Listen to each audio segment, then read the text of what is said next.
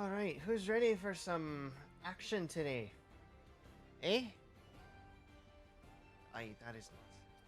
Let me try that again. Who's ready for some action today?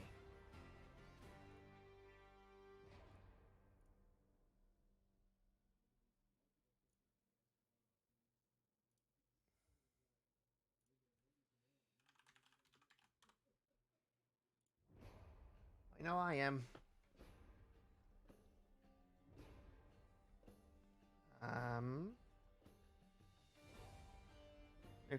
real quickly, while we're doing things, I need to figure something out. First of all, does this still work?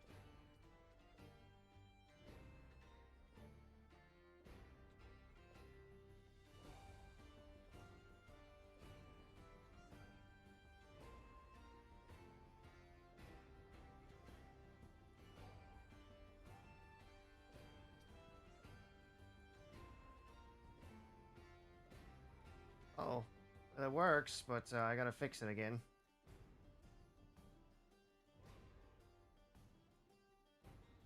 That's not good. Give me just a second.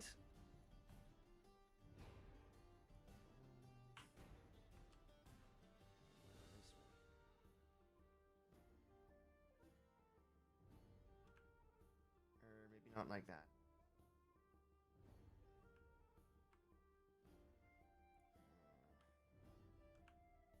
Ah, there we go. That's how I fixed it last time.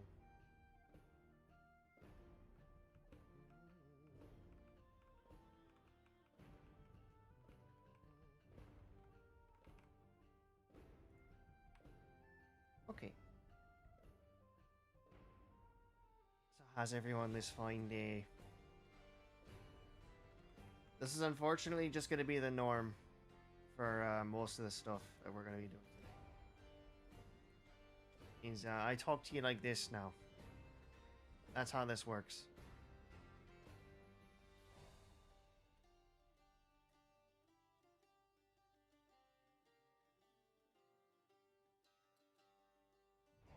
Just make sure everything's all tip-top shape. Aye, that it is.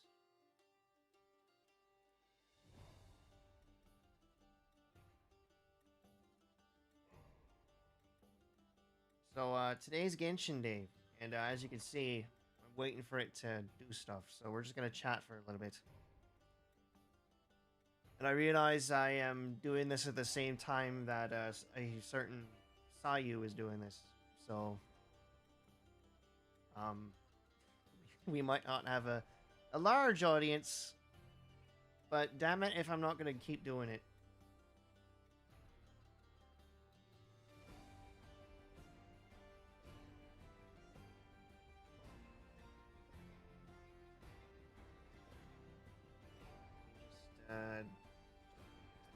Just why did I open that?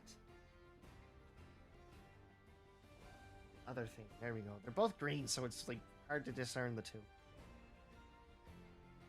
Okay. So, how's everyone's day been today? Been eating your greens, drinking your milk, or whatever it is you humans drink anymore. I mean, we drink anymore.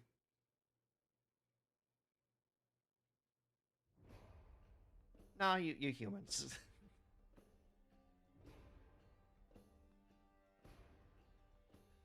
We're I'm not gonna pretend that I'm not. I'm not gonna pretend that I'm human. I'm gonna be upfront with you. I'm a vampire. Case in point.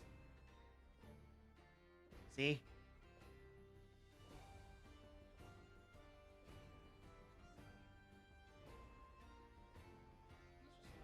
Opens. Damn, there must be a lot of stuff in this. Got me. It gets me excited just thinking about it.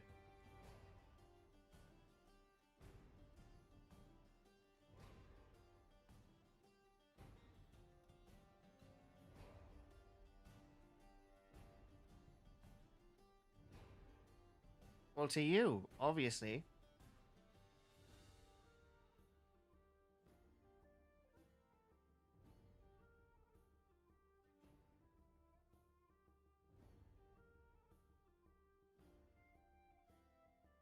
to the people in both the now and the future.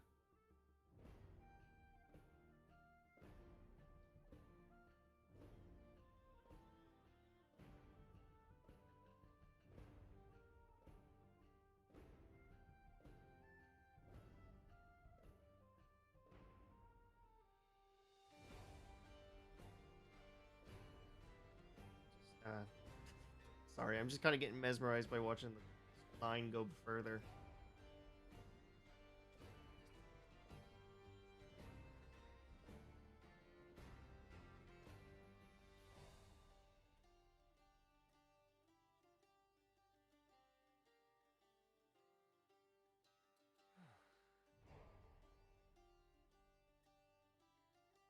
What can I talk about while we're waiting for this?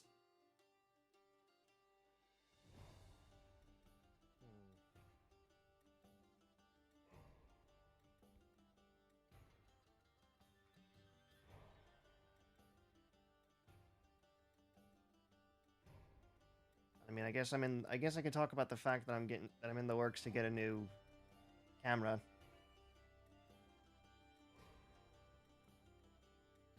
a new getup. So hopefully, I won't be using this to communicate with you, with audio for a little bit. But this is just gonna have to be the case for now until I get that all settled, because it's very expensive.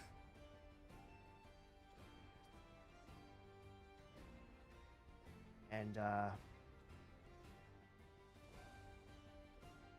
payments have been low lately. I've had to make a Mercari. That's how low the payments have been getting.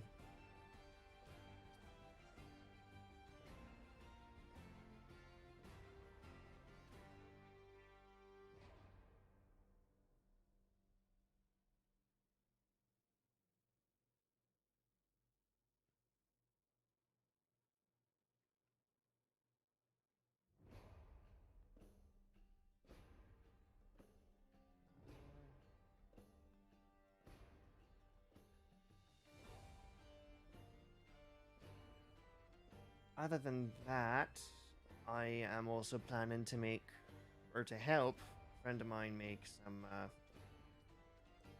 drawings for the October event they have going on. Uh, we all have our own themes, or we both have our own themes. He's got danger traits. I've got the ghostly gala. So that's gonna be fun to do. You can see it on DeviantArt when the time comes on both Blackwell Productions and his, which would be Playboy Vampire. So looking forward to that.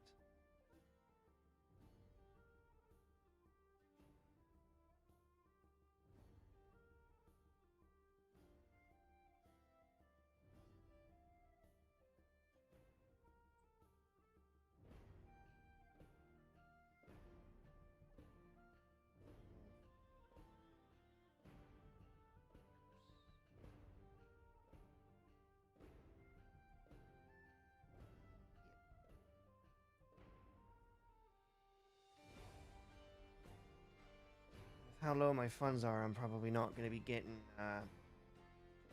the judge from this event. Not quickly, anyway.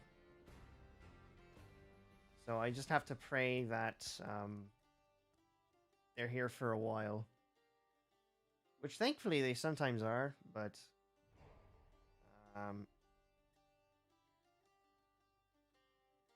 can't even look at I can't even look at my funds right now because of the fact that that's my camera. My phone is my camera. So I can't exactly look at things that a lot of you cannot see. Or should not see, is what I should say. What's this chair icon? Do I want to know?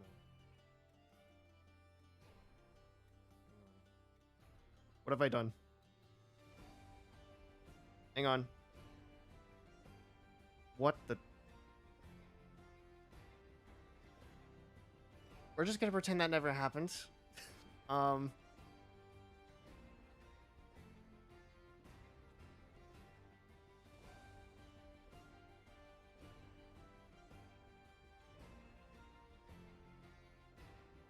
Although that could be a good use for...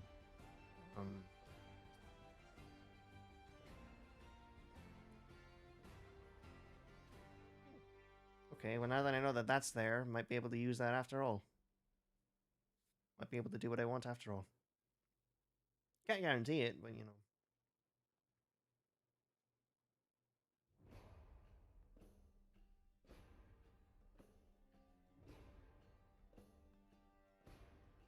Nice.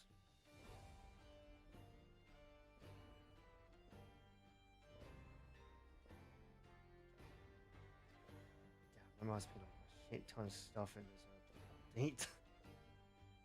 It's not even done yet, and it's already nearly 30 minutes.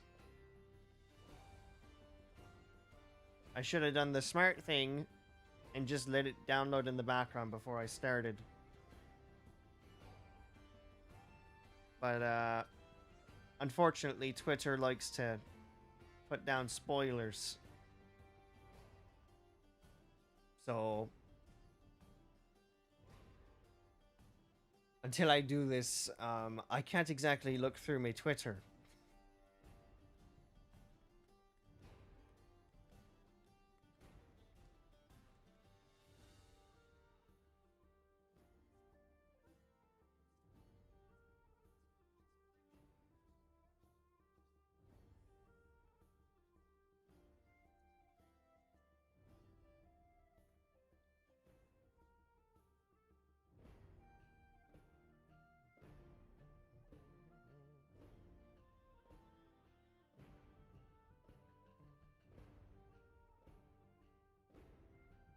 It's almost done. It's got 23 seconds left, and then it's gonna go through another thing.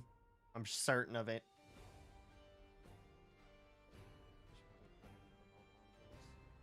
I forgot I didn't have it plugged in. I forgot that I didn't have it plugged in.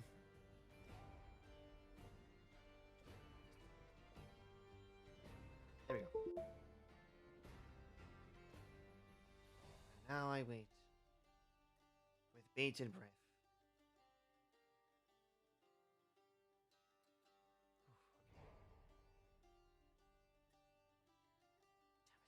Update. It's got source. It's got game resources to unzip now. But at least this one doesn't have like a time limit on it, so I can be glad about that.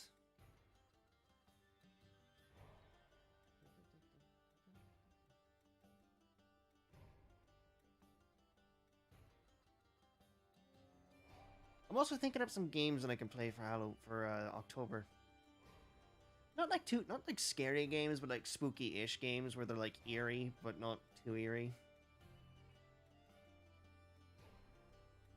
Something that'll like... Basically, I'm not gonna play FNAF. I don't think. Just eerie ones. Like, clearly themed around the time of year, the season. Consolidating? What does that mean?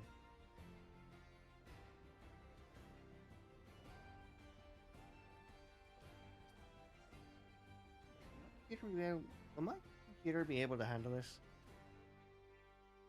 I can barely handle Starfield, so I hope that it handles this. Oh boy.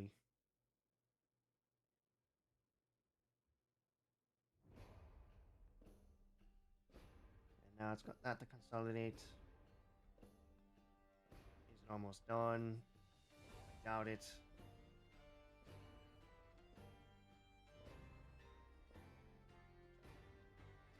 Actually, I know for a fact it's not done, because the minute I get in, it's gonna do the update in there too.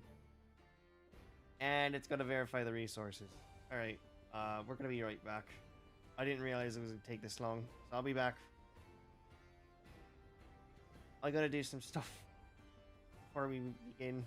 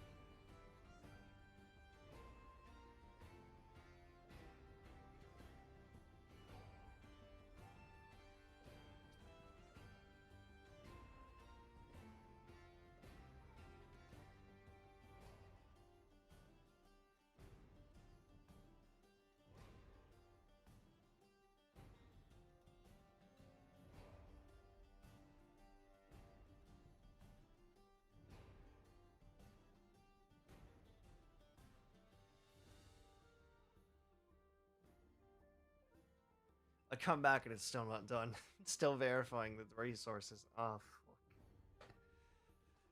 all right. We're gonna be here for a bit.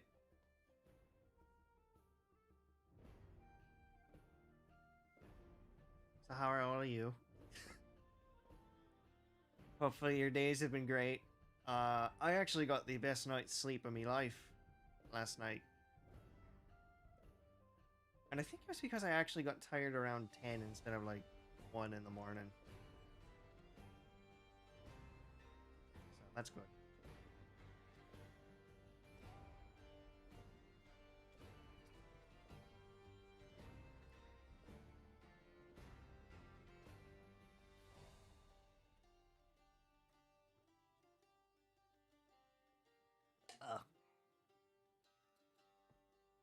Sorry. had some stuff to take care of. Where's my other mod?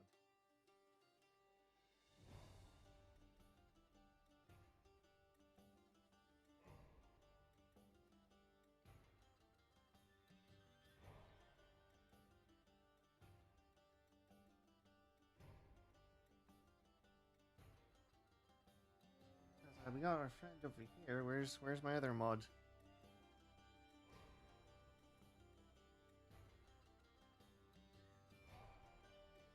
Ah, it's done. I think I can turn this off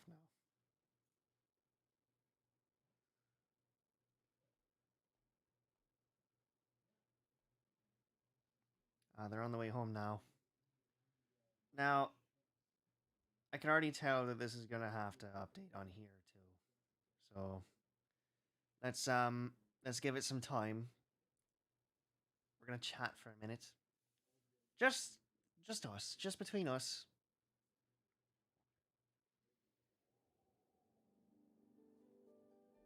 Please hold. Please hold for a minute.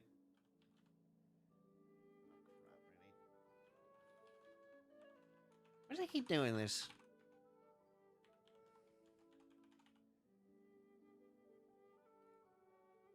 Keeps doing that, and I don't know why.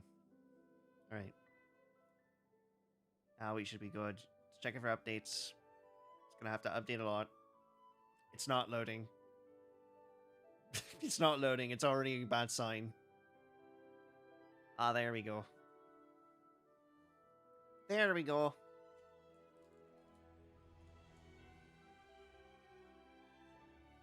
So this must be Celestia then. Or something that we're like... It's like rebuilding the road here. Or, you know, heaven or whatever. Hell? This might be hell. Just Tavad's version of hell looks not like heaven. Wouldn't that be funny?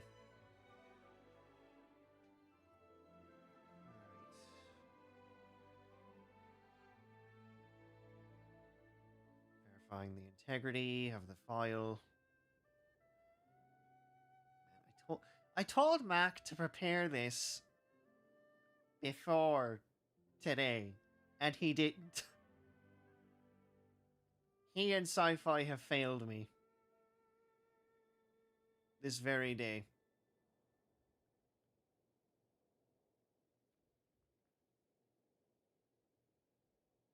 Alright, let's see here. Everyone still with me? Still alive? Because we're gonna have a hell of a time. Hell of a time here. We get to meet Arlecchino, I think. The insane woman. Who apparently has a very soft heart when it comes to kids. Which, honestly, that kind of redeems her in my eyes. Except for the human trafficking part, which isn't... Not great. Apparently she's insane. It didn't load for a minute. I didn't like that. I wanted to bring it to attention, and then it was just like, nope, I'm loading.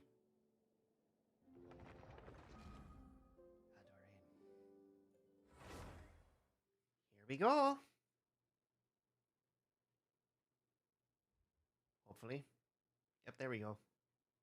So I think first we're gonna do the first thing we're gonna do is try out Neuvillette, the judge, for sure, and then we'll continue the story from there. Maybe, depending on who's new. You know what I mean?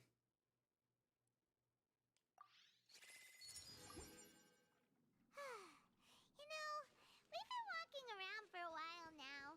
Why don't we go back to the Spina di Rosula base in the court of Fontaine and have a rest? Navia said something about having a place ready for us there, didn't she? Come on, let's go! Alright, I purposefully picked not to play it until today for this very moment. I might be wrong. Maybe I do have enough for a couple rounds. But first, let me see if you're even worthy of being amongst me crew. Let's see if you're worthy first. Okay, let's see how this person works. I like to test them out before I try to get them. Let's see. Nuvilet's charged attack releases a surging torrent after fully storing energy.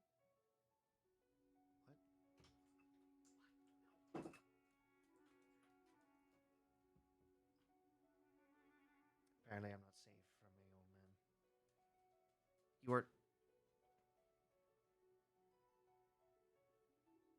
The dog's in here.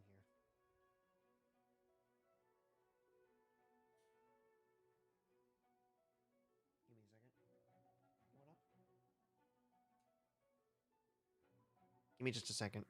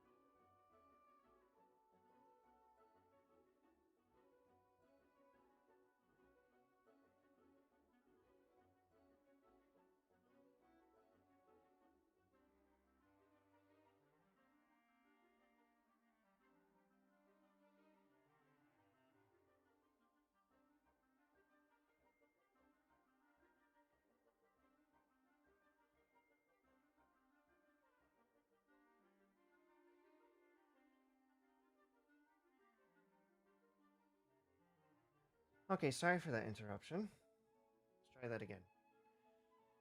Fully storing energy. Okay, dealing a continuous AoE Hydro damage to all opponents in a direct line in front of him. Oh my god.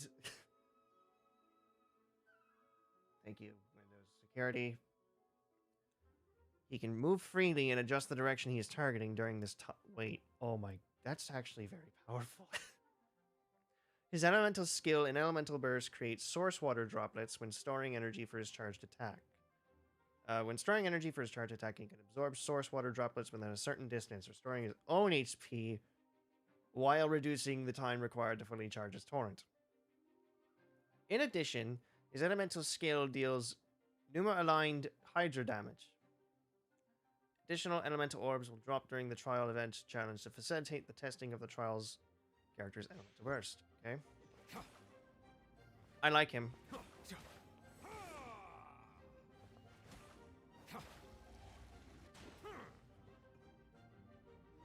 Okay.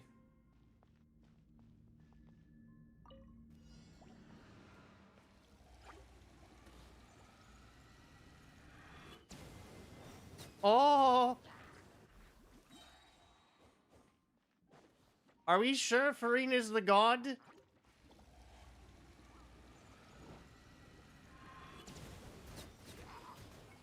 I don't think Farina's the god. Silence.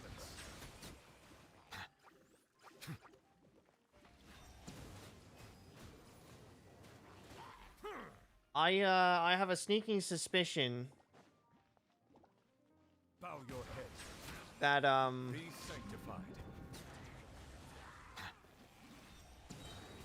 that Farina is not the god of Hydro. My god, he's powerful. All right. Congratulations, you win.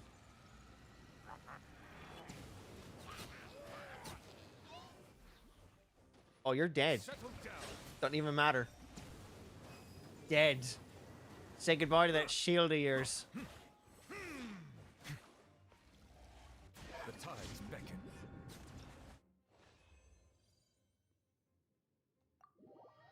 Okay, yeah, he wins. He's definitely good. Okay, I'm definitely gonna get him. Forget Hu Tao. This person is the person to get.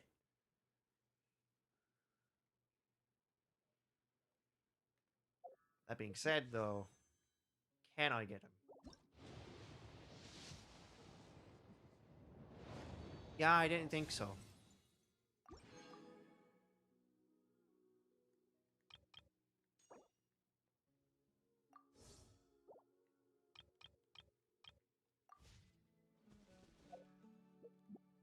Once. Okay, looks like I'm gonna be trying for this stuff too. Again.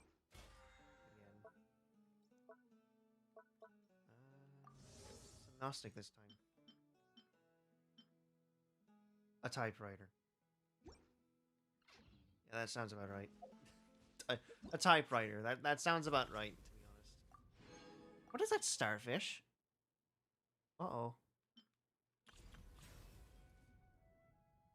Okay, so we get to talk to him. Ooh. That's an interesting little creature.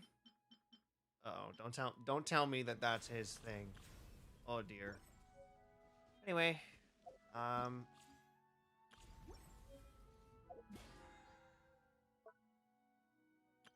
before we begin,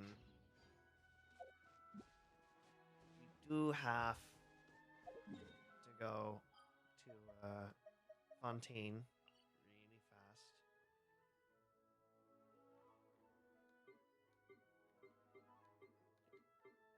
Hello? Okay. Maybe we'll finally go in the restaurant this time. Wouldn't that be something?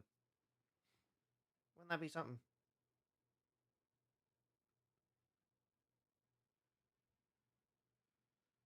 All right.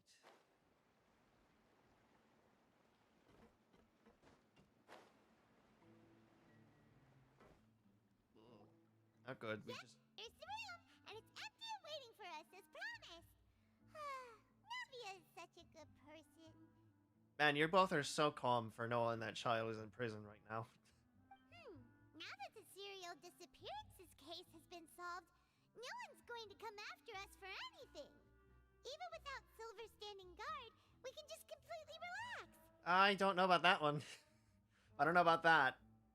I don't know about that at all, actually. Why don't we stay and rest up here for a while? Even machines in Fontaine need to stop and recharge now and then. If we wanted to rest, could we pick somewhere with a decent view? Oh, come on. This place isn't that bad. Besides, how often do we get to stay in an actual base? The truth, Paimon. Oh, fine. Remember that detective story Paimon read before? Well, the author is about to release a new book, so Paimon wanted to buy it as soon as it came out and have a quiet place to read it. Just don't spoil the ending for me this time. Yippee! Then it's agreed. Come on, let's get some sleep. We'll need to be up first thing in the morning to get in line and buy a copy. And this is about the point where we get killed. Oh wow, we actually didn't. What a shocker. Paimon didn't expect that style at all. Even though it's a detective novel, it's also like a social documentary. Whew. It's actually pretty good. You just finished it? No! Paimon just spends a bit more time sleeping than you, that's all. Excuse me, but do you know if the Traveler and Paimon are lodging here? First of all, you misspelled lodging. Huh? Who are you? Paimon doesn't recall seeing you before. Wait, you're not here to give us trouble, are you? A blonde traveler and a chatty little fairy. Phew, looks like I found the place. Good thing I asked the Spina di Rosula. Seems they sent me the right way. Hi, Isadora. How are you? Hey, what do you mean by chatty? Paimon's always careful not to talk too much. Most of the time, anyway. Well, at least you admitted it. It's an honor to meet you both. I was sent from the Palais Mermonia. Monsieur Nourrillet wishes to see you. It seems he has something important to discuss in person. Well, this can't be good. Nivelette? He wants to see us again already? Huh. We talked so much the last time we met. Has something happened since then? I am not privy to the details. It would be best if you came to the Palais Mermonia and asked Monsieur Nourrillet in person. Okay, sounds good to me. If you say so, but Paimon has a bad feeling about this. Wouldn't it be funny if Child named us as, like, accomplices? Now that I've delivered the message, I'll take my leave. Let me try to lower this camera a little bit. Whoa, there we go. Thanks! We haven't left the room for a few days, so we'll head over once we've freshened up a bit. To the stars and the shining depths. This can't be good. We don't need to freshen up. Let's go right now. To the Palais Marmonia.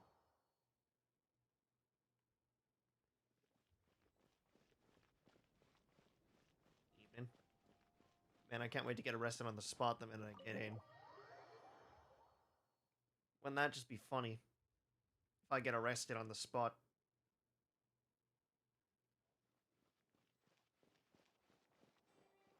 Yeah, this is it.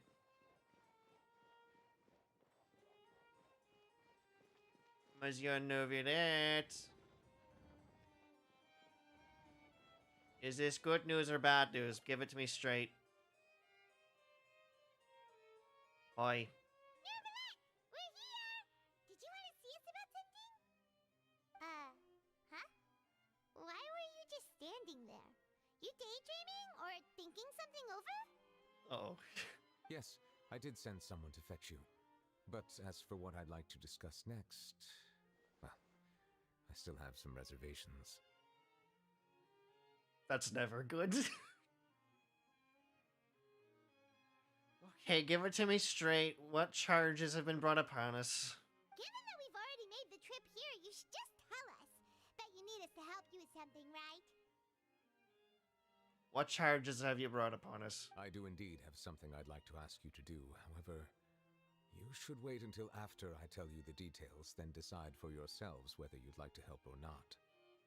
Okay, that's fair. The situation is this. It has come to my attention that the Snezhnayan Harbinger known as the Knave wants a diplomatic meeting with you, correct? Uh-oh. I heard that she was originally from Fontaine, but for her to suddenly arrive here and abruptly request such a meeting like this, I sincerely advise you to refuse her invitation outright. Ah, I see. He wants us to save her then, I guess. I'm sure you're aware that her purpose is most likely related to Child's recent predicament. We convicted one of the Snezhnayan Harbingers in a court of law, but we have yet to provide any form of detailed report on the matter. This does indeed provide an opportunity for Snezhnaya to put pressure on us. I mean, that's fair, to be honest. Oh god, what if that was the plan? This whole time. They just, like, threw Child under the bus again. I believe we should adopt an evasive stance until we can provide a proper explanation and have a preliminary plan on how to deal with the matter. No, we shouldn't. I think we should agree to the meeting. Have you lost your mind? Oh? Even he's just like, have you lost your damn mind? Well, you see, we are the ones that owe an explanation. If we keep putting off the meeting, it could easily result in the problem escalating, right? It's like a fight between two friends. If they don't agree to see each other and talk in person, isn't it possible that the friendship could end entirely? Honey, I'd like to let you know that the Snezhnayan God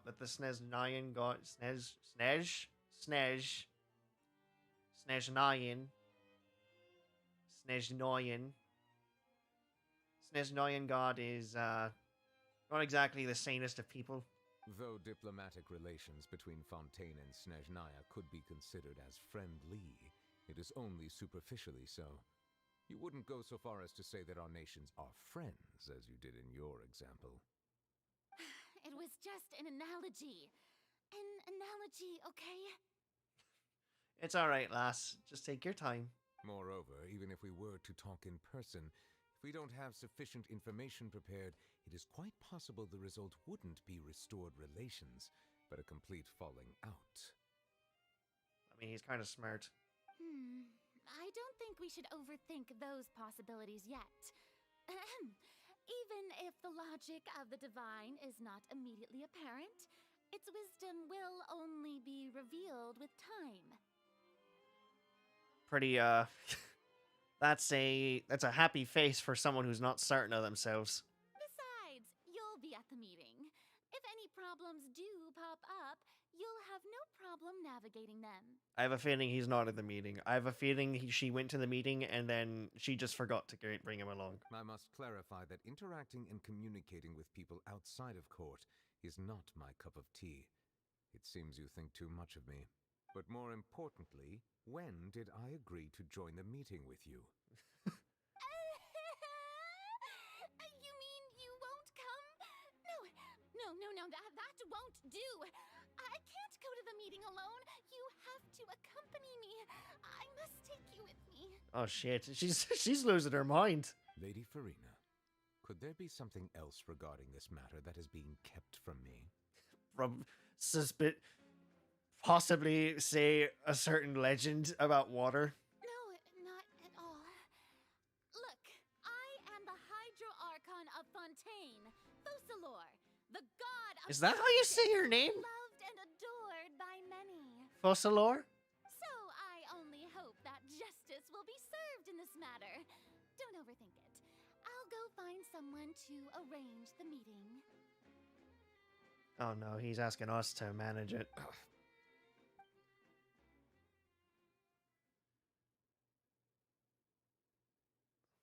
Though it could officially be considered a diplomatic conference, I prefer to see our meeting today as an ordinary tea party. I like this. I like her. That's fair. I assume you see it the same way, Miss Farina? What's with the X's in your eyes? What's with the X in your eye? You got a button eye? She doesn't trust it. Lady Farina? Oh, yes, that's right. Just like you said, a tea party. I should thank you for providing the pastries. They look delectable. What is that? Is that orange pie or something? It looks like orange pie. To make this tea party even more lively, I've invited someone else to join us today. It's a pleasure to meet you, Monsieur Neuvillette. I was born in Fontaine, so naturally, there's no need to introduce the nation's revered Eudex to me. Hello. The pleasure is also mine. He doesn't sound so sure of that. First, I would like to thank the two of you. I'm often away on business outside of Fontaine, and I'm told that the children of the House of the Hearth have been well taken care of by you.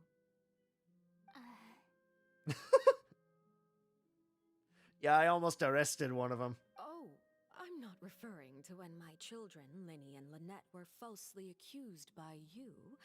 Please don't misunderstand. I'm confused. Is she supposed to be nice?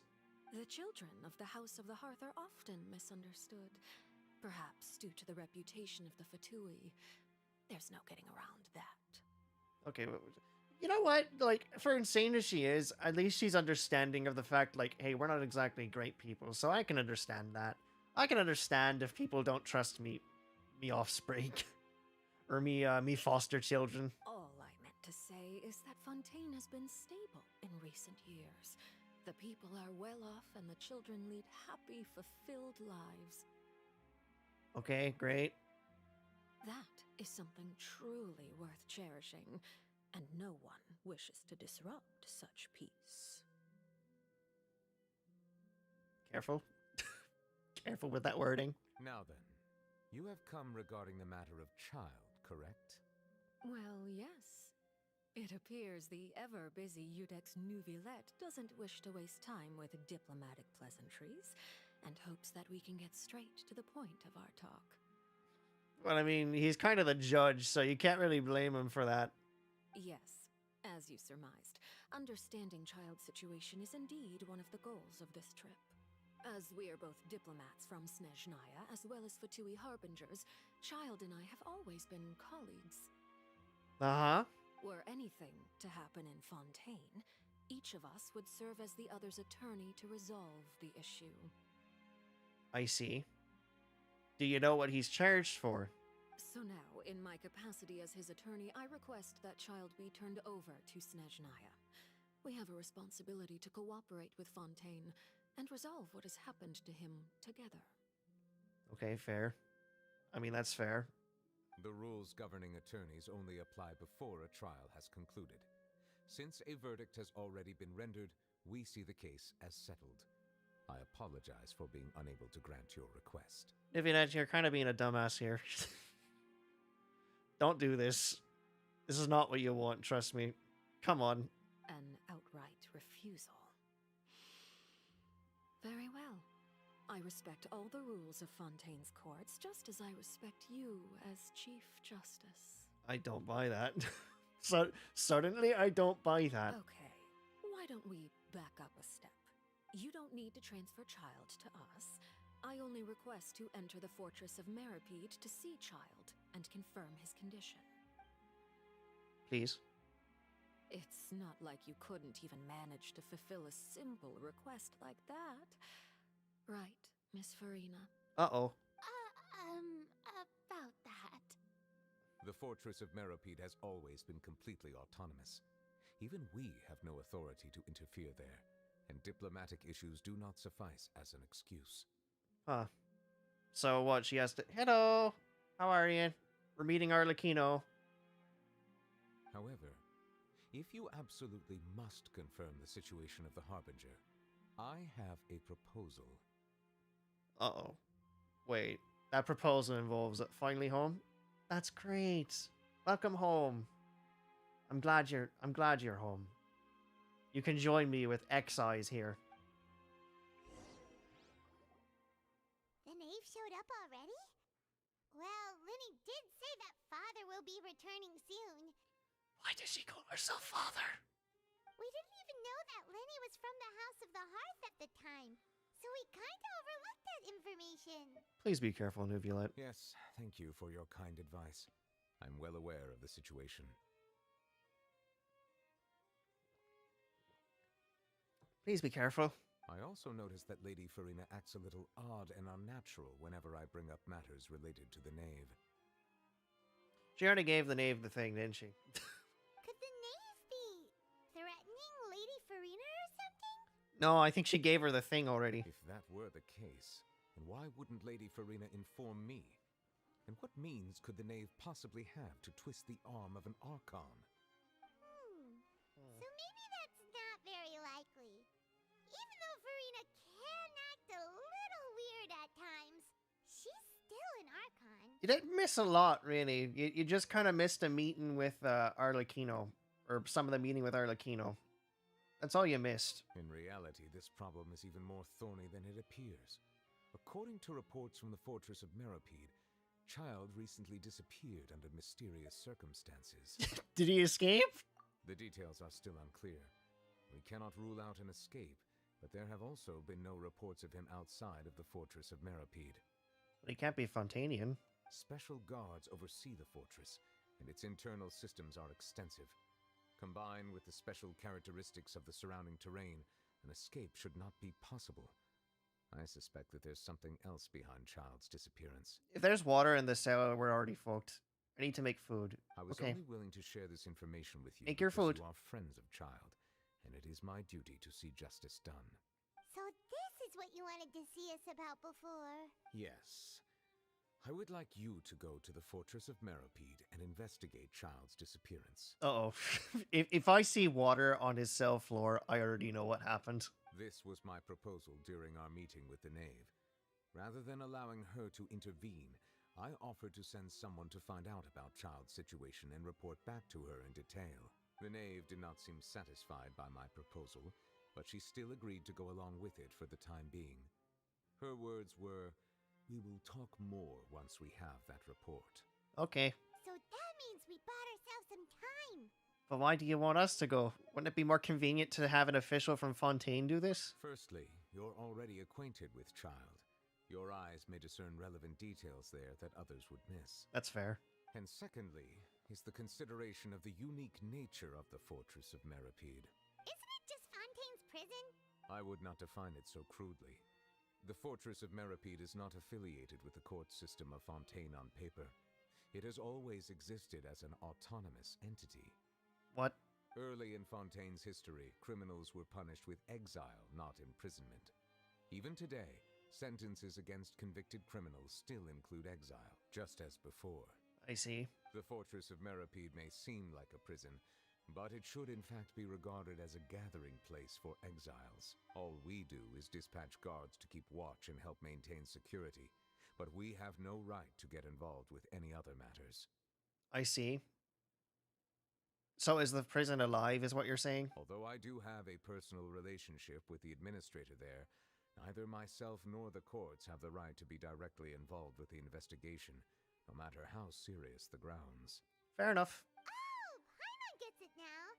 That's why you need us to conduct our own investigation as a third party, right? Correct.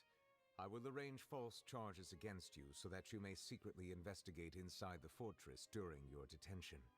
This will save us a lot of unnecessary trouble. Hey, Nuvinet, I don't feel comfortable with this plan. I've seen many things about people not being able to get out after they've been falsely accused of certain things. So I better have your damn word that you're gonna get me out of there once everything's all settled. So, are you two willing to accept my proposal? Well, Chad is our friend after all. No matter how you look at it, it seems we're the best choice. Alright, we hereby accept this difficult task. Reluctantly. You two have my sincere thanks. This matter is of critical importance to Fontaine's current situation. Also, I hope that both of you can keep this operation a secret. No promises. We will rendezvous at the Fortress of Meripede's entrance on Erinius once you've prepared yourselves. I will arrange for someone to take you inside. Prepared ourselves? Is there something we need to prepare? Like our prison clothes. Perhaps you could enjoy a good meal and have a nice bath. I'm afraid that living conditions inside the fortress are nothing like those on the outside world. Oh, right! Even though we'll be there on trumped-up charges, we'll be in prison for real. She sounds so thrilled about this plan. I'm not. Don't worry, Paimon. I'm not exactly thrilled about this either. On second thought, is it too late to back out? You didn't even consider the fact we'd be prisoners? Please do not worry. Since you are sacrificing both your time and quality of life for the sake of delivering this report, you will be compensated according to the highest standards permitted to legal staff, regardless of the outcome. So even if we're dead, you're gonna pay us. Now that's more like it. Come on, traveler, let's go eat the best meal we can find. We'll eat so much that we won't need to eat another meal for a whole month. Your treat. Are you leaving now? In that case, please take this cake as a token of my personal gratitude. Is that the anniversary cake?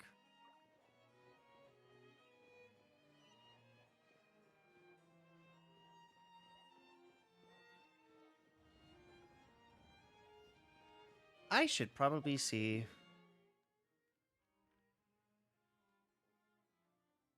That's not that much space.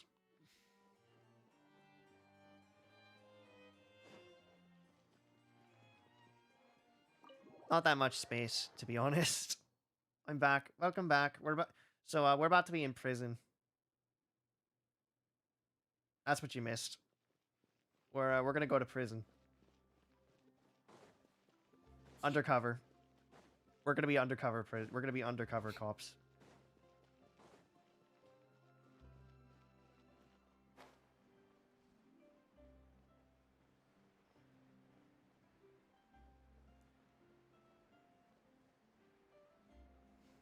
Yeah.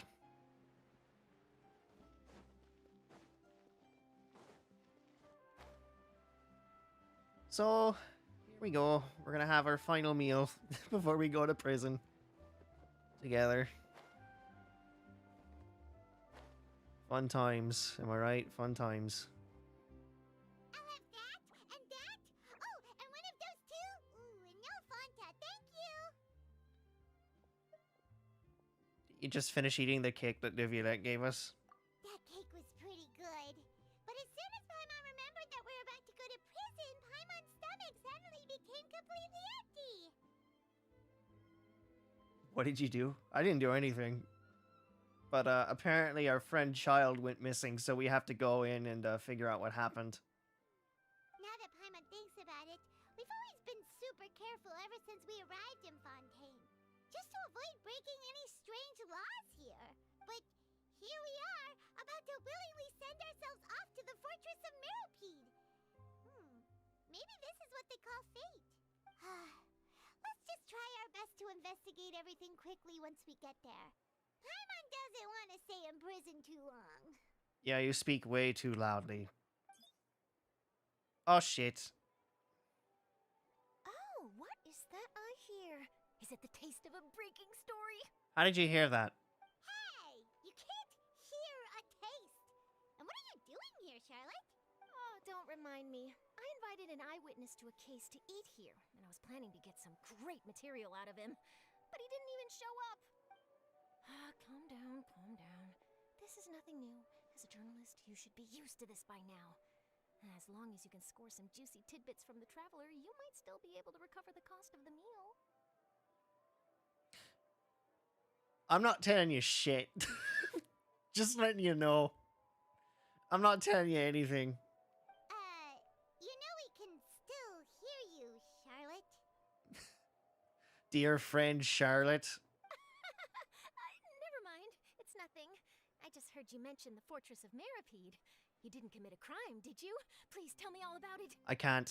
No way! We would never! We're just going there to...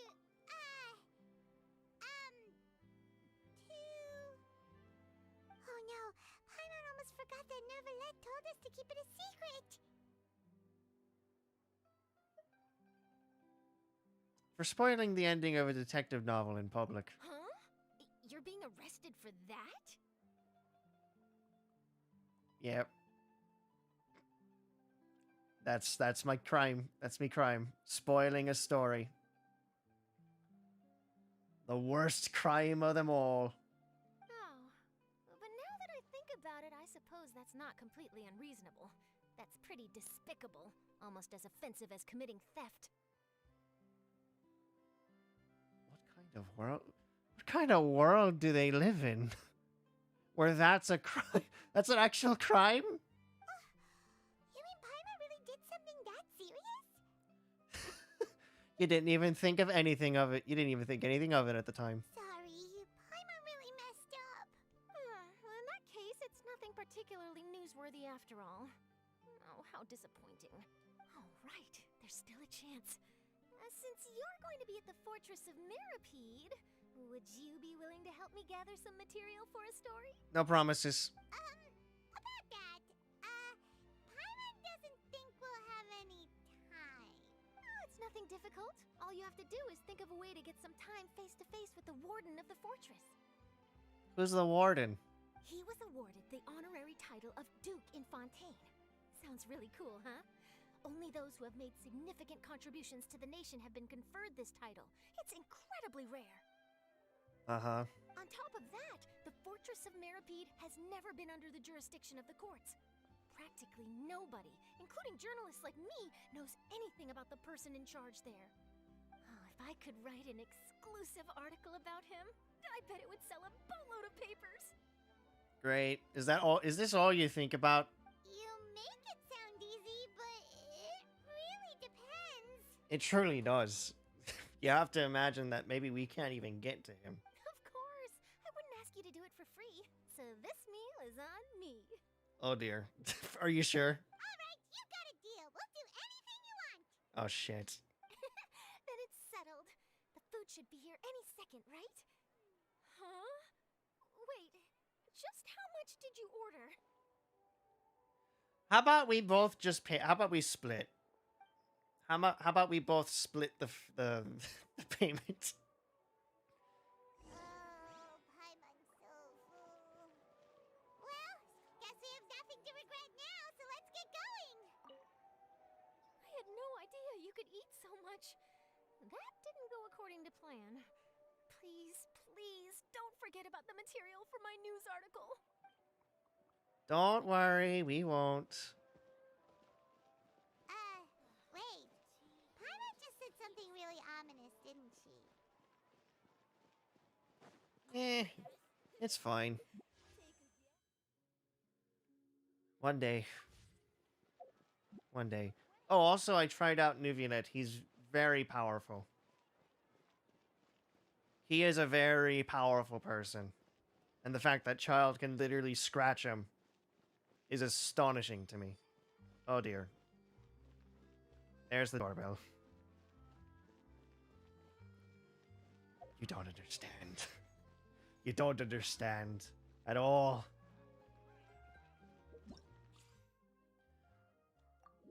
In fact, we're going back now because that's how powerful this man is that I want to show you just how powerful he is. So this is Nuvianet.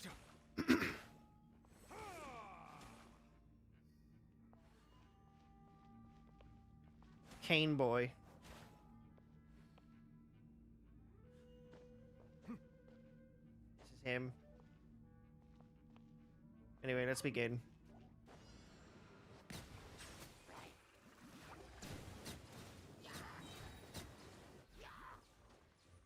Be sanctified.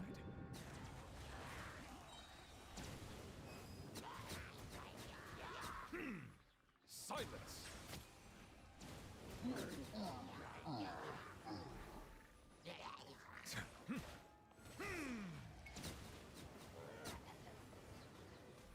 The tides beckon.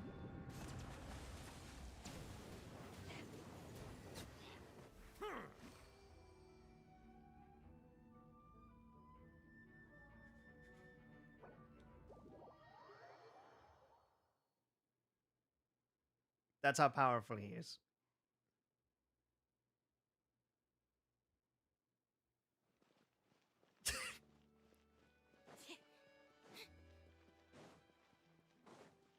Of course you are.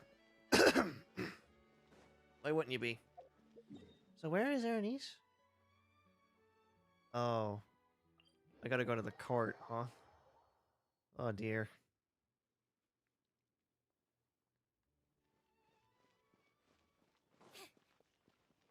Oh well, maybe it won't be so bad. Maybe it won't be as bad as the judge puts it.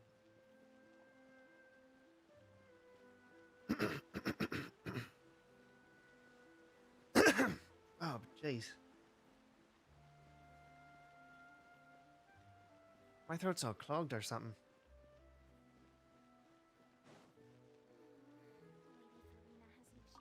Hello.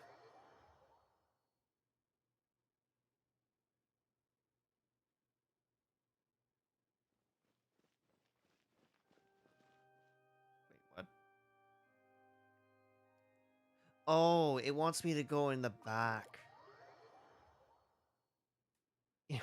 It wants me to go behind the opera house. Okay.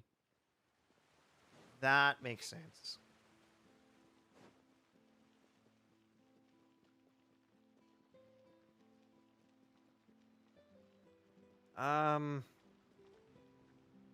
Wait, isn't this the guillotine area? That everyone keeps, like, taking a picture of because it looks like the guillotine? Are we sure? Hi. How are you? We're ready. Is this where the entrance is? You have come, just as promised. Yes, this is the one and only entrance to the fortress of Meripede from Irenaeus. It, doesn't look like much. Careful. You may want to step back a bit. Whoa! So you have to go down from here? Is the prison underwater? What? Wait. Utilizing both the barrier of the water as well as the fear humans have of the depths, the fortress of Meripede is naturally the perfect place to confine and guard criminals. That sounds very cruel. But do not worry. It is not nearly as frightening inside as you may think. You will see for yourselves once you are down there. Paimon hopes you're right. Don't know about you, but just thinking about being at the bottom of the sea like that gives Paimon the heebie-jeebies. Oh, and there's one more thing. I mentioned that I have had personal dealings with the administrator of the fortress, Wriothesley. Wriothesley? Shrewd fellow. Wriothesley. That's how you say his name. Okay. Yeah, we heard about him too. He's that Correct. He is the highest-ranking manager of the underwater prison. Even though you are going there to investigate at my behest, it would behoove you to avoid any confrontation with him or any of his subordinates. Ugh. Why do you do this to me? Well, I'm sorry. This is part of the story. What do you want me to do about it? The Duke rarely ever leaves the fortress of Meripede, but that does not mean he is not privy to all that is happening inside and outside the fortress. He is quiet, but not unaware, so please bear that in mind. The Duke Wriothesley. All right, that's about all the time that we have to talk privately. I'm counting on you two. Don't worry, we won't let you down. Good. Madeline! I'm here, Monsieur Nervalet. These two are the newest convicts, I presume? Don't worry, they won't escape on my watch. So how long before we actually have to tell them that we're not actually prisoners, do you think? Everyone set your timers now. Everybody set your timers now. We're going to set our timers for how long it's going to take before we have to crack. Like we would try. Please follow me, you two. I'll process your paperwork for entering the Fortress of Meripede.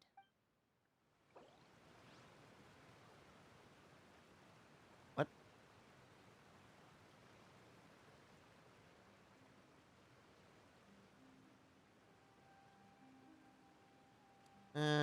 Yeah, sure. A tea party most thorny. I like this. Alright, here we go. Down to the prison. Well. Everybody set your timers. Are we already underwater now? Huh. So this is what it feels like to be a criminal in Fontaine. Stop talking. You two seem to be taking this pretty well. It's rare to see convicts in such a good mood.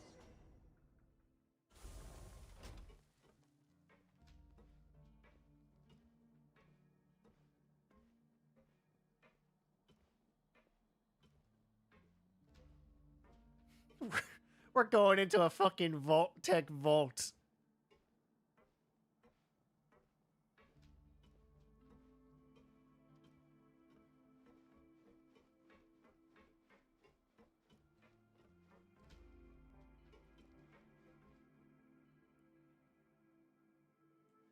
I mean, they got light. It's not that bad.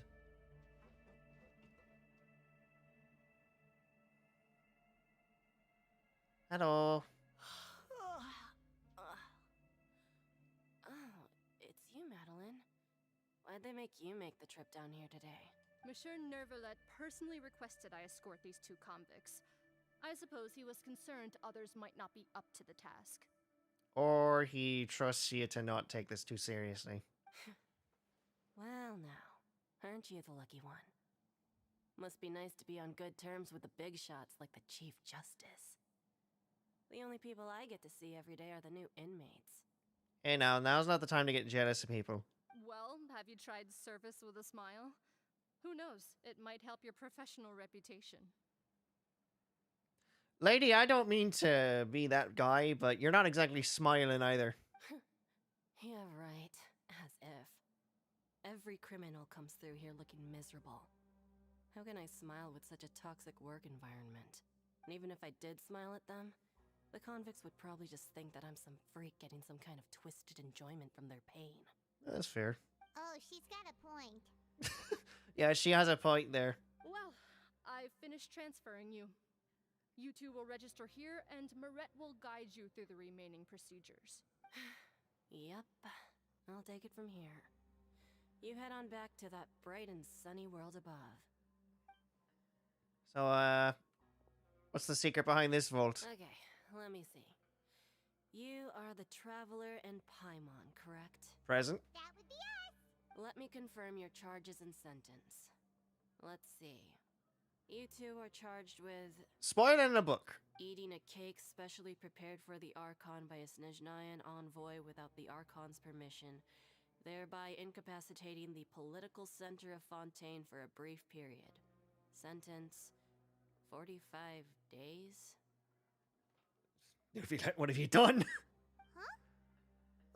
Wait, you mean the cake that Nervala gave us was... Just looking at the charges, it seems you two are capable of causing some serious trouble. Just for eating a cake? What are we in Wonderland?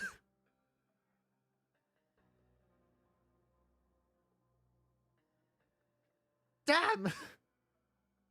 And considering how fond Lady Furina is of sweets, this crime is tantamount to trying to assassinate the Hydro Archon herself. What? I don't like the rules here. The laws make no sense. This is Wonderland. This is Wonderland.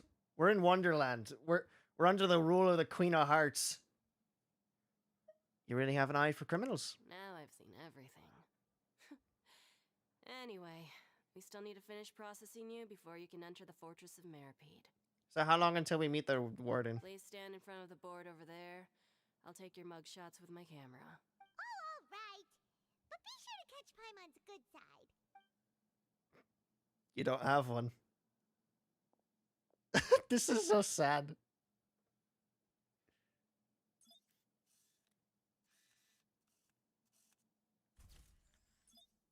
Mug shot. And we're dead. Ah, yay. Man, I never thought I'd see the day that I just watched 2 people get in a mugshot.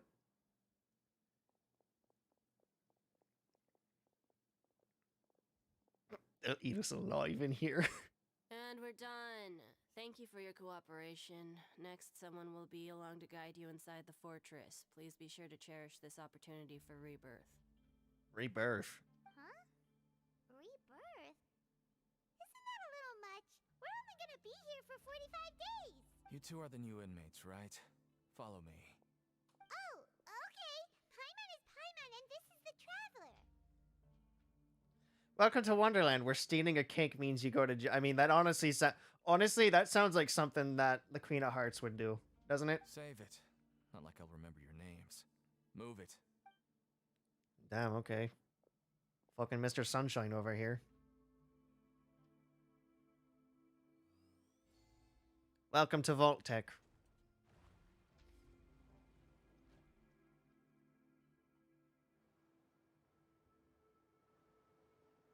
So, what's in this vault? Cryogenics? You gonna be frozen? for a time? Oh boy. I mean, damn, they get a pretty good view of the ocean. So, are you one of the guards here? Is there anything we should be careful of while we're here? Okay. Thanks.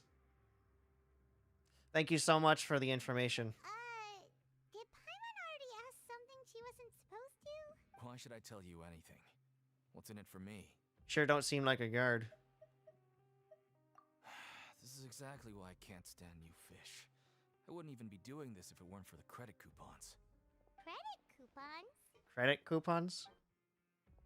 Alright, seeing as you're not the annoying kind that's getting dragged in here crying and blubbering, I guess I can tell you a few things. But next time, it'll cost you some coupons. What the fuck are coupons? What are coupons in this world? Mora means nothing here. Here, we use credit coupons. What the fuck is coupons? Coupons can get you almost anything in the Fortress of Meripede. Desires? Fulfilled. You want power? No problem. Coupons can even change fate itself. I've never heard of a coupon doing that. Damn, are coupons really that powerful? I should save more coupons in the future. So, credit coupons are a currency that can only be used here? It's not as simple as that. Like Moret said, everyone gets a chance at rebirth. No matter how much money or power you had before, it means nothing once you set foot inside the Fortress of Meripede. You have to start over and earn your coupons. Okay, fair enough. Everyone starts from the same place, and you have a chance at a new, less terrible life. Less terrible life, huh? Alright, I'll be the judge of that. I guess that's the real purpose of the coupons. They symbolize true fairness and true justice. I don't know about that, but okay. And this is also exactly why so many criminals choose not to return to the outside world, even after they've served their sentence. What the fuck? People choose not to return? I choose to return. Oh, so that's what the Fortress of Meripede is like. Huh. Paimon was under the impression that it'd be more like a prison. It certainly ain't all sunshine and roses here, but it's also not the worst place to be. You'd better take a good look at the scenery now. It'll be the last chance you get for a while. After being away from the sunlight for so long, even the terrifying depths of the sea start to feel like home. It just stops feeling oppressive, you know? I mean, I guess. Oh, I'm actually an inmate like you two. Welcoming newcomers is a job I've picked up to earn some extra coupons. Have you seen a Harbinger from Snezhnaya? Okay, bye. I guess. Why aren't you answering us again? Because we have to pay him, I've told you enough for free. Any more info is gonna cost you. which we don't have, Paimon. Or So Traveler. All you care about is Mora. Wait, no. Coupons? Almost there. It's down through here. Your turn to give it a try. Okay. Thank you, I guess. I'm just gonna walk gently. Oh my god, they're so fucking tall. Look at how tall these people are. Look at how tall they are.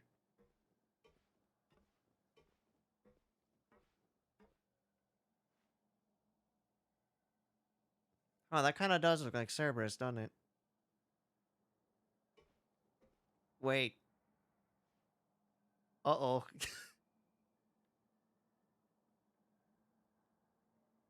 Hey, can I just turn back, actually? They could eat me. Well, they're robots. They don't have to eat. Can I turn back, actually? I'm not supposed to talk to this man. Oh, dear. Alright, well. Hello? Oh, he's not here. Oh, thank God he's not here. But yeah, I guess he is the Cerberus of this world.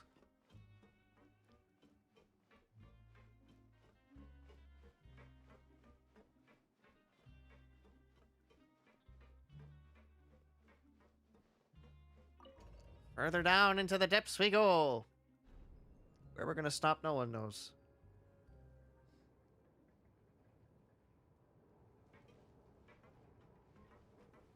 I like the little spy music it was giving us earlier.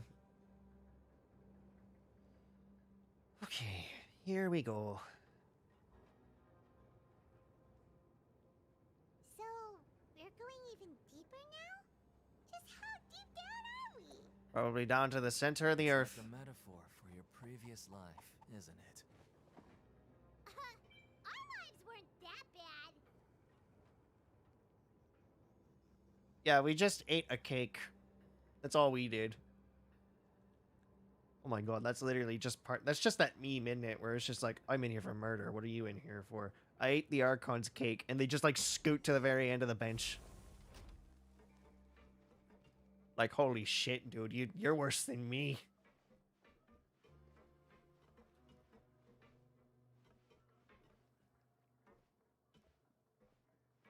But into wager, I'm gonna have to fight some of these guys.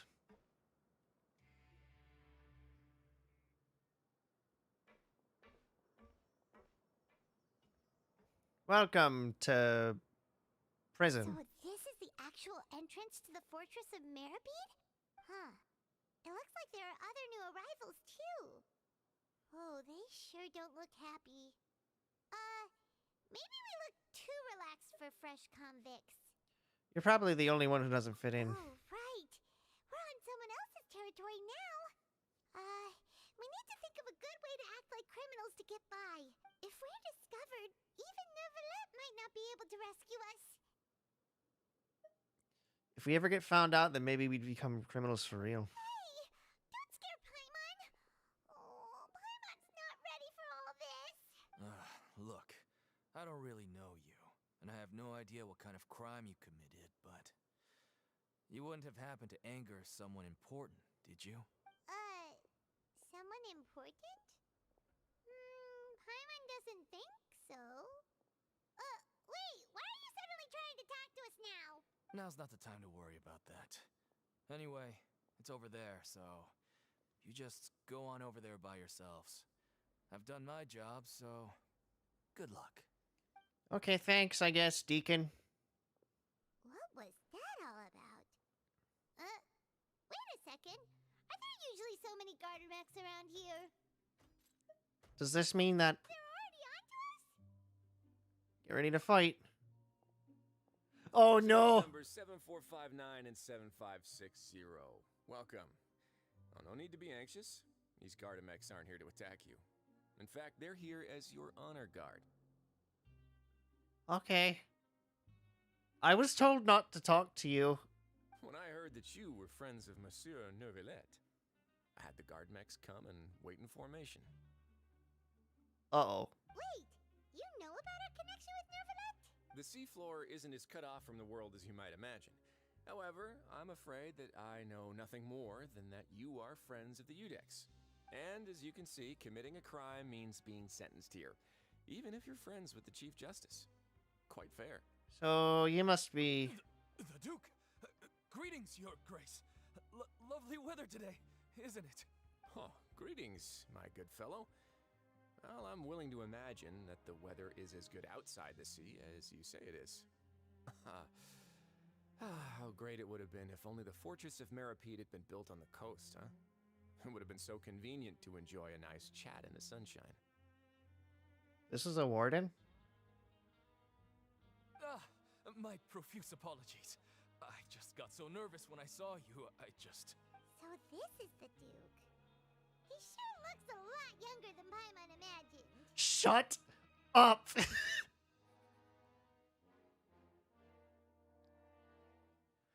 You don't just comment on someone's age like that!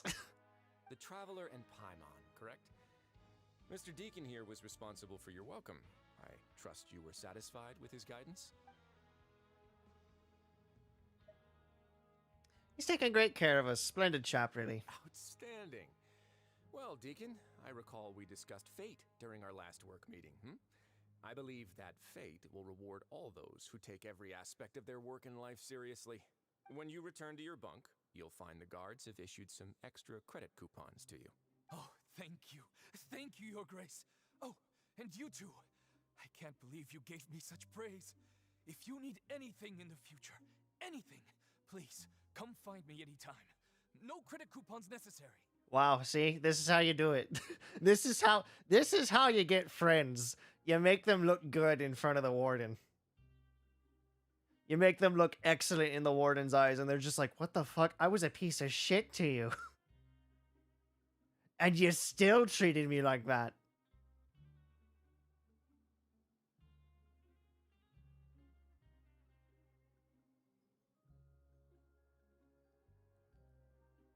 I'm in shock. Well, I believe that concludes the introductions. We've already taken enough time here. Deacon, if you would. Yes, Your Grace. I'll take my leave now. I'll admit, I didn't expect this kind of a voice coming out of Wriothesley. Or Wriothesley. Please, follow me. To make you feel more welcome, I'll show you around the various facilities of the Fortress of Meripede. I hope it'll help you adjust to life here. So, He's going to personally give us a cure? Huh. Paimon can't figure out what this guy's thinking at all. let's just roll with it for now. No wonder Charlotte's so interested in him. He's one of those mysterious types. Alright, let's keep up with him.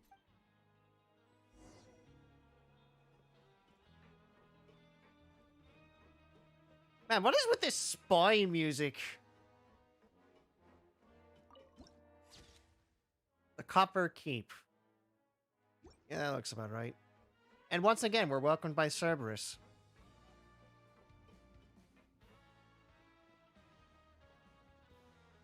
Damn, it's looking like a city down here. There's no need to be so reserved. The label of criminal is nothing but one of many identities. And being criminally inclined here at the fortress is just one of many ways to survive. Is it really okay for the warden to think like that? We're real criminals, you know. What if we're too difficult to handle? Well, then maybe you'll be able to carve out a name and a place for yourselves in this underwater world, hmm? He seems pretty chill for this. He seems a little too chill. But before you go in swinging, please remember that in the Fortress of Meripede, it's better to not cause trouble for yourself or for the guards.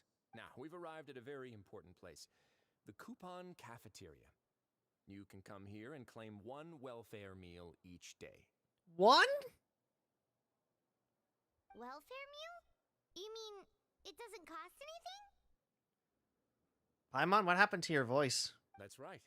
Criminals are essential to fortress operations, so we must guarantee that they at least have the basic means to survive. But that's not how it was.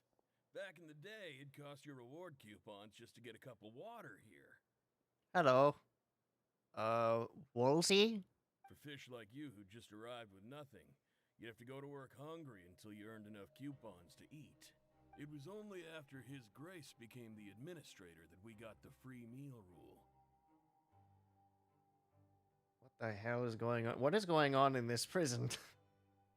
Now everyone gets a square meal every day, even no-good slackers who've never picked up a wrench in their whole lives. Nobody starves to death here. Still though, one meal every day? In the Fortress of Meripede, credit coupons are the only currency, and everything must be purchased.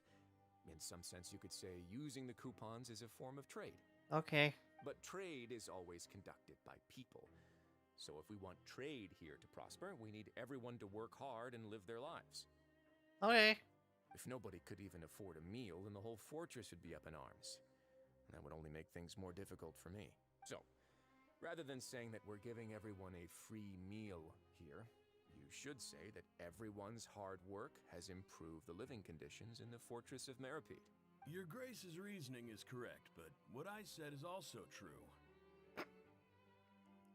Just kind of sitting there like, buddy, it sounds like you're kind of arguing with me. Whatever the case, hard work is rewarded here. You'd be hard-pressed to find anywhere else as fair and reasonable. Damn, this isn't as bad as actual prison, I'm pretty sure. Right! Paimon sees your point. By that logic, this place doesn't seem so bad after all. Oh, wait, no. We shouldn't drop our guard so quickly. But it seems the inmates really respect the Duke because of his attitude, right? We should still try to verify the truth with our own eyes. Let's continue this way. Okay. Happy to meet you.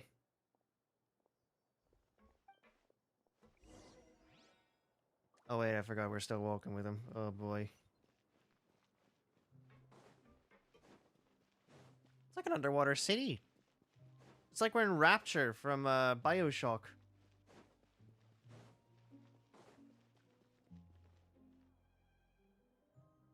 Is that a fight club?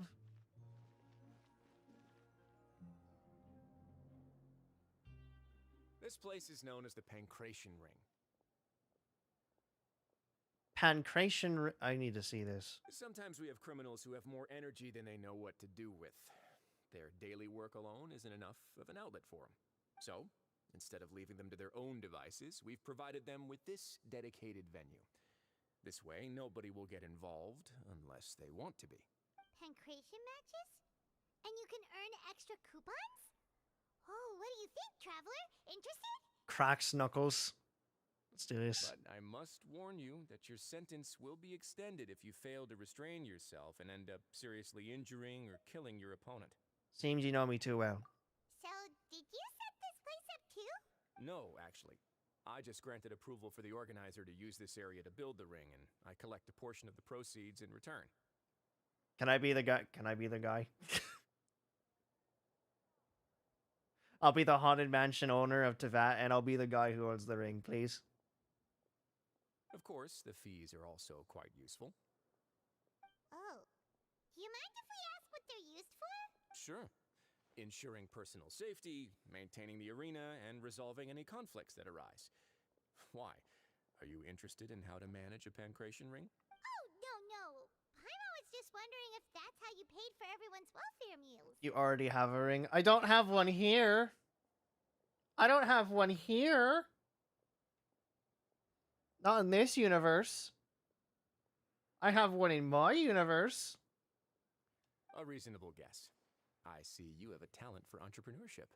Oh, you hear that? Paimon has a talent! So we can start a business here? That is something you can discuss between yourselves later. Let's move on for now. I want to see the ring before we do. I want to see the ring before we do. Let me see it. Let me see it. Let me see it. Let me see it. Let me see it. Let me see it. I want to see it. Oh, I gotta go down. Never mind.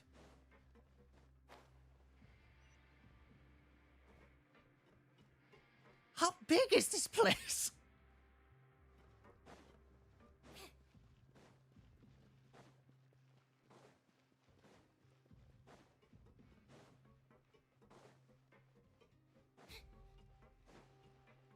How do I even get up there?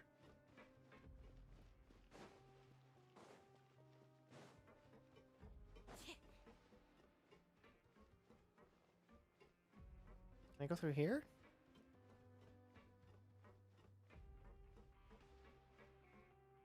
No.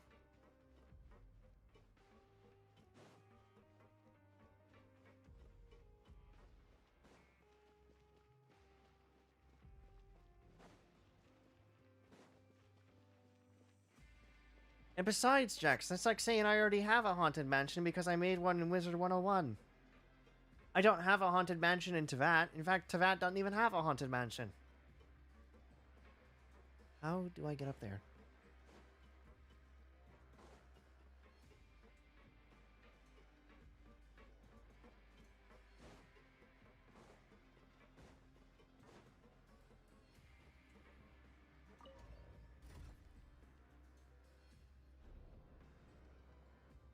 You gotta look at things from a different perspective sometimes. Not as a collective. You gotta look at them as separations. Oh, well, here's a teleportation thing.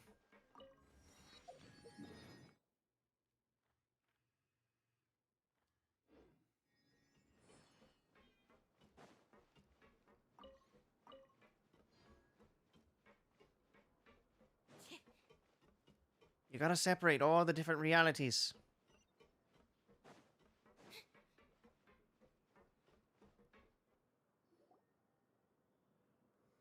Mm-hmm.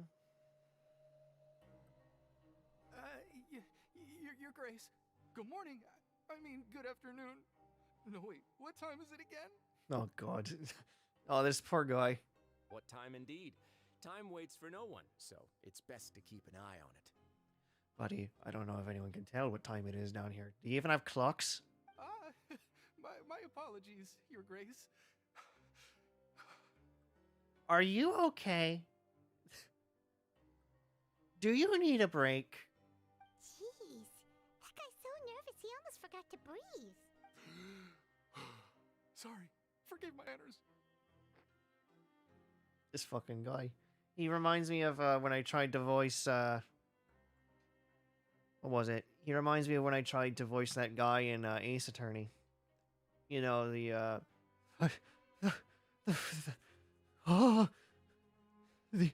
guy. The literature guy. Kind of reminds me of that. A wee bit.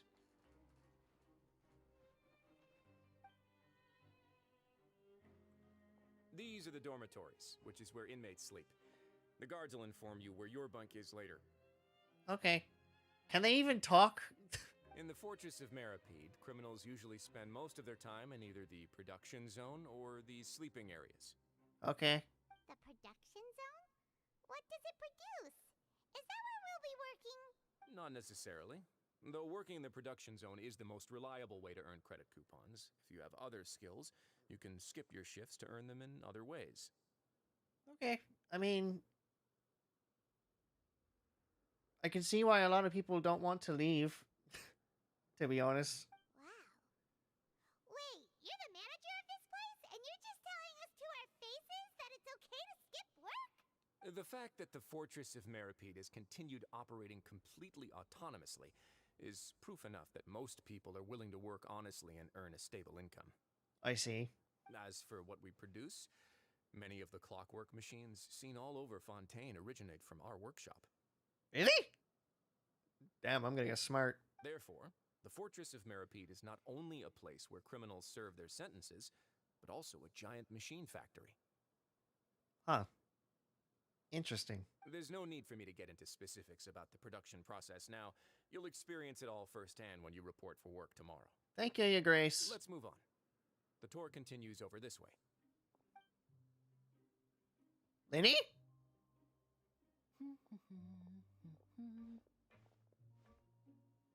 Eh?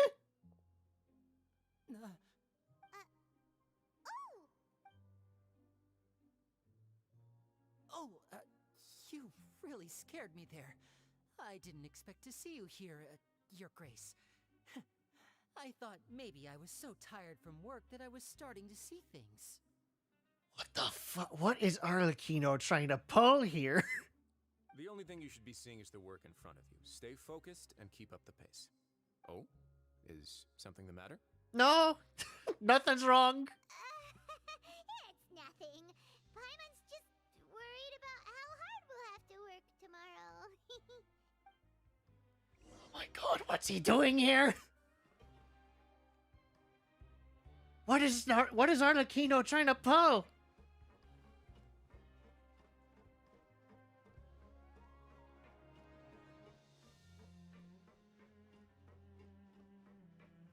I mean, he's not in prison.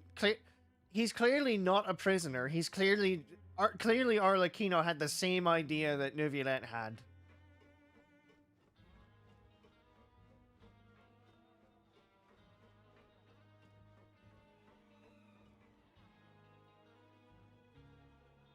Oh, it's this person. Hello. Are you the nurse? Are you a nurse or something?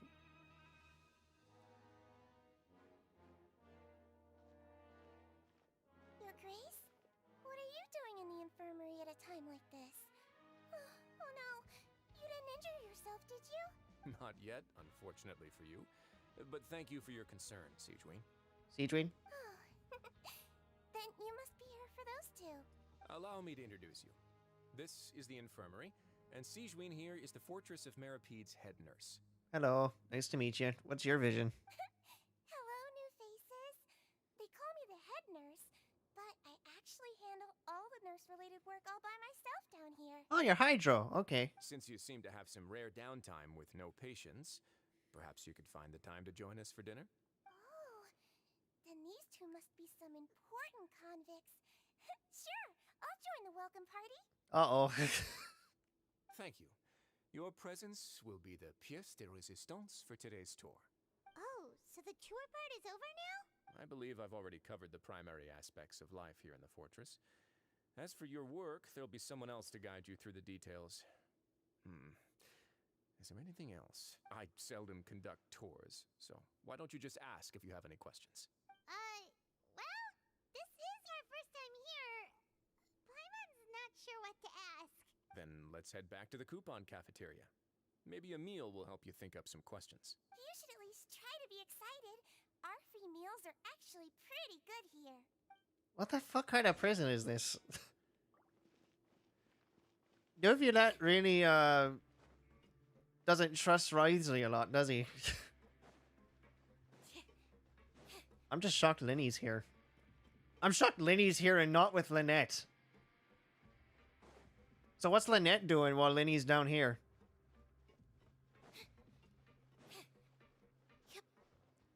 You know, other than being in my team right now.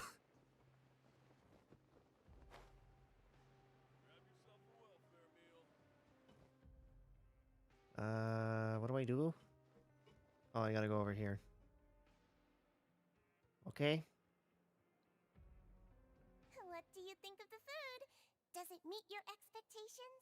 Uh, Wow, it looks delicious!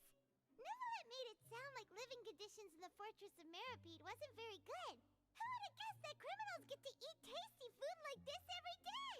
Main thing is that it's free. Oh, isn't that the meal box that only super lucky people manage to draw? Seems like you two are quite fortunate. What? It's like a roulette table with with the food. It actually has nothing to do with luck in this case. I had a word with Walsey, so you didn't have to draw lots like everyone else. Oh, you mean the meals are random? Oh. Yes, what you get to eat depends completely on your luck. You could say that it's a distasteful little game that Chef Walsey likes to play here in the cafeteria. Why? That's mean. Paimon knew it! If criminals got to eat tasty food like this every meal, the crime rate in Fontaine would skyrocket for sure! Excuse me, did I hear you mention Nervulette just now? I've been wondering how he's doing. Is he busy with work? Has he been taking care of his health? Pretty sure he has been. He seems healthy no matter how you look at him, but he works so hard all the time, so it must be really tiring. Sounds like he hasn't changed a bit. Looks like you can stop worrying so much, Sigewin. Oh, that's good. But I still feel like it's been too long since I've heard any news about him. How often does he come down here? No news is good news. Maybe next time I've got something to discuss with him, I can invite you to accompany us. But isn't the Fortress of Meropide independent from Fontaine's court system? What do you two have to discuss? Well, we provide all kinds of mechanical products for official use, and I see. some essential goods have to be obtained from the overworld, so we naturally have to stay in touch about this and that. Monsieur Neuvillette's character is unimpeachable. No matter the question, you can discuss it openly and freely with him. Talking with him feels quite effortless. In light of that, I am quite willing to go out of my way to show respect and accommodate him. Okay. In fact, right now, I'm treating you two as guests invited by Monsieur Neuvillette. But unfortunately, I can only do so until the end of this meal. Oh, fuck.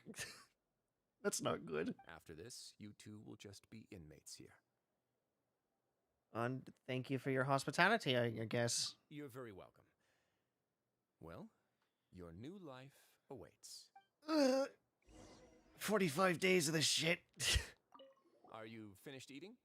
Then I recommend that you return to the dormitories and rest. You have work to do tomorrow. Perhaps you were hoping to ask for some special privileges? Sorry, you'll have to use credit coupons like everyone else.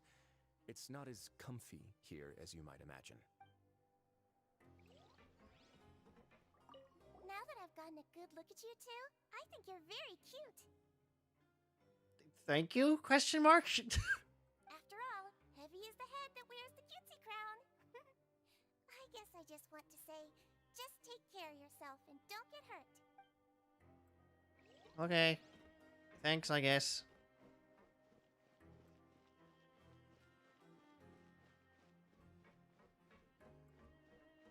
Well, to the dormitories we go.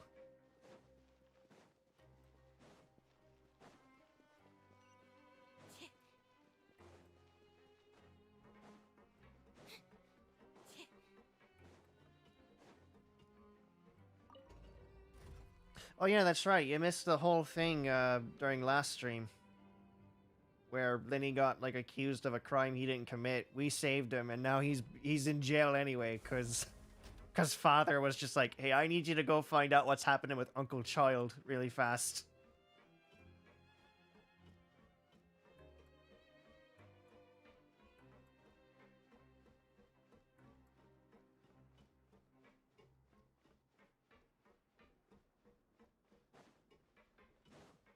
What's in this box? Yeah, we had to play Ace Attorney in a Genshin game. Can you believe that? Oh, well, here's the guard. Fielding. What a name. Traveler in Paimon, right? Listen up. As new inmates, the only thing you need to worry about is what to do and when to do it. Don't make any extra trouble for yourself. Okay. Your bunks are right over there. Follow me. I like the style of your baton there. Is that our beds? I hope those aren't our beds. Oh, there's our bed. So this is where we'll be sleeping from now on. Oh, Paimon can't believe this.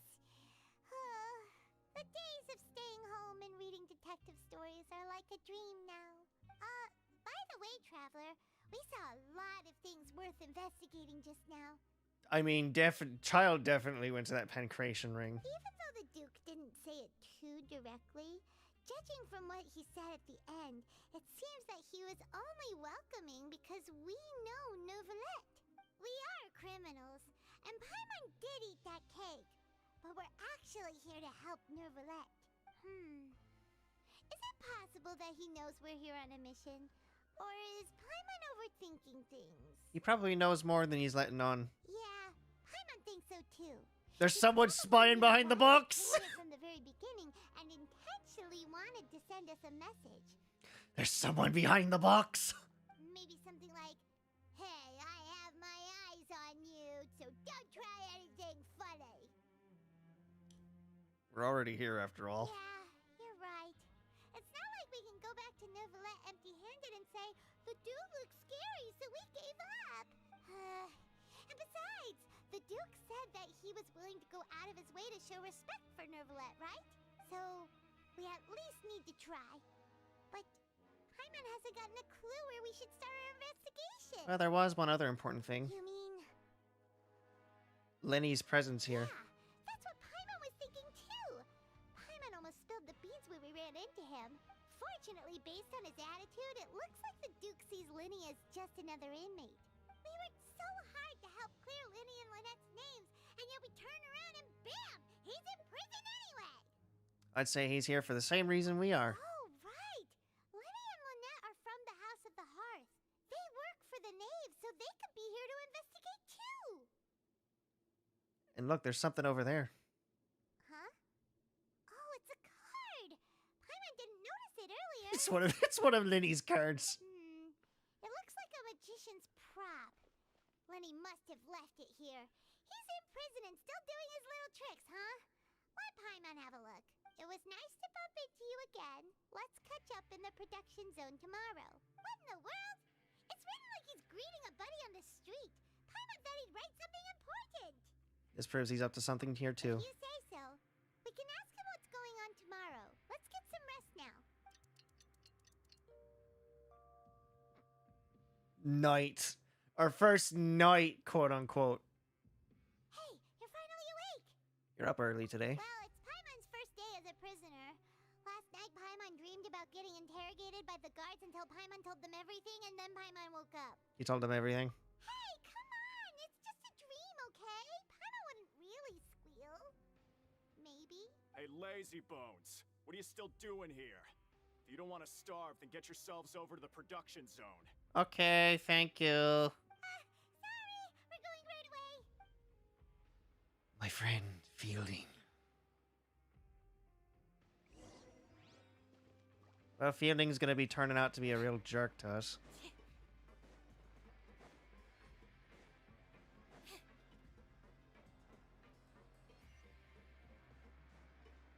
To the production zone! What the fuck? How do we get down there?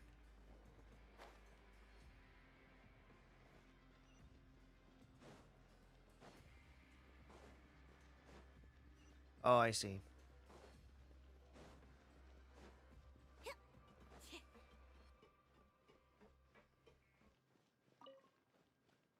Oop.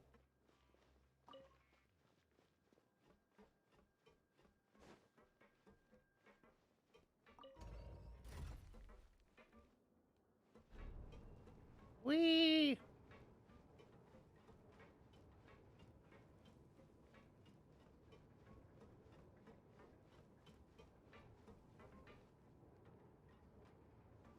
Damn, this place is deep. Talk to Grainville. This is a fancy jail? Yeah, imagine if this were the jail in Skyrim. They just use like an old Dwemer fortress for jail. Hello?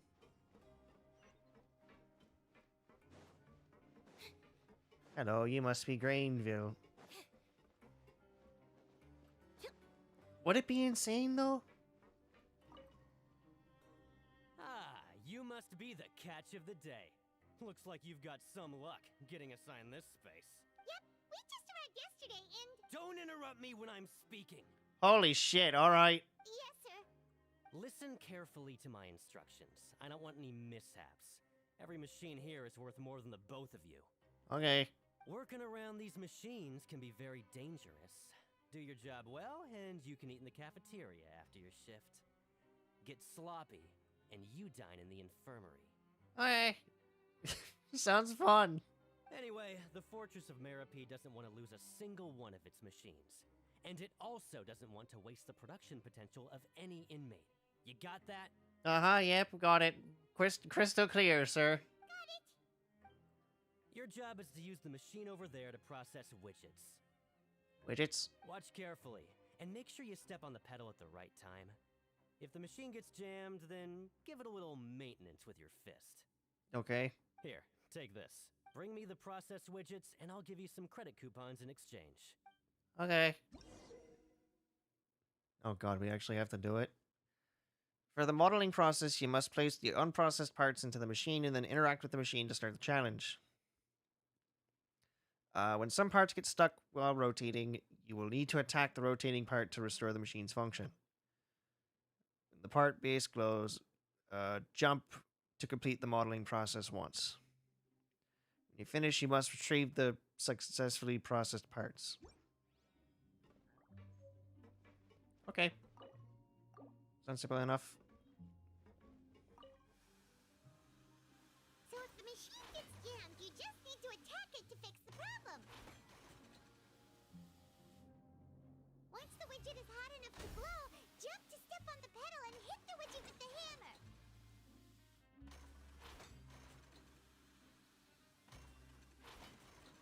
Okay, sounds simple enough.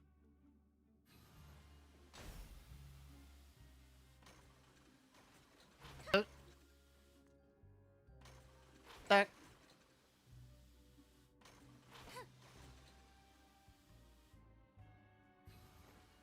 Okay, you got this. Great! Now we can report back to the foreman and give him the processed widgets. That looks no different. Huh. This one is tolerable. Though, since the processing is done by machine, the product is all pretty much the same anyway. Alright, So I'll pass you fun. for Yeah, now. right. And we'll count up how many credit coupons you've earned. 2. We've earned 2. Paimon's exhausted. We're done now, right? Oh, that foreman. He's so scary that Paimon couldn't even speak. Ugh. Even though Paimon's starving and wants to head straight to the coupon cafeteria, we still need to meet Lenny first, right? Yep. He probably just finished up his work, too. He should be around here somewhere.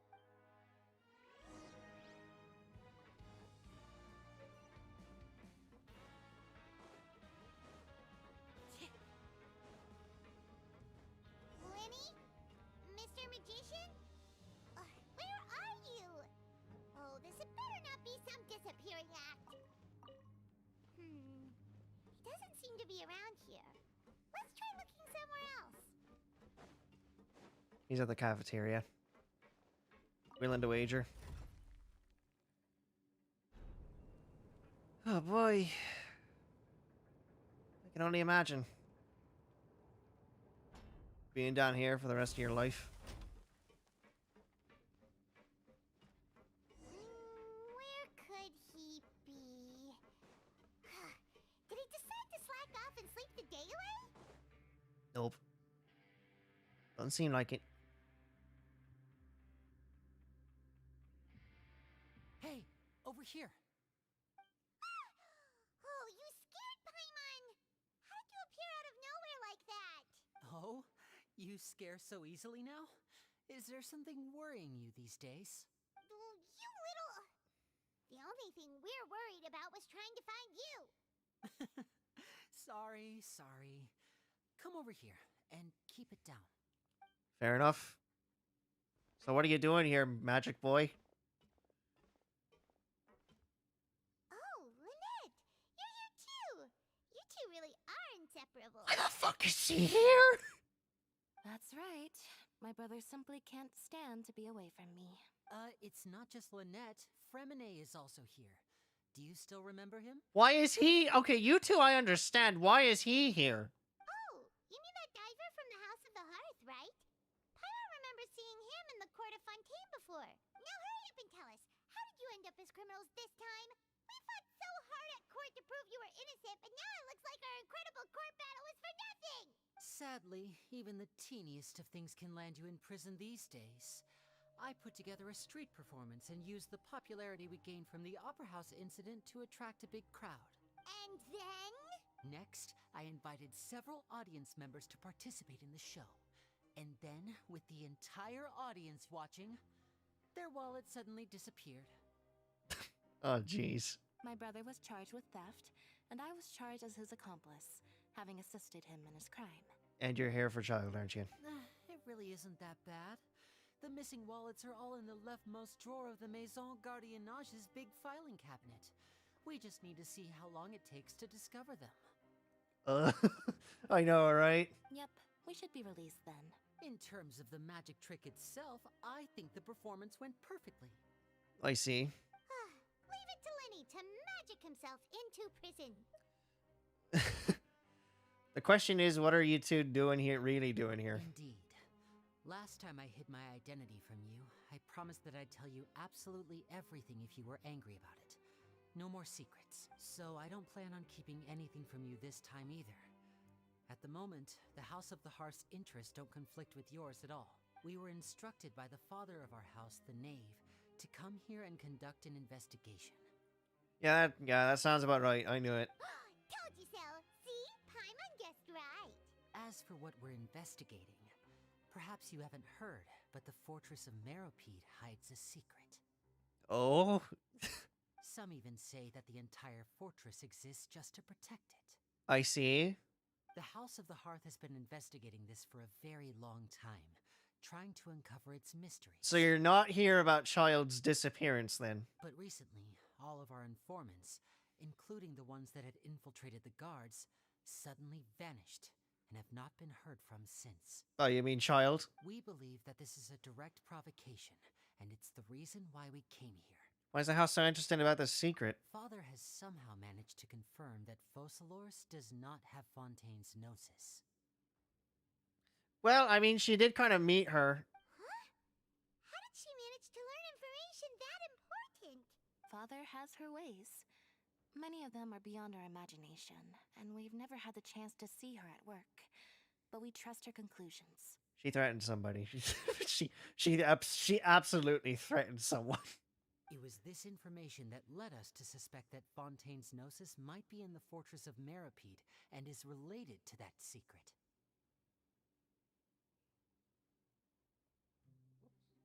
Oh. So it's all about the gnosis again. Yep, seems like it. Well, that's about it from our side. How about you two? Did Monsieur Nervulette send you here?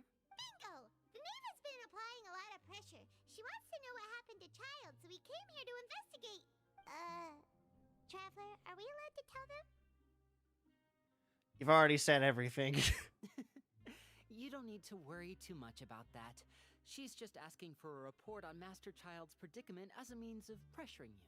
Father used this situation as a pretext to negotiate with two high-ranking officials in the court of Fontaine. She actually just wants to be able to make concessions on this matter for gains elsewhere. Almost like a bargaining chip. But why?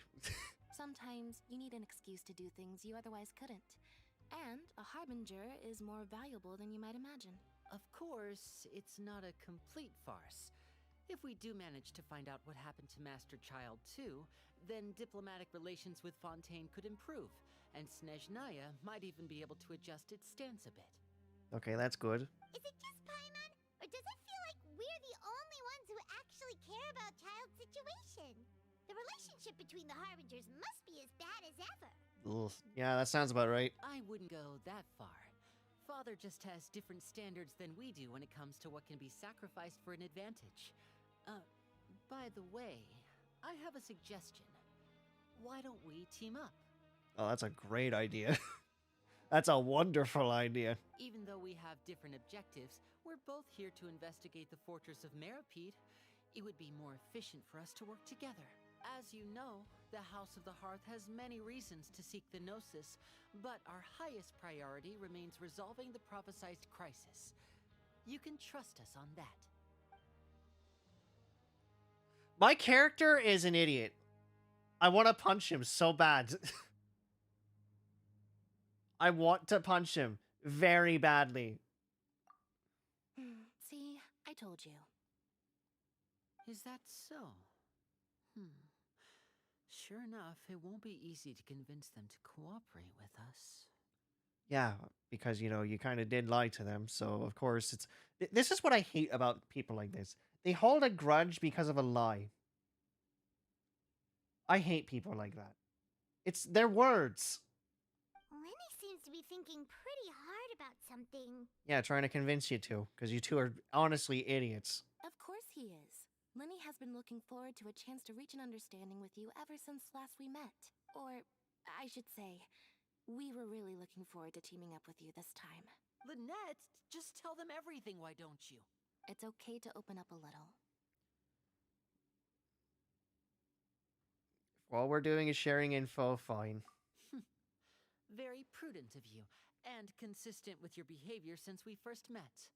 That's reasonable enough, and I agreed to cooperate on these terms as well. I was prepared for the worst, but you were actually more agreeable than I anticipated. All right then, there's no time to lose.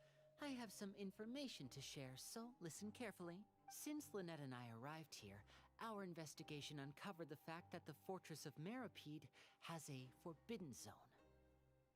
Yeah, that sounds about right. I think every prison does. Most people just clammed up and wouldn't talk, but after asking the right questions, we were able to confirm the existence of the Forbidden Zone from the guards. You should be aware of that while you're investigating.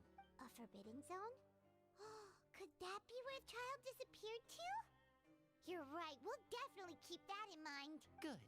That's the most suspicious thing about the fortress that we know of so far. We have a few other unanswered questions, and we'll be investigating those as quickly as we can. Anyway, I hope you find our information useful at least.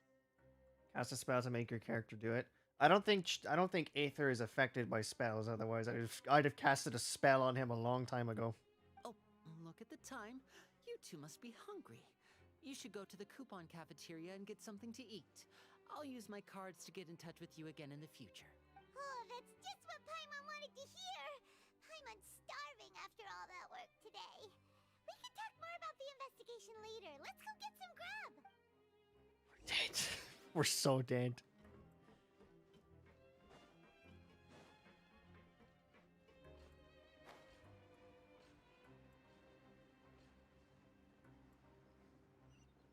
Oh, there's a thing down here.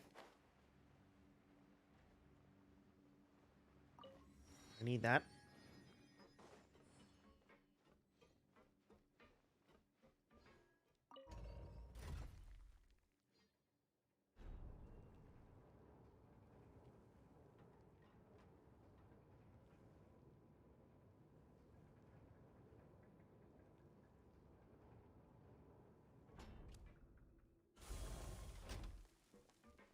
Wait.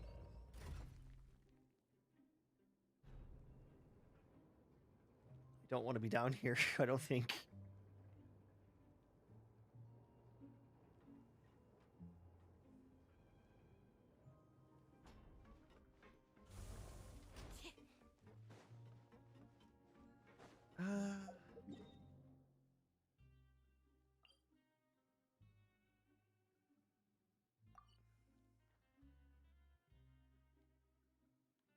Oh, what happened? Oh.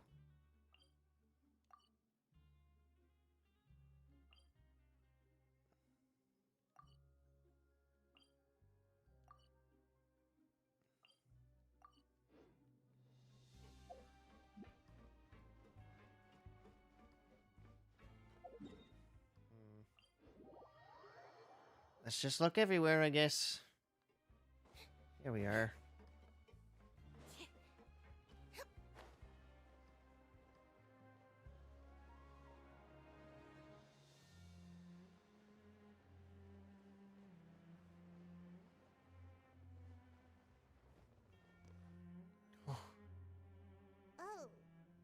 wasn't kidding. Today's meal is nowhere near as good as last time. Oh, who knows how long it'll be until we're lucky enough to get that super tasty meal again. It'll only be a matter of time before you get it again. Forget about it then. We'll just deal with the regular food for the time being. Let's just get out of here as soon as possible. But life here doesn't seem all that bad. Other than the foreman being kind of mean and the work being pretty tiring. You think so, mate? If I had a coupon for every fish who said that. Hi, Vidoc. Seems you fishies still haven't learned your lessons from your life up on the surface.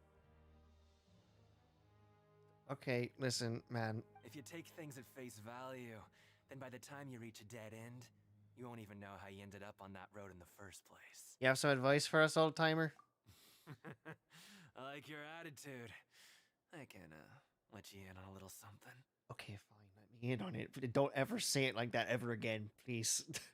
Everyone's been telling you to just follow the rules and not cause any trouble for yourself. Am I right?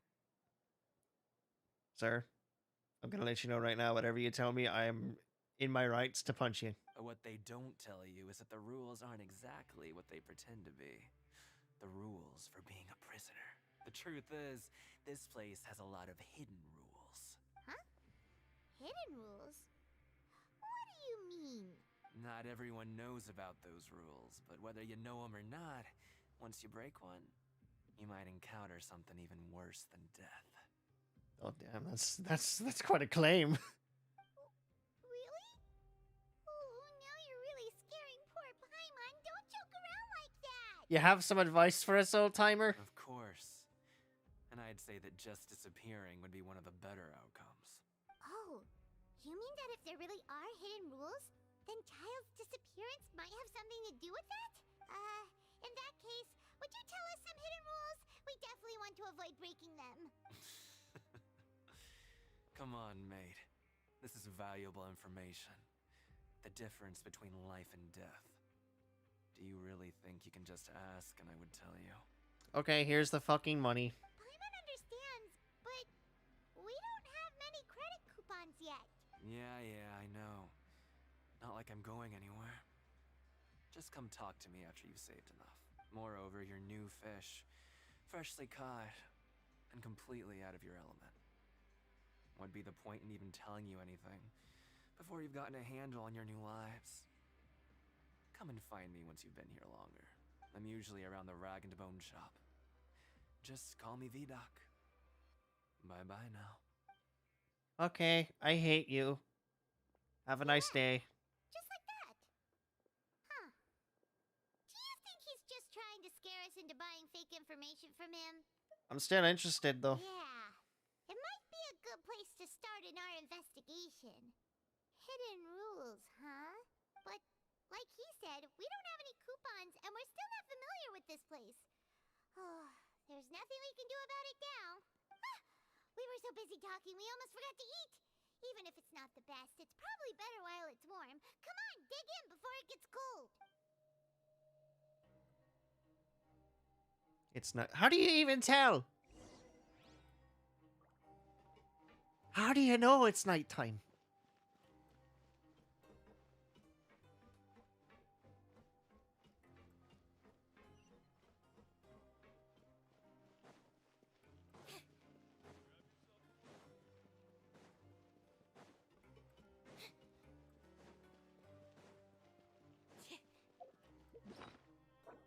So how many do I even have?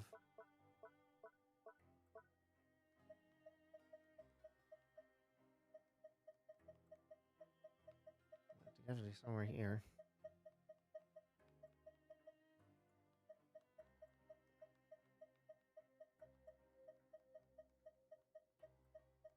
There. Doesn't tell me how much I have. That's really sad, actually. Right.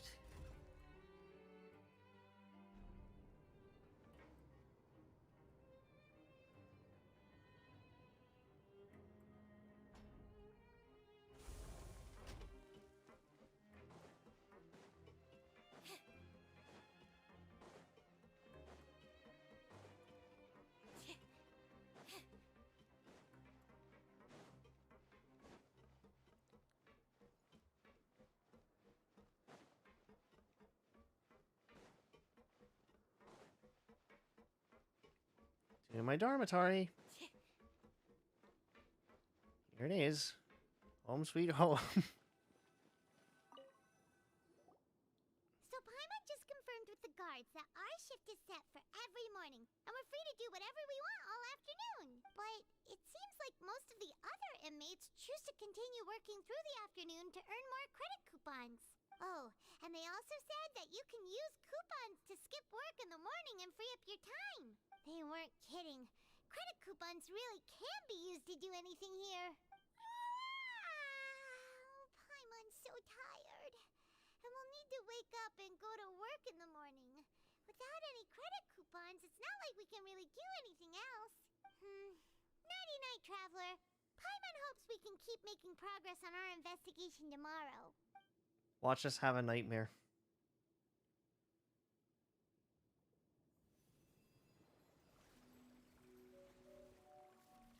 Well, that's definitely Child's thing. That's definitely Child's vision.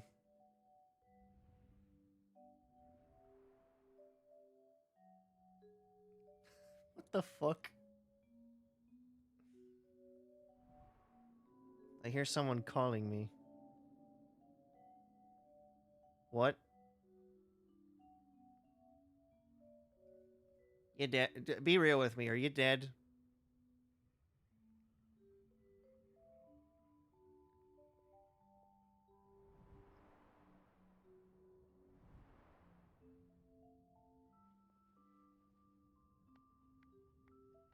Yeah, that's not a ring. That's a fucking battleground.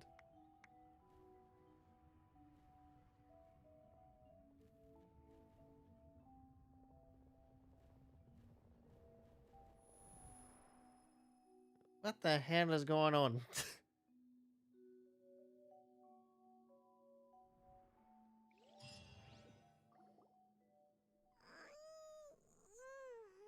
you awake, Traveler? Still want it. Still want what? What's wrong? You seem to have something on your mind. Did you dream about something last night? Rather, in the dream, I was Child. Is that even possible? Unless it wasn't an ordinary dream? Oh, I see. Child's vision! So you had it with you this whole time? Maybe the vision connected Child's consciousness to yours. Maybe I can use his vision to see everything he experienced from his perspective. And our investigation has its first major breakthrough! Good thing you brought the vision with you here. So what did you see in the dream? Do you know where Child went? The dream was a little hazy. Okay. Well, hopefully it'll be a bit more helpful in the future. What's more important now is that it's the start of another new day as prisoners. Let's do our best to earn more credit coupons. What's the plan for today? Let's go! It's time to start working. If that guard Fielding catches us skulking about, he's sure to give us an earful. We need more credits. Oh, thank God, it just makes us go there immediately. Hello. Look who decided to show up. Get your butts in gear and get to work. Time's a-wasting. Already on it. Good, here you go. Remember to give me the widget once you've finished processing it. Okay. Oh, in terms of the ring question, I'll think on it. Let's try this guy now. Oh, wait a minute.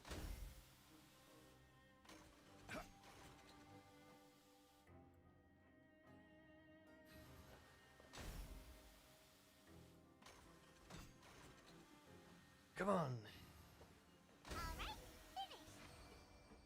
Oh. Here you are.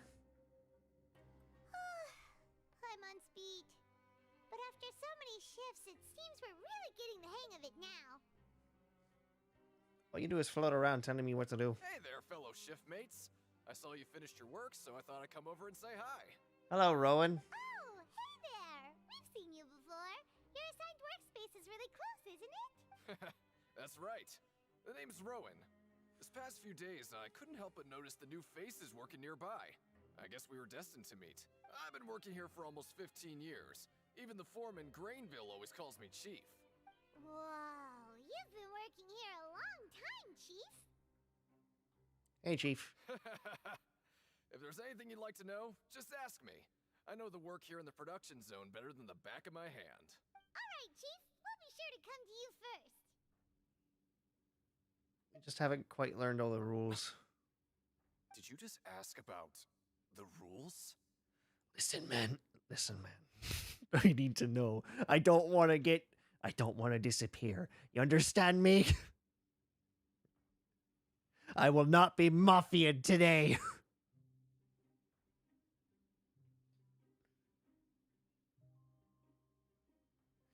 Just a thought. Pretty sharp for newcomers.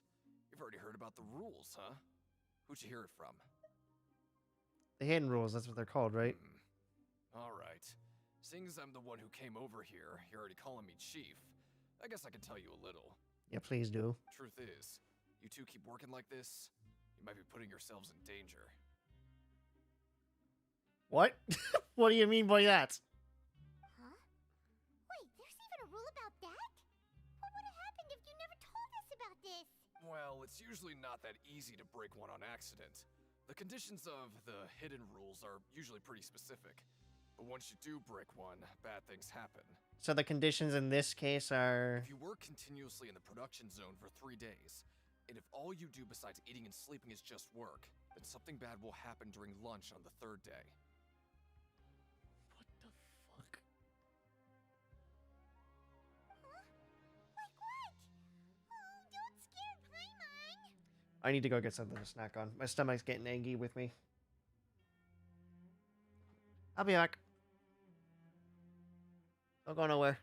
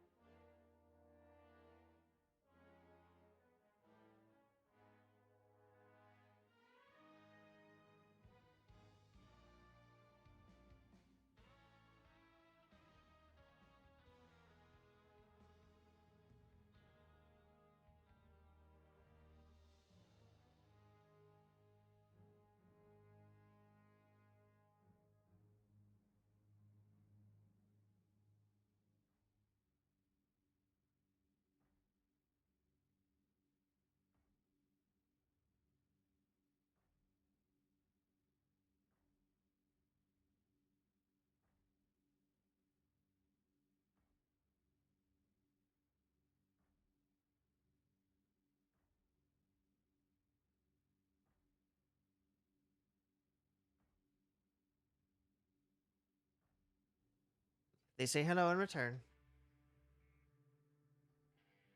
Anyway, I just had to get myself some bloodied meat.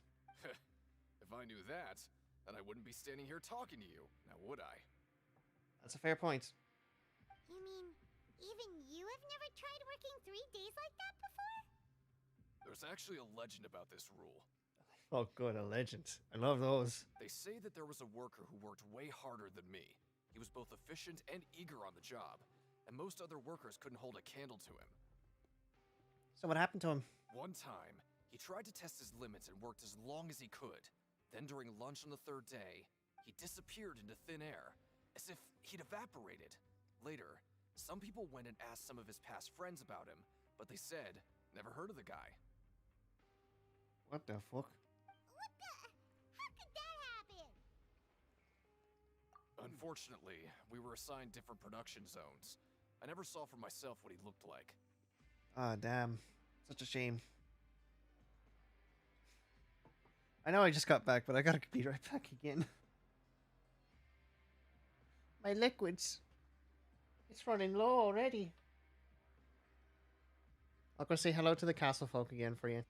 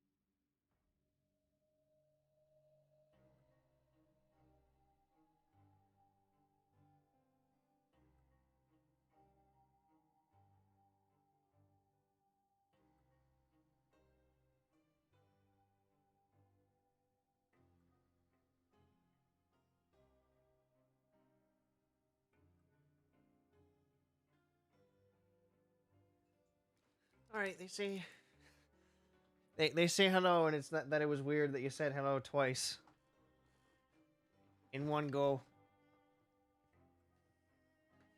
Wait, are you thinking that it was... Thank you very much for the information. Oh? You... Listen, kid. This ain't the kind of thing you should be curious about. Let me tell you, you're better off forgetting about it and looking after yourself. Now I kind of regret ever telling you. Yeah, I agree with Chief here. Do you really want to try? Nothing ventured, nothing gained. All right, if you insist.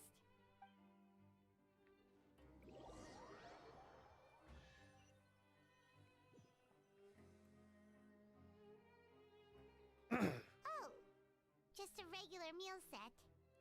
Guess Paimon shouldn't get her hopes up. What would you like to do this afternoon? Let's go to the pancreation ring. Knowing Child, he must have been there all the time. The ring is the most important part of this investigation because he was there. Stage objectives.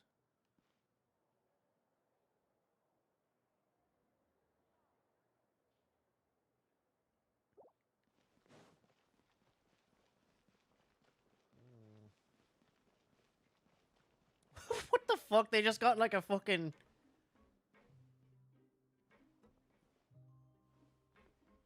Hello. You're a long way from home, aren't you? Alright, let's go check out the ring really fast. We gotta make sure of something. We need to investigate every nook and cranny of this place.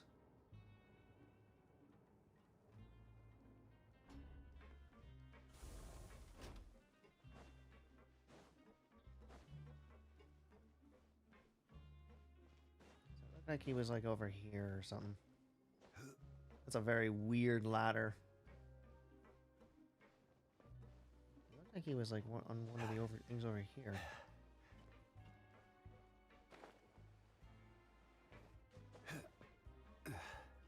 What the?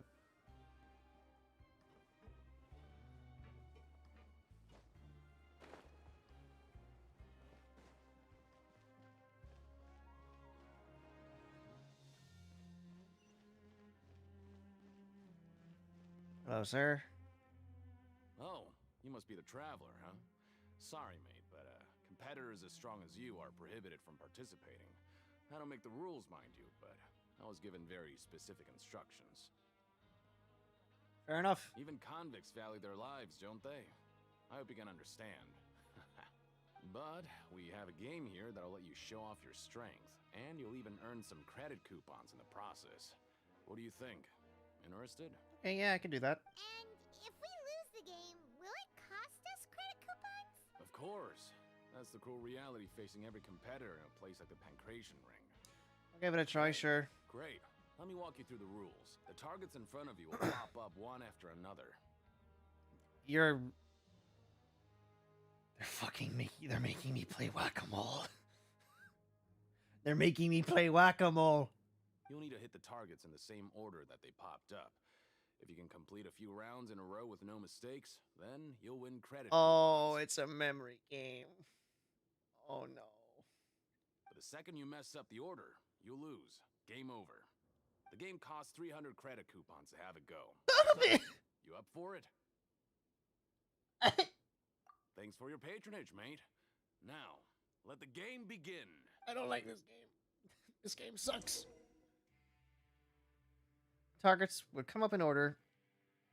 If the targeting light turns blue, you must attack the targets in order in which they came up. Successfully following the order 4 times will complete the challenge. 4 times. 4 times? Oh, I'm not going to be able to do this.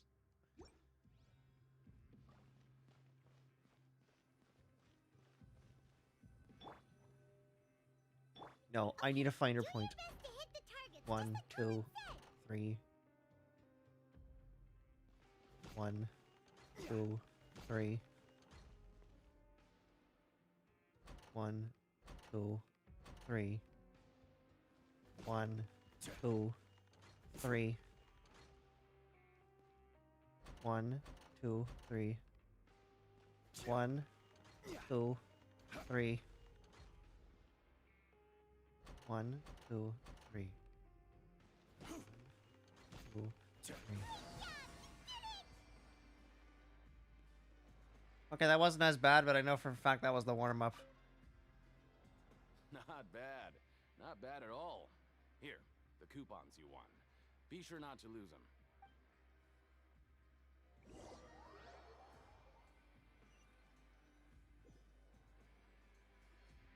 Aw, looks like we won't get a chance to sleep in as long as we're here.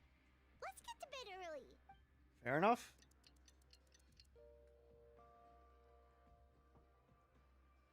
We learned absolutely nothing from the ring. Maybe we can make some progress in our investigation today. What do you have planned for us? The only thing I have is the fucking, like... It's gonna work in the production zone. Right. We just need to keep at it.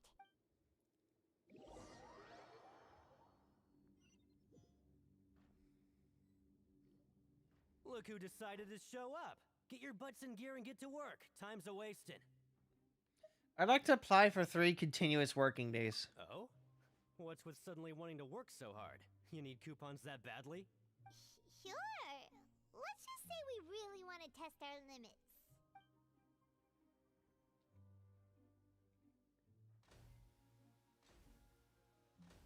This can't end well.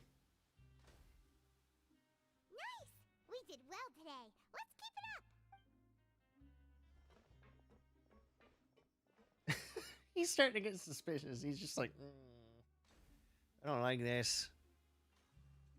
Oh, uh-oh. Ooh, Paimon's had it. Who knew that processing these widgets would be so tiring?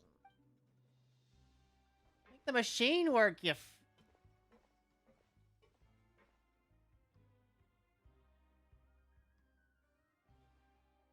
Now it's just... That's it. Paimon doesn't even have the energy to talk anymore. Is it time to eat yet? Come on, not time for Paimon.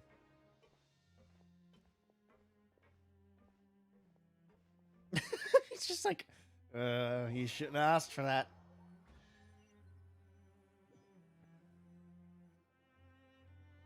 Oh, Paimon's exhausted. It's just work, work, and more work. Paimon's little body can't handle this much longer. Wait a sec. Now that Paimon thinks about it, haven't we been working non-stop for 3 days now? And now it's lunchtime. You're just realizing that now? Oh, Paimon feels a shiver going down her spine. What's going to happen? But it doesn't seem like anything's changed at all.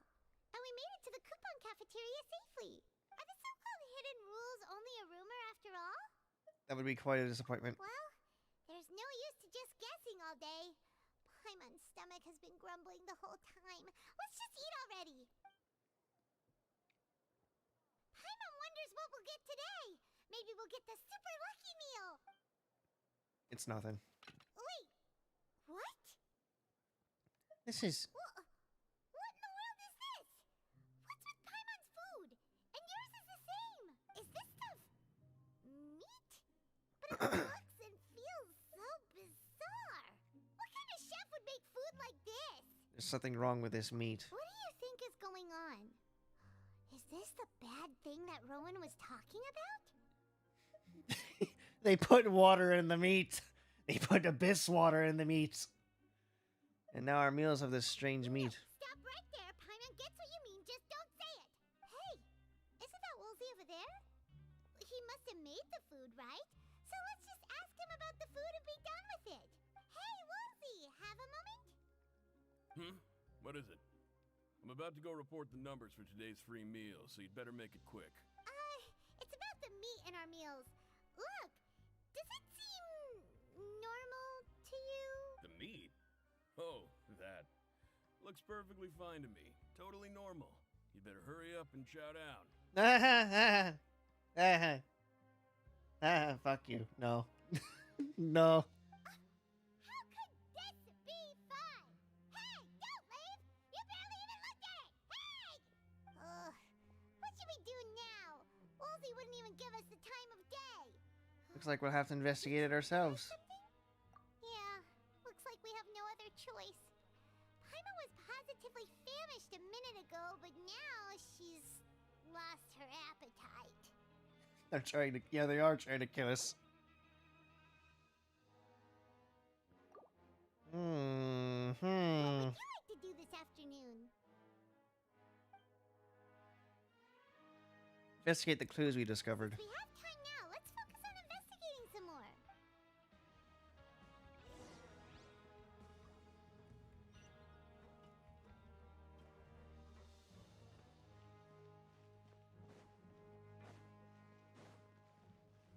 So we got over here.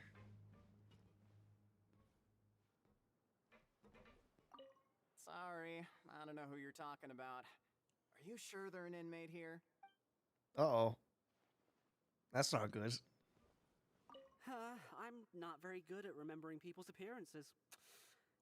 Anyway, no one comes to mind based on your description. Okay, fine. Have it your way. Jackass. There's no one here that's anywhere near as strong as what you're describing. Believe me, I'd know if there was. Liar. You lying sack of crap. V-Doc. Well, have you gotten used to prison life yet? Shh. Save the questions for now. I don't like to give away information for no reason, you know. Okay, fine. Have it your way. Guess I'll talk to this guy over here. Hello, pretty face.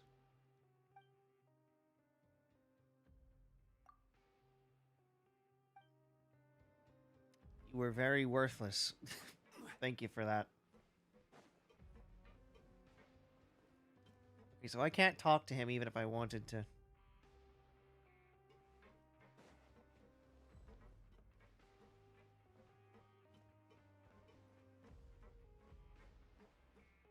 Always at your service.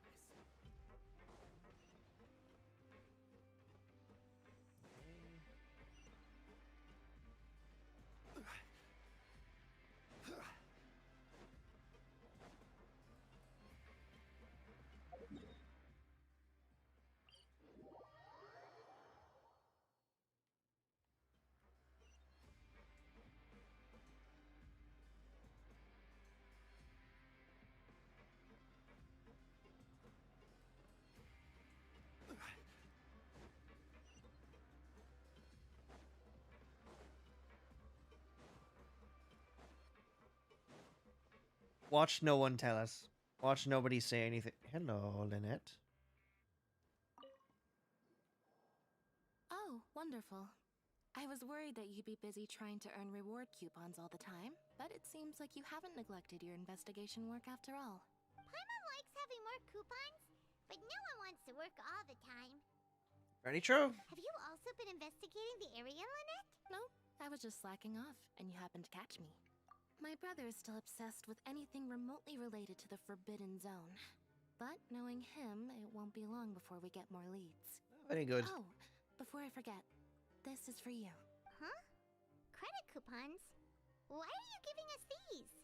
I've been here longer than you. Coupons aren't a resource in particularly short supply. What is in short supply are interesting people to talk with. Aw, Well, that's true. nice of you, Lynette. We'll be sure to make good use of these coupons then. Thanks a bunch! Thank you, Lynette.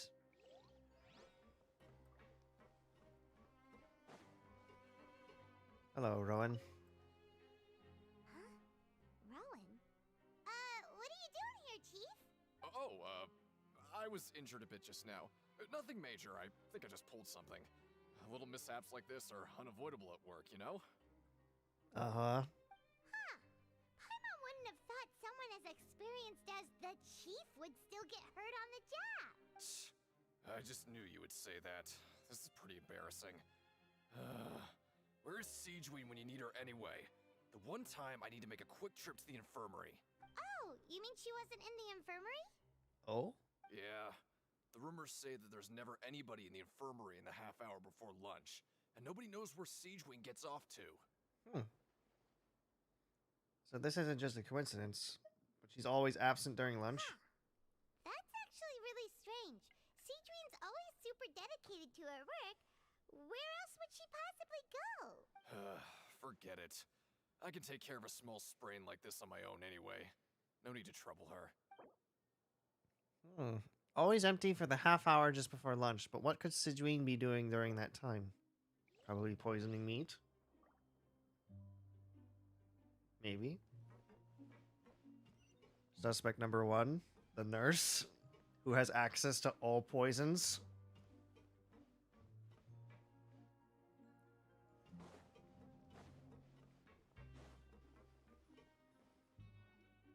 Hey, look! There's something here! Looks like a research notebook. What's a research notebook doing in a prison? That suspicious guy peeking into the infirmary just now. Are they a fan of Sigewin? He must have dropped this. Let Paimon read it real quick. The Melusine perceive the world very differently from humans. There are significant deviations. As a result, their sense of aesthetics and beauty is also very different from that of humans. This must be taken into consideration when giving gifts. Ooh, this all sounds pretty serious. He sure did his homework. Won't he object to us looking through his notes? And as for the notebook, let's take it. Interesting.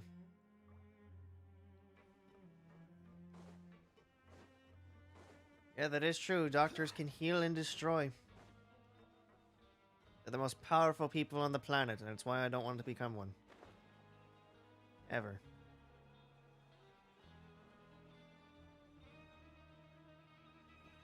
What's that? Fitzroy. Hello. Oh, hello.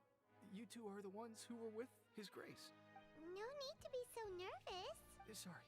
I couldn't help but think of His Grace once I saw you, and I... Are you that scared of him? Oh, it's hard to say. Maybe I am. He's got a very overwhelming presence. It makes me feel like I'm just some insignificant little bug. Yeah, it certainly sounds like it. Wait, seriously? Oh, I'm always indecisive, and I tend to make a mess of things. It's like a reflex. I just instantly start to tense up the moment I see a smart and capable person like His Grace. Oh, I get it. You want to take his place. What? Please, don't say anything like that out loud. How could you possibly think something like that? I don't know. How could I? Okay, so there's that.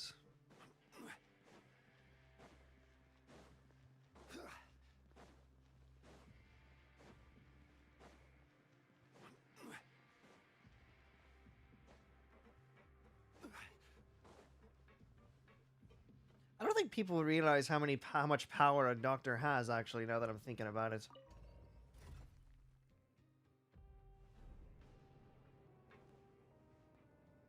Like, when you're on the doctor's table, you're at their mercy.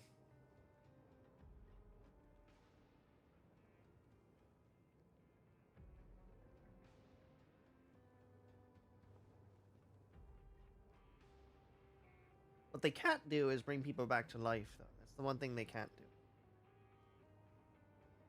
No matter what Dr. Frankenstein tries to say.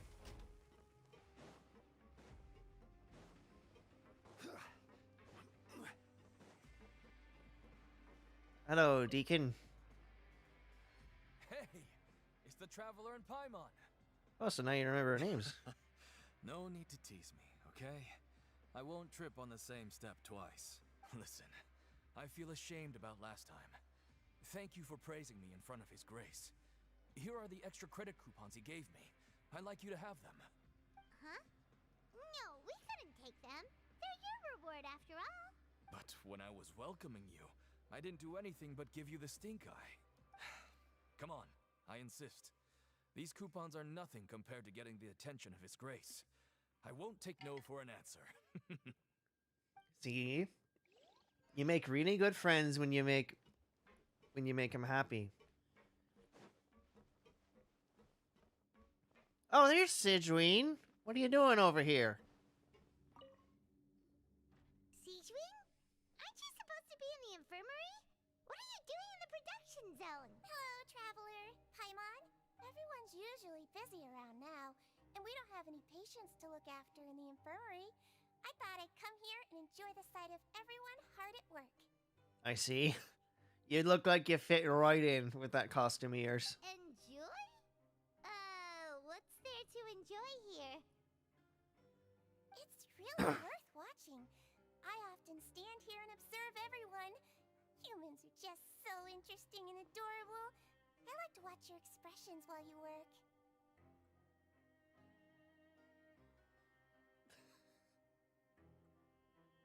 She's a sadist. She's a little sadist, this one. Are you talking about pets or people? You also happen to be a veterinarian as well as a head nurse. Oh, I can see why you think that, but you shouldn't jump to conclusions. See, we Melazines are a different species, and we see the world very differently from humans. It's very easy for me to observe everyone's condition. All it takes is one look, and I can tell which workers are exhausted. Wait, Melazines can see that? Huh. That does sound useful for being a nurse. God, I can only imagine what doctors would love to have that kind of sight. Just like, yes, here's the problem. This right here, and they're just like, how did you even? There's not even an X-ray up on the thing. How did you? Yes, running around tending to everyone's health is very fulfilling. But I'd much prefer it if you're all happy and free from exhaustion and pain in the first place. Fair enough. Take care of your body and make sure you eat well. Always rest when you're tired from work and don't push yourself too hard. Hey, speaking of food. We'll definitely take care of ourselves. Thanks for the reminder.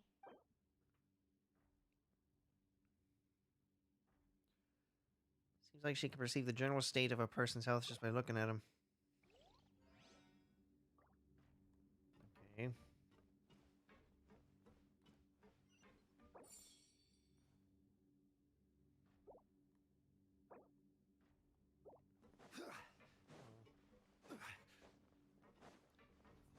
Very interesting, very interesting. Up the stairs we go. And you're right, only Lady Death can do such a thing. And even then, sometimes she doesn't do it. So, you know, what can one do?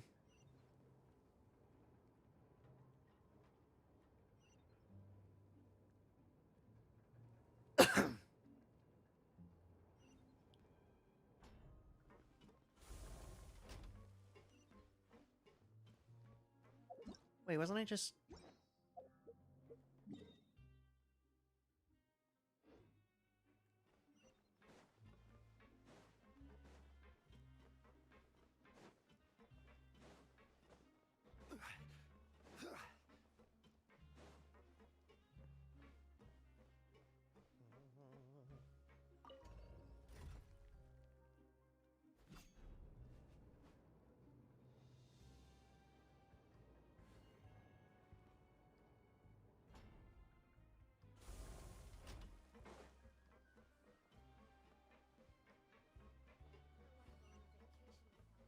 Okay, what's up here? I wonder. Only one can imagine. Man, my exhaustion levels are just way too easy to go down now, aren't they? Need to extend that bar a bit.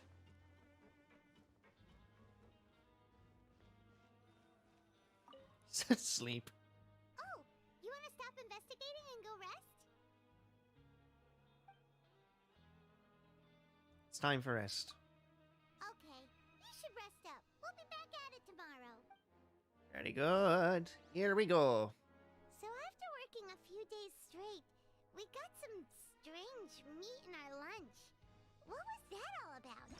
For the just so everyone's reminded, this is the strange purple meat. Has our investigation turned up anything useful recently? I think I've got something, but unfortunately it's not related to child. Really? And it looks like that part of the investigation has hit a dead end.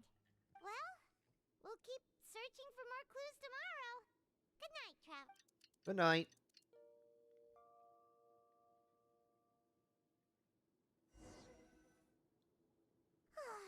The dawn of a new day. Paimon feels like we're getting used to life as convicts. Is that a good thing or a bad thing? It's a good thing for this part. What do you have planned for us?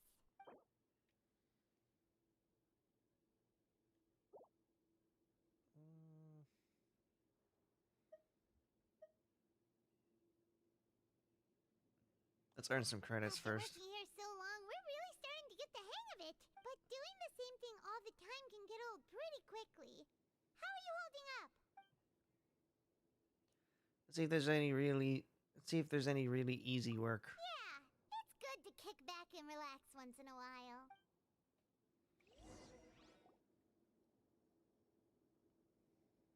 Oh boy. There we go.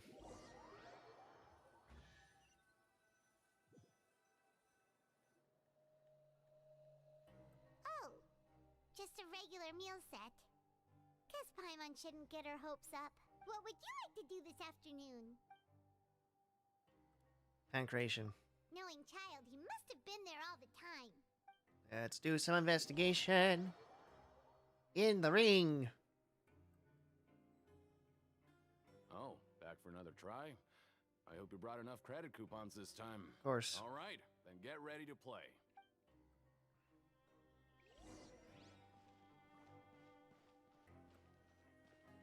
Okay, do your best to hit One, the targets, just two, like Colin said. 3.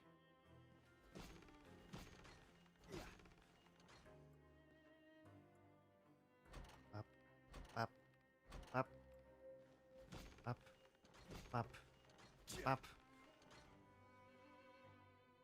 up, up, up, up, up, up, up, up, up, up, up.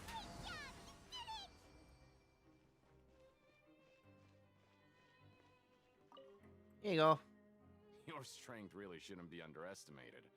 Now I get why you're prohibited from participating in any official fights. Nobody who values their life would be willing to get in the ring with you. You flatter me. However, you two haven't tried betting on the outcome of a pancration match yet, have you? No, we're not doing that. Just go talk to Rusimov. Buy a ticket for whichever fighter you think will win. There's a big payout if the fighter you support comes out on top. No. But we don't know anything about the fighters. How can we possibly know who to support? That's normal. Just watch a few matches and get a feel for the fighters. It won't be long before you can pick winners in your sleep. He's got a point. Why don't we give it a try? If we have enough coupons, we could probably bet at random until we figure everything out. Bet at random, huh? Well, how should I put it? It's not like you can't do that, but I'd advise you to give it some more thought first. Uh-huh. This is one of those hidden rules. Huh? We shouldn't get too carried away. What's the problem? Could it be that there's some sort of rule here? What? Come on. Let me in on the secret. Come on, Collins.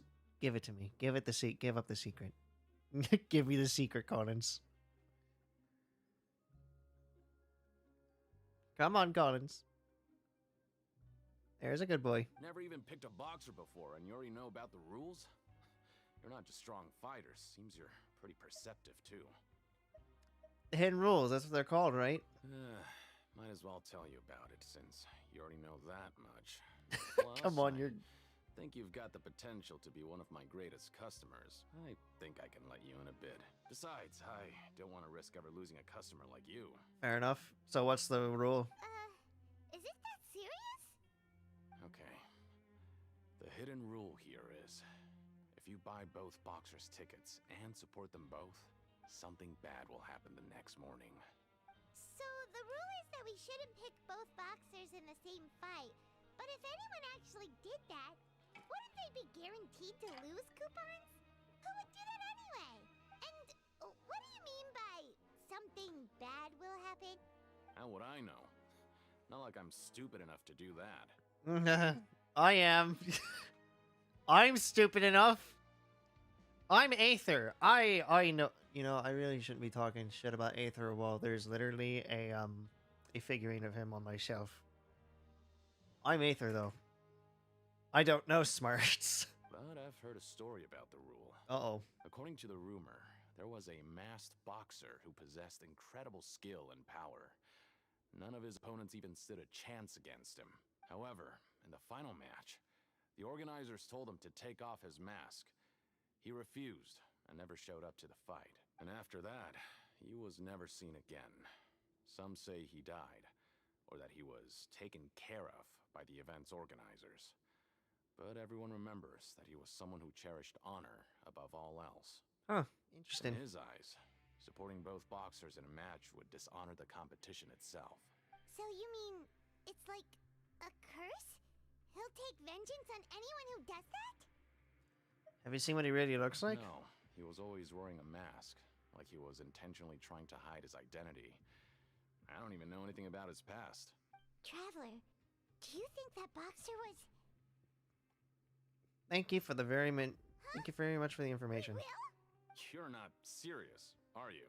I'm very serious, as a matter of fact. Look, here I was just trying to be nice and warn you, yet here you are trying to break it on purpose?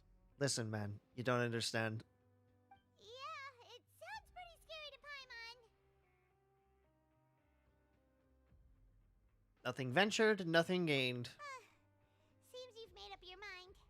Just be sure to protect Paimon, okay? Betting on both fighters will set you back about 3,000 credit coupons. If you have enough, then go ahead and give it a try. Just don't come running back to me if something happens.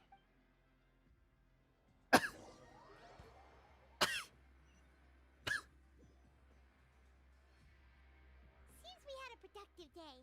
Hope we can make even more progress tomorrow. My money! My money!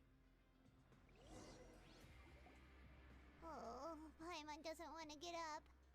Paimon still feels completely exhausted from yesterday. What do you have planned for us?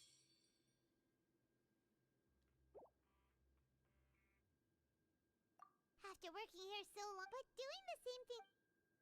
Listen, we need money. Yeah, it's good to... My money! My poor money is gonna yell at me.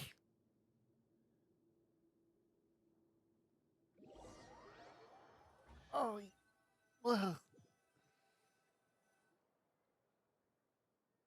What is this garbage? Ooh, it looks disgusting. Oh, Paimon misses your cooking now. What would you like to do this afternoon? Time to go to the pancreation ring. Knowing child, he must have been there all the time. Time to spend 3,000 coupons. All my money. Are you two here to buy tickets? Better be quick about it. Another match is about to start. Who are the boxers in the next round? We have the reigning champ, Le Grappler, versus a contender from the Eastern Prison Block, Demon Horde.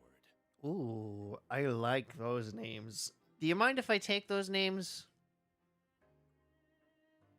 No, don't call Rumford. Are those their nicknames, or did they choose those names themselves?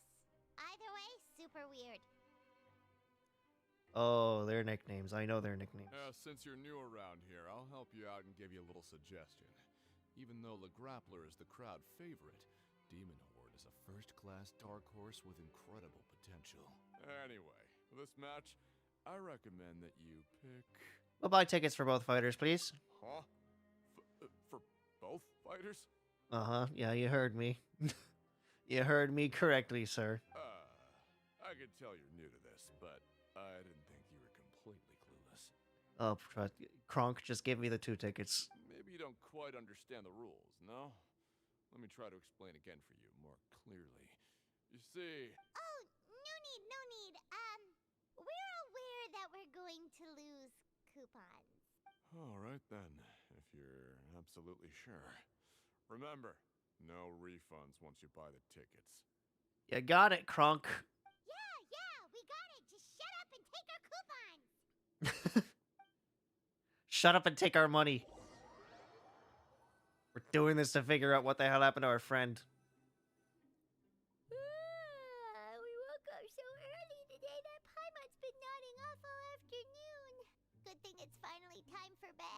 Oh, no, it's not. And in the morning, someone brings a boxing glove into our room.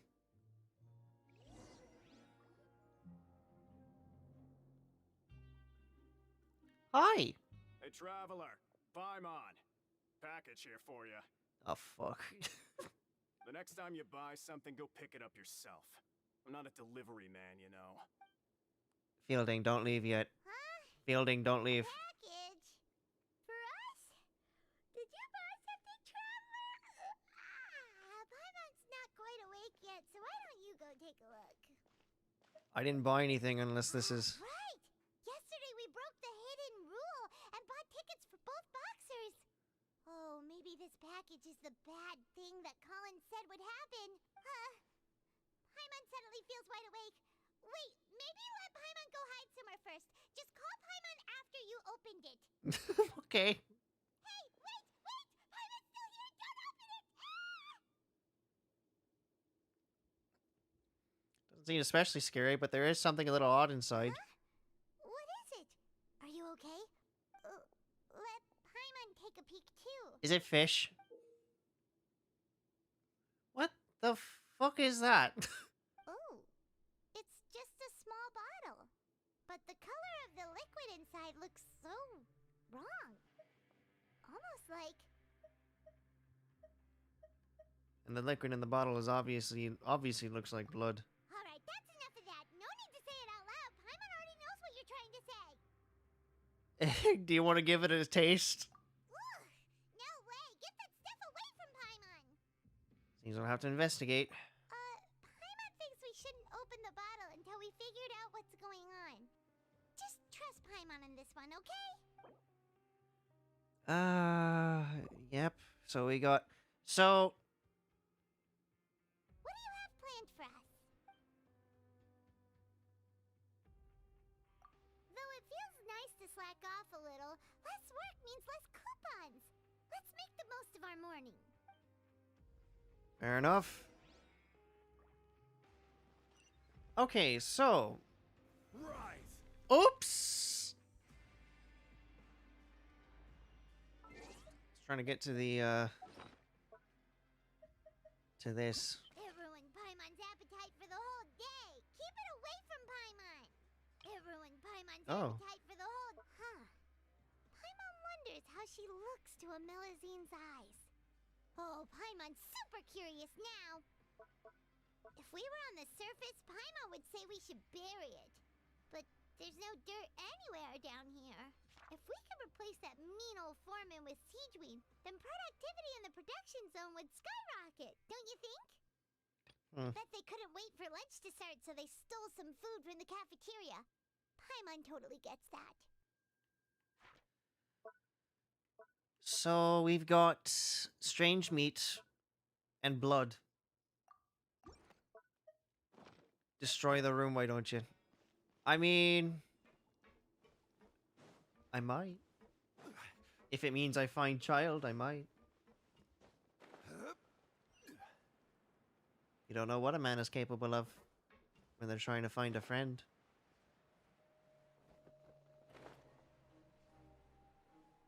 Hey, you're new. Promoter. If there's no way to send it all out, then maybe I'll never get a chance to leave. Oh, hello. Who are you? We've never seen you before, and you don't look like a fellow convict. I'm not! Of course I'm not. Please, don't mistake me for a criminal. I'm a good, law-abiding citizen. Oh, thank God. Then what are you doing here? You sure seem anxious about something. Yeah, let us in on the deets. I'm a promoter for Fontico, and I'm usually responsible for promoting our drink products. I thought I could complete my task here quickly and return to headquarters, but I've been here way longer than I anticipated. Oh, don't worry, I get that. Oh, a promoter from Fontico? So what kind of problem did you run into? I'm so upset. It's all because of that Duke. After discussing the company's promotional plans with him, he told me outright that my project was worthless. Oh, boy. However, in light of our long history of successful collaboration, I still tried to patiently explain the details. However, to my surprise, he just cut me off while I was speaking. Let me take a moment and recall his exact words. Okay. I'm just gonna stop you there and say no. If anything, I'm saving you time. It seems you don't fully understand the value of credit coupons here, nor do you understand the value of your own products. The former is because you are from the overworld. That's understandable, and I don't blame you for that. But as for the latter, only someone monumentally stupid, so breathtakingly stupid, that they were completely ignorant of the value of credit coupons, despite living in the underworld, would ever possibly consider buying your drink. Let's just forget it. Anyway, Damn. that's how he rejected my proposal and asked me to come up with another solution with the condition that it doesn't cause any trouble for him. Can you believe that guy? Damn. Wriothesley hates companies. Well, he is the head honcho here. Not much you can do about that. We met him too and could tell that he's the kind of guy that's hard to pin down. Fine. I know, I should just let it go. I'm on his turf, after all. His house, his rules. Struggling because he doesn't recognize the real value of coupons. The Duke believes that only idiots who don't understand the value of coupons will spend them on Fontaine.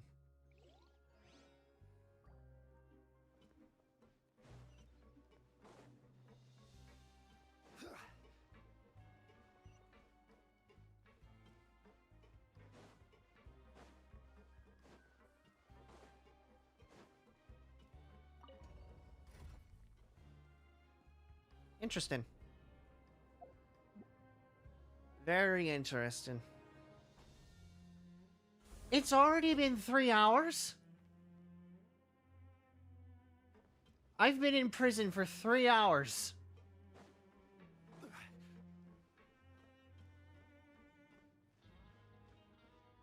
Oh, he's not here. Oh, there he is. Hey, I heard you crazy fools really did it. You bought tickets to support both fighters, didn't ya? Well, did anything happen?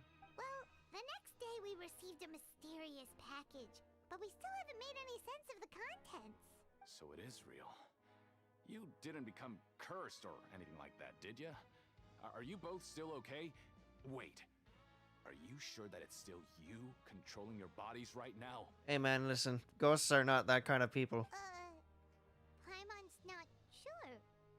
What do you think, Traveler? Is Paimon still Paimon? Only Endeavor asks us a question, so I'm pretty sure you're fine. Okay, well that's good. Yeah, you two don't seem to have changed at all.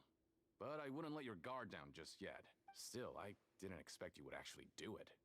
You'd actually throw away coupons like that just to satisfy your curiosity? Even if we bought tickets like everybody else, it's not like we could hope to earn any coupons. When it comes to things like this, it's always the organizer who makes the real profits. Hey, just what are you trying to imply?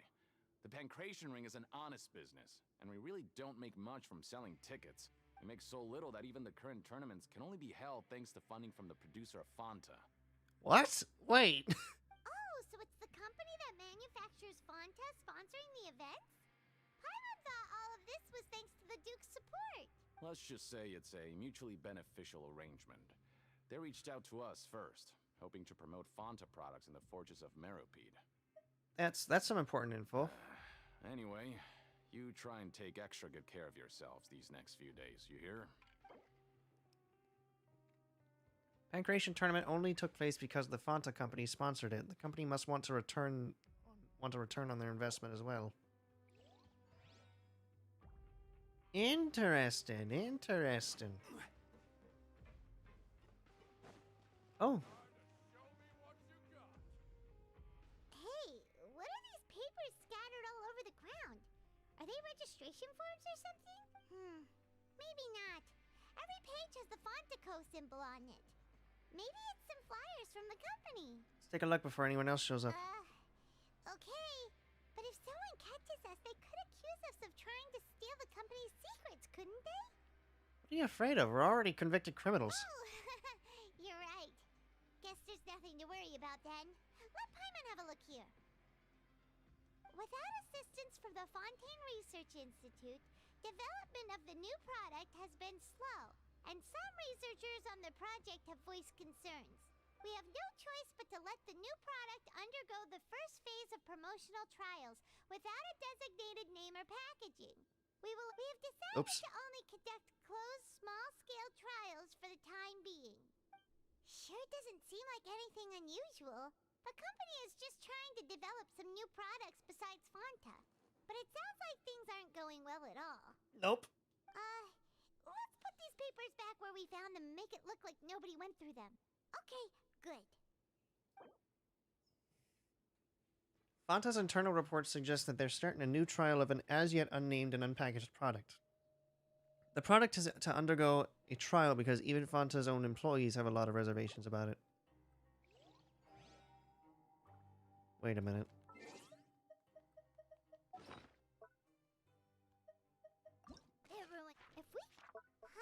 If we were on the surf...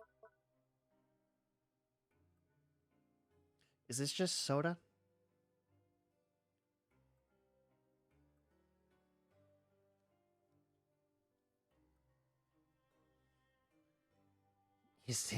Is this just juice?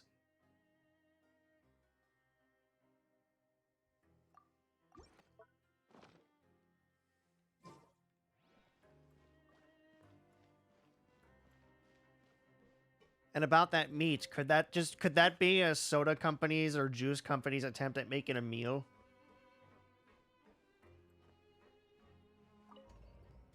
Are the hidden rules just things that people look out for test subjects or something?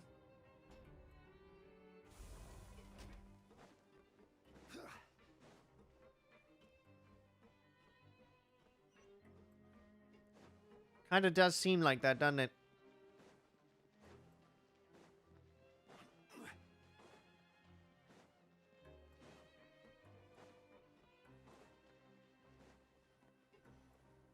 Eat. We ended up here without even thinking about it. Want to grab something to eat? Let's end the shift. Alright. But remember that we bought this time with coupons, so let's make better use of it next time. Else to do. It led me here. What is this garbage? Ooh, it looks disgusting. What would you like to do this afternoon? Let's go work in the production zone. Get some of our money back. For the time being. After working here so long, but doing the same thing all... Yeah, it's good to kick back and relax once in a while.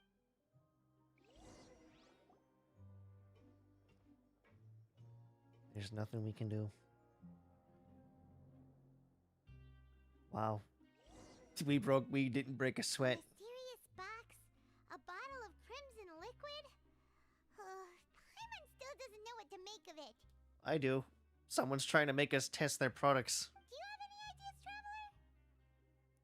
Think I got something. Really? Well, maybe... Clues!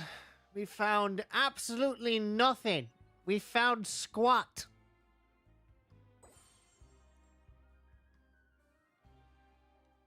Okay, so we've investigated 2 of the hidden rules. Paimon didn't think this prison would have so many weird things going on. We'd better pick up the pace with our investigation, otherwise we'll never get anywhere. Yeah, let's skip work for now and put our time to good use. Let's do it.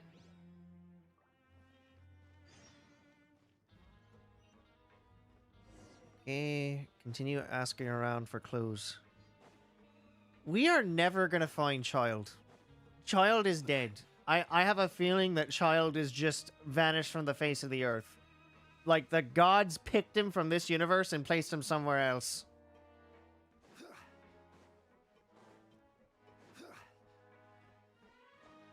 Where's the elevator?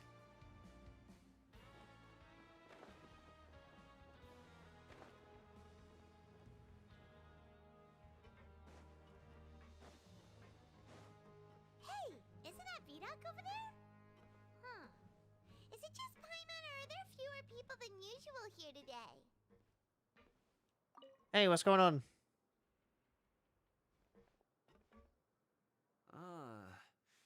Seeing you at this time must mean you've already saved up a lot of credit coupons. Or at least enough to skip work. Seems you're getting into the swing of things around here. Getting by. Impressive. Very impressive. Yeah, you're starting to creep me out, V-Doc. So, now can you tell us about the hidden rules you know? If that's what you want to know, I guess you couldn't have come at a better time. Huh? What do you mean it's a good time? Leonid and those other pesky broke urchins have all gone to work in the production zone. I wouldn't want them listening in without paying up. We get it! Just tell us already! So, you know those pipes that make strange sounds? Don't ever, ever go near them at night. Even if you manage to avoid the guards, you might find something even more terrible there. Now that's a rule. That's a rule. That is a hidden rule. Something even more terrible? Like what? Like let me guess, like a mysterious piece of technology just appears in my room. A group of cannibals. Okay, well, I mean that. I'll grant you that one. That's worse than the two things I've received. Cannibals? In the Fortress of Meripede? Every month, they meet a few times in the dead of night. Rumor has it they might be connected to the people that have disappeared here. He's dead. Child's dead. But what's even scarier is that they have a special proclivity. Uh-huh.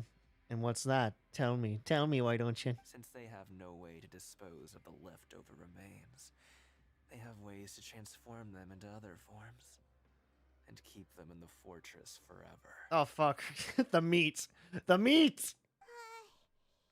Paimon might already know what you mean by other forms. So that's what's going on here.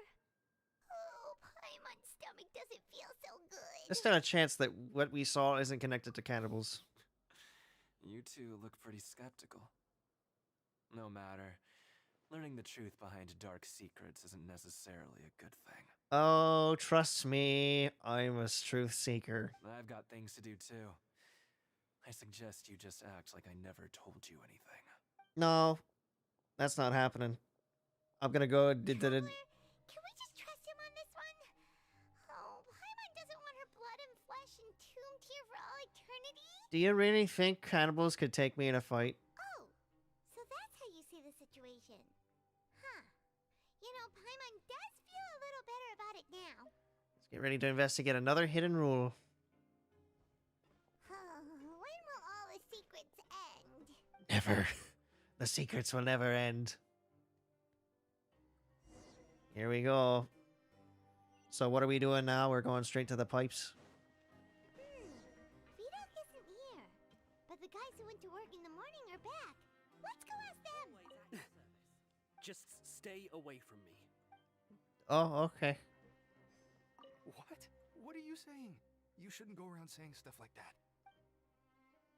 Okay. And how about you, Leonid? What are you talking about? Listen, you should keep your nose out of other people's business. Or what? What are you gonna do about it? What are you gonna do about it, mechanic boy? Their attitude sure is suspicious. Like they're trying to avoid us. Could they be connected to the cannibals? But if they're being so obvious about acting weirdly, do you think they might just be trying to lure us in? Oh, this is all getting way too creepy for Paimon. We'll probably never get anything out of these guys. So you mean we still need to investigate some more? Okay, if you say so. Let's go to the pipes. Let's go to the pipes. Let's go straight to the source. Or let's just stupidly ask a guard at the dormitories. Let's go ask a guard stupidly, like, hey, what's going on with the pipes? Like they'll ever give us the time of day down here.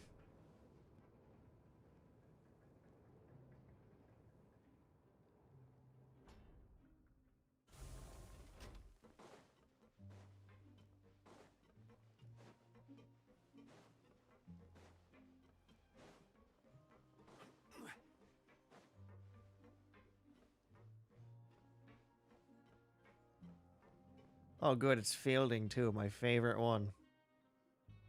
Hello, Fielding. Hello, friend. What do you want? Criminals like you ought to be working right now. Catch my drift. You know, if you weren't a guard, I'd punch you straight in your jaw. We just want to ask you a simple question. Have you ever discovered anything odd during your nighttime patrols? Why are you asking about something like that? Whatever happens at night isn't your concern. All you need to worry about is getting enough sleep. You're starting to act suspicious, Fielding. Well... You see, sometimes we hear strange noises at night. Right!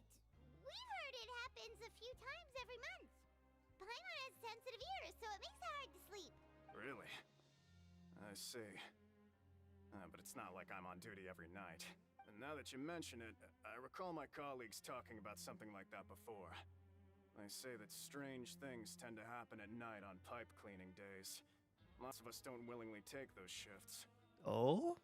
So, what happens at night on pipe cleaning days? They just conduct regular cleaning of the fortress's drainage facilities. There are 3 pipe cleaning days per month, and it just so happens that today is one of the scheduled days. You can try to confirm the sounds tonight if you want, and if they're real, then I can report the issue to my superiors for you. Oh, okay. Then we'll keep both ears out tonight. If that's all, then I'll be leaving now. I advise you not to try anything funny, though. Even if I'm not on duty tonight, someone will still be watching you. Like the warden, maybe? Time added to our sentences. Oh, he left.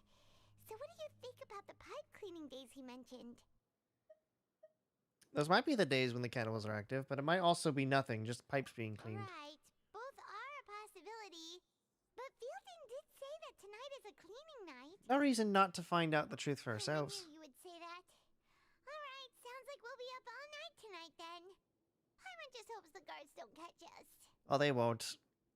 I'm the king of sneak, didn't you know that?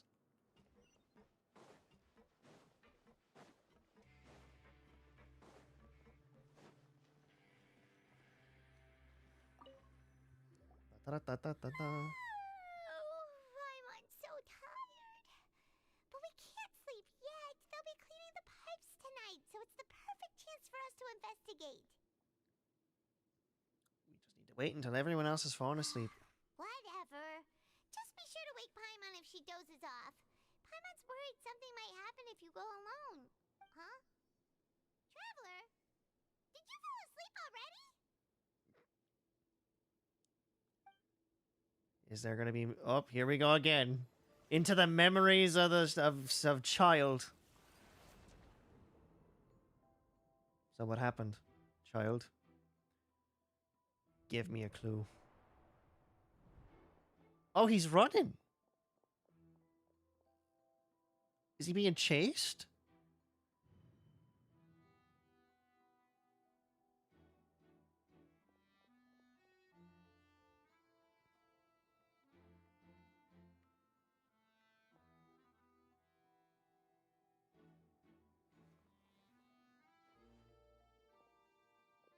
No, he's just being sneaky.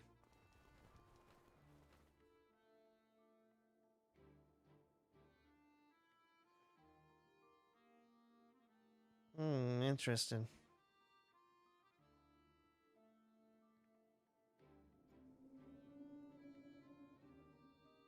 Something is calling me. I have to go.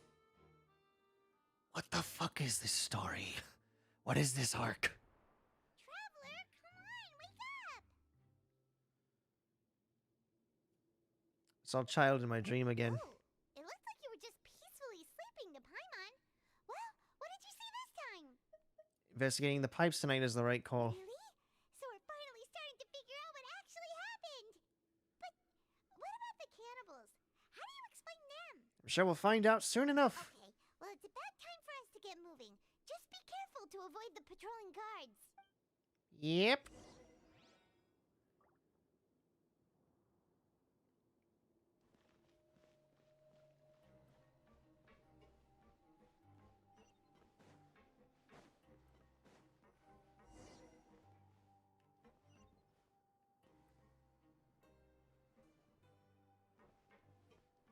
Shh, careful.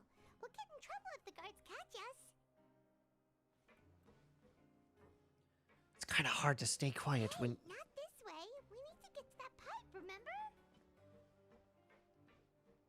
I would like to point out, lass, that there's a guy right there.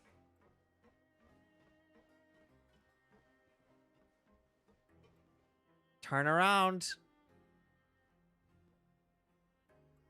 Turn around.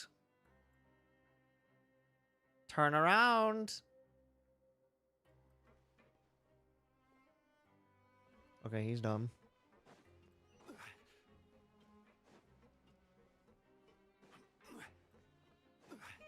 This should be the place. Don't die. I'll try not to.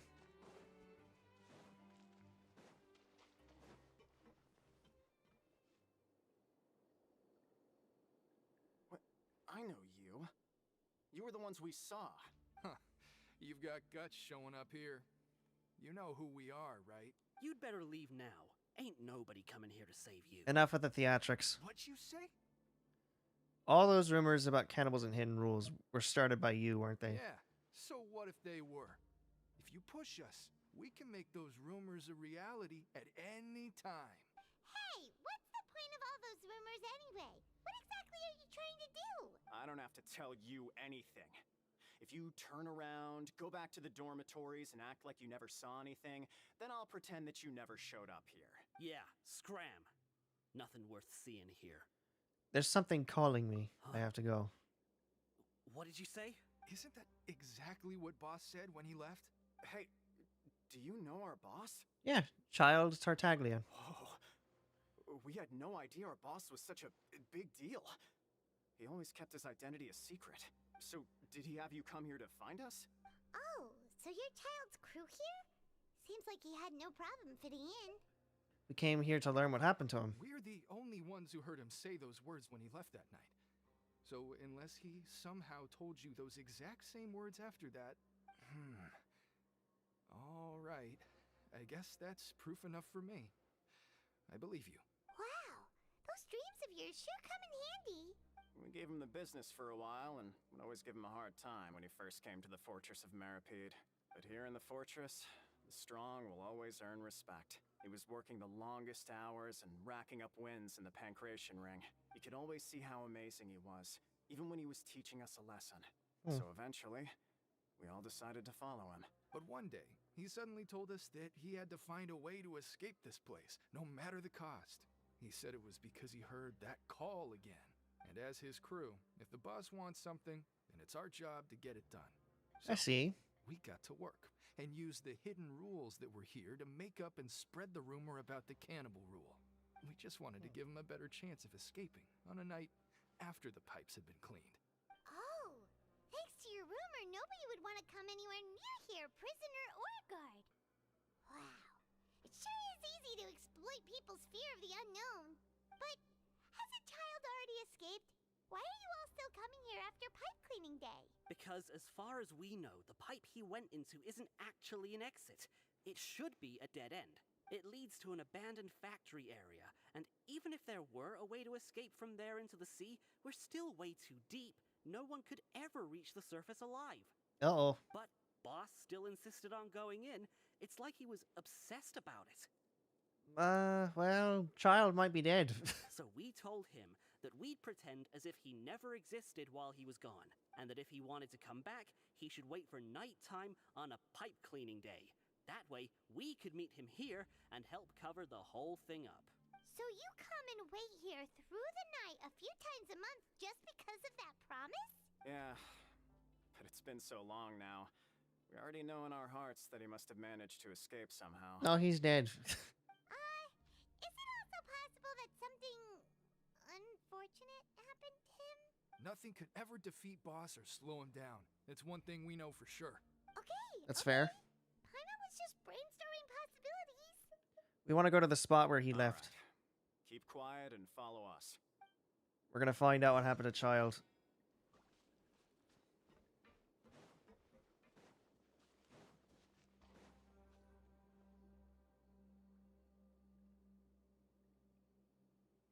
The way up from here has been sealed off. It's impossible to get through. Boss left by going down from here. It wasn't full of water at the time. Later, we came back hoping to have a look. That's when we found out it had been completely flooded. It's impossible to navigate unless you're an extremely skilled diver. I have the power of the water on me side. Do you think Child got trapped by the water? Not likely. We all know that Boss was an incredible swimmer. I know a good diver. Really? Then have him come investigate. Pronto. Just be sure to tell us if you get any news about Boss. It's getting late. We should leave before the guards come this way. Yeah, we learned a lot about what happened to Child here. Let's get going. Oh boy. We're dead. We finally learned some key information. Seems all of our investigative work has finally started to pay off.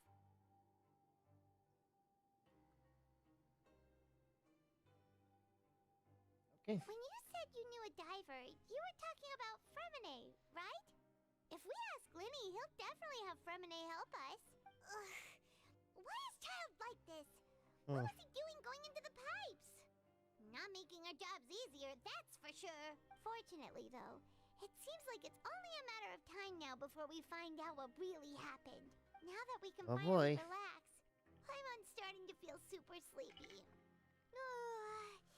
Let's try to get some rest while we still can. Nighty-night, traveler! Nighty-night. That's it for that one. And now we move on to the next one.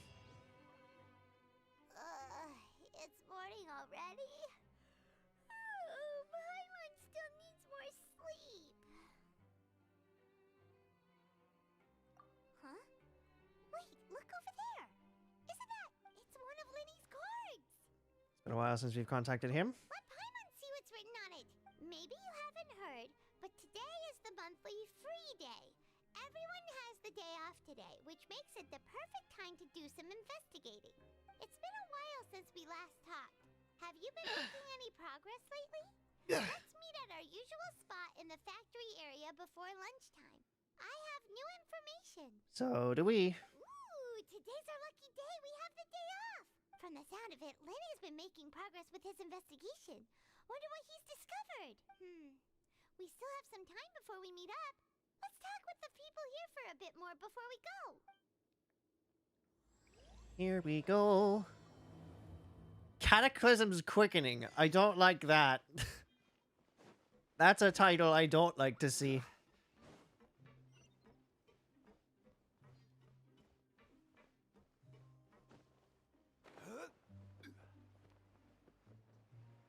That's a title you never like to see. Cataclysm's Quickening.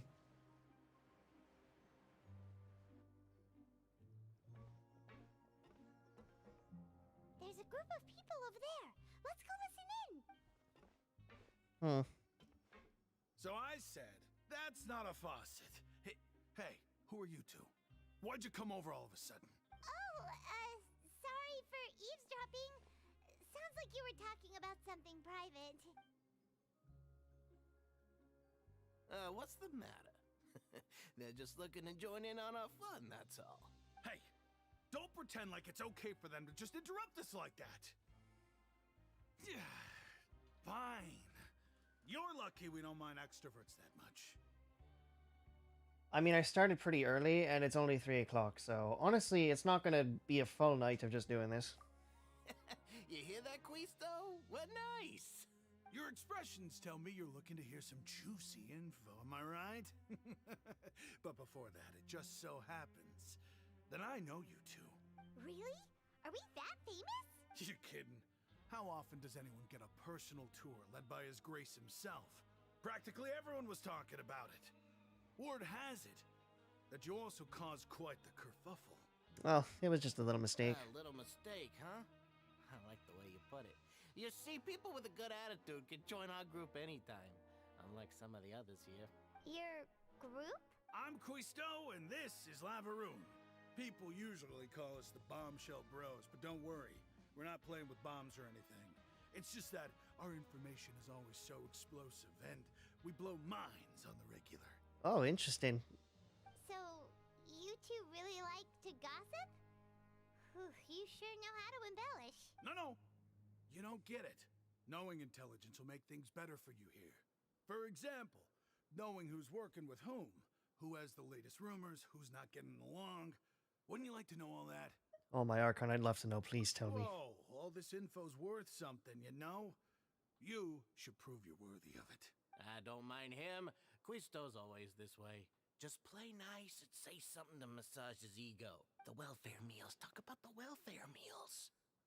We ate the most incredible welfare meal recently. Right. That meal we had yesterday was super delicious. Paimon can still taste it whenever she closes her eyes. Is that so? To tell you the truth, I've been helping out with making those welfare meals. I've been working as a kitchen assistant for about a month and a half now. Oh. Oh, so you're the one who made those delicious... You are correct. Delicious steaks. I am a true professional. In fact, I even went to culinary school. But I don't know, since you like cooking, I guess that means we share similar tastes. Listen What the hell? carefully.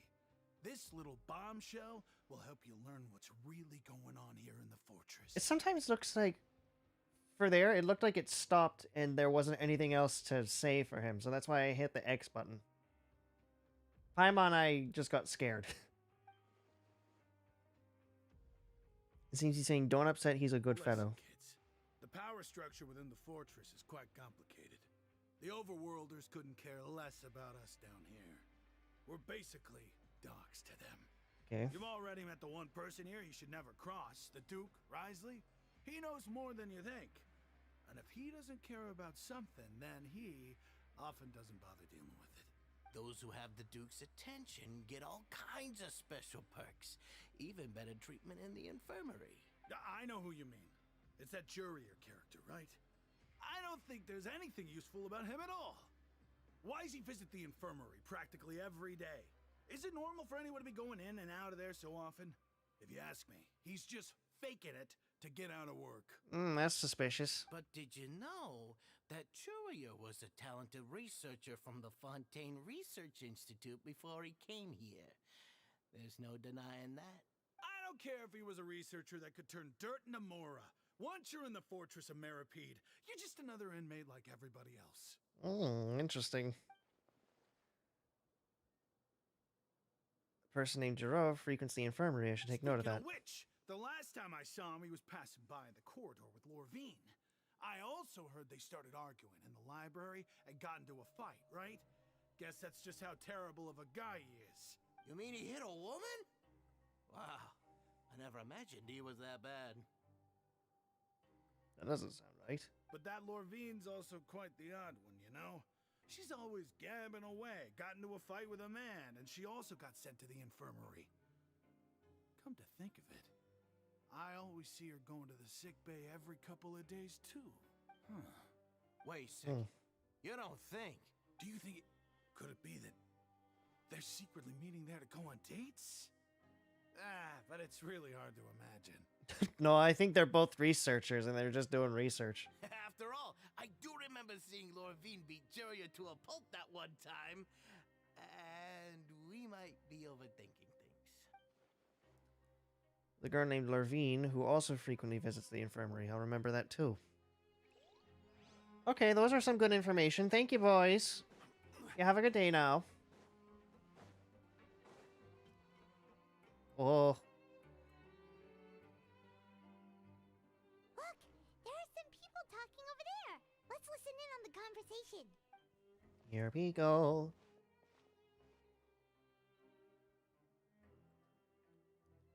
If you ask me, those pompous parasites on the surface act like they're all a bunch of aristocrats. Do any of them give half a hoot about a bunch of dogs like us? No, probably not. Hey, speak for yourself, mate. I'm no dog. Oh, you think you're special or something? If you're here, then you're just a convict like the rest of us. I've heard that even if you're released after serving your sentence, going back to life on the surface ain't any better. Once a criminal, always a criminal. Or marked for life. Oh, great. I don't buy that. Hey, how cool would it be if the whole world was destroyed by a giant flood and everyone had to start over from nothing? My friend, you are the most concerning man I think I've ever heard. What kind of filthy bilge water you spewing? I have family up there. You best shut your sewer hole with talk like that. Listen, Things ain't so great on the surface, but who says that you have to leave? I've heard that you can still stay here and work even after you've served your sentence. Not bad if you ask me. Who wants to live in the ruddy overworld anyway? Okay, well, I mean, at least the grumpy convict has a pretty bright outlook on this. And what makes you think they'd want to hire someone like you? That's one of the great mysteries of the universe, how someone as useless as you is so confident. My guy, I would not be talking trash to the man who could literally pick you up and break you into 2 pieces. Have you seen the muscles on this man? I would not be doing this. Whoa. Sounds like they're really unhappy about the overworld. Speaking of which, Paimon never heard anyone use the words overworld or underworld when we were living up there. Is it only something the inmates down here say? It's normal for convicts to be unhappy. That's true. Thank you very much, boys.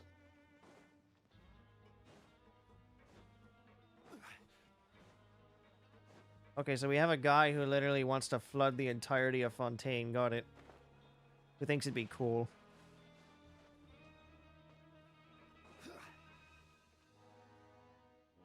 Hey, you over there? Hi. Oh, me? Yeah, you. Say, do you like playing card games? You know, like Genius Invocation TCG? Oh, God, no, not this one.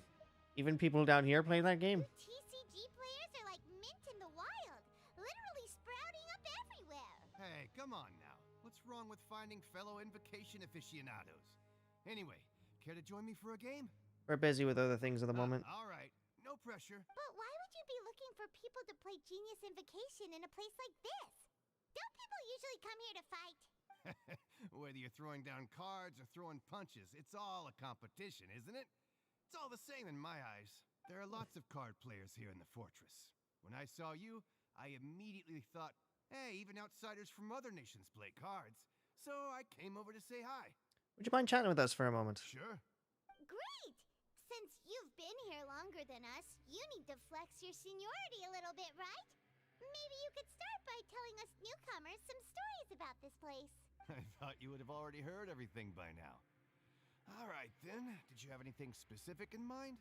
Or do you want me to just pick a topic? Why don't you pick? We'll let you know if we've heard it already. All right. Have you heard any strange rumors since you've arrived? Yeah, we have, actually. Did you know that there are some people who are always gossiping over in the corner? You mean Quisto and Loverine? Yes, you've already met those two. They're quite a pair. They always keep an eye out for the latest happenings and gossip about everything. I've never seen anyone with more time on their hands. I heard that they used to be a chef and a bartender before they were sent down here. You know how bartenders are, always chatting with customers. And chefs love to pass the time just hanging out when they're not cooking. Yeah, that's fair. Good to know. Do you have anything else to tell us? Let me think. Sounds like you want to hear something a little more tantalizing. Oh, did you know that the Duke was also a convict in the fortress of Meripede before? What? Huh? Wait, are you serious? That's right. The Duke was an inmate just like you and me. Seems he was exiled here for committing some crime. Who knows how he ended up rising up to become the warden, though. You probably killed somebody. To go from an ordinary inmate to becoming the manager of the whole place? I'm not gonna lie, I kind of respect that. By the way, do you know anything about a forbidden zone, quote unquote? A forbidden zone? Sounds like something that someone just made up. I've never heard of that. Where did you hear about it? It's just a rumor we've been hearing, but no worries if you've never heard of it. Do you have anything else you can tell us? Anything else? Not that I can think of, but I'll be sure to tell you anything interesting I hear next time. You'll have to play a game of Genius Invocation with me first, though. Fair enough. Okay, we've talked to just about everyone, and it's about time for us to go meet Linny. According to the card he left us, we should go meet him in the production zone.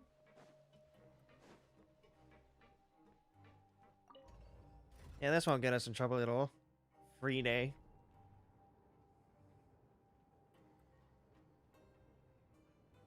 This definitely won't get us into trouble.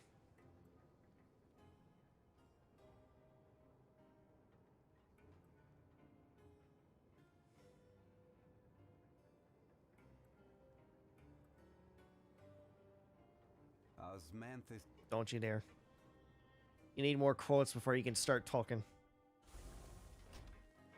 You know, idol.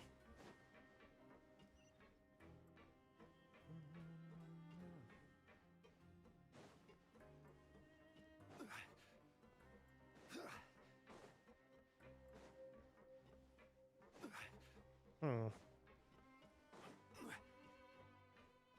We're gonna switch over to Lynette.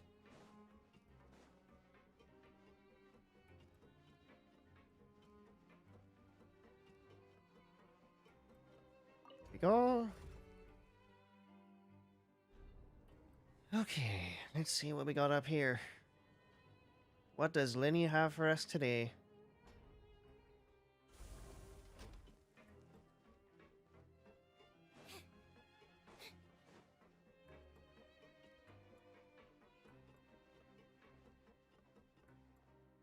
Here we go. What's Hi. How's it going? That look in your eyes. You found something? Little something, yeah. Hey, this is no time to be modest. Just tell him we found a boatload of information. Oh, as expected of the legendary duo, you have my full and undivided attention. Oh boy, here we go. Child tried to escape pretty much. I'd have never guessed that myself.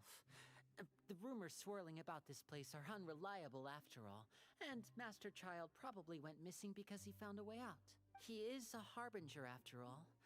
I suppose he's much more resourceful than I initially gave him credit for. Unfortunately, this isn't enough for our final report to Father. We need to find out Master Child's exact whereabouts. Oh, that's gonna be hard. Father told me that even though Master Child said he was just coming to Fontaine for a vacation, he actually had some personal reasons. His agenda might be linked to his disappearance. The most important thing right now is to catch up to him. His escape route is already flooded, so we'll have to task someone with professional diving skills to chase after him. Well, when you put it that way, it's obvious that only Fremine would be up to the task. Bingo! Is he around? He's working today. Coming here as a group would have attracted too much attention. I'll talk to him about it later.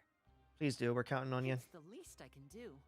We're all in this together, so it's only fair for us to fulfill our end of the bargain. Honestly, I'm far more impressed by you guys managing to collect all this information right under Risley's watchful eyes. Collecting information has always been our strong point. Now, let me think. To find out more information, Fremine will have to retrace Master Child's original route. And if he's to do that, he'll have to set out on the next pipe cleaning day at the earliest.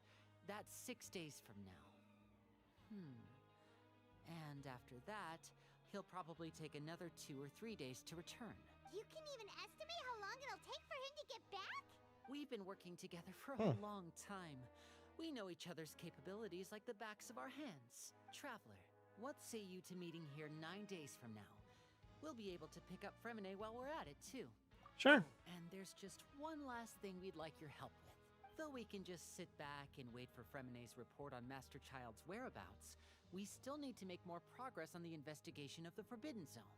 Fremine's no master of disguise. Lynette's still working on getting intel from the other areas, and I'll need to spend some time helping Fremine prepare for his diving mission.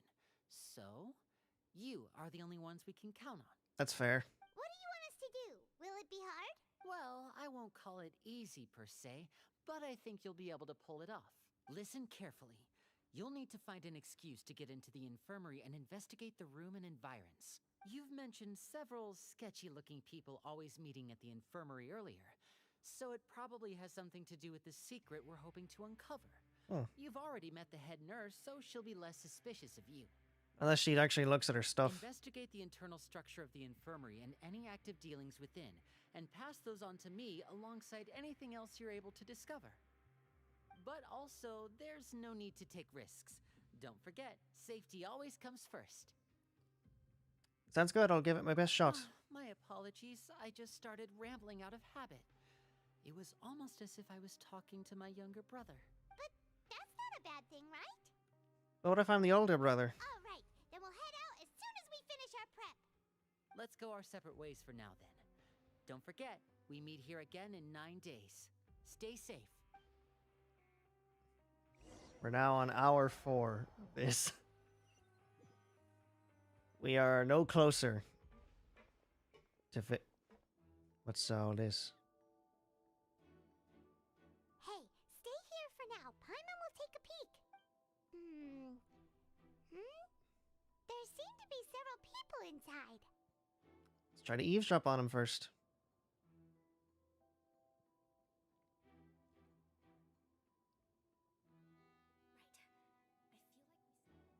It's not impossible.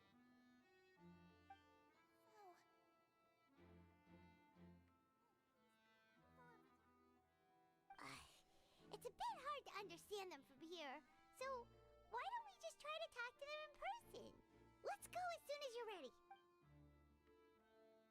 Well.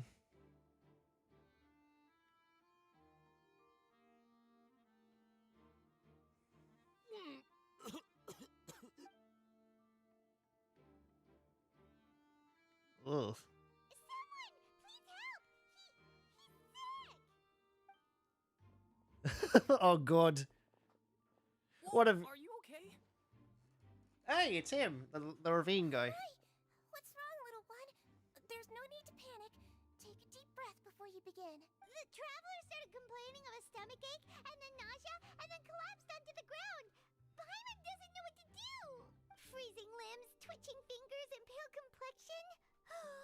Could it be poison? Let me take a look. Please lie down over here. My stomach really hurts. I can't move. Don't worry, I'll get you to the bed safely. Here, hold on to my shoulder and walk slowly. Okay. You can do it, traveler. I'm sorry. Don't apologize. You're sick after all. Now, please relax. I'm just going to do a preliminary checkup on you.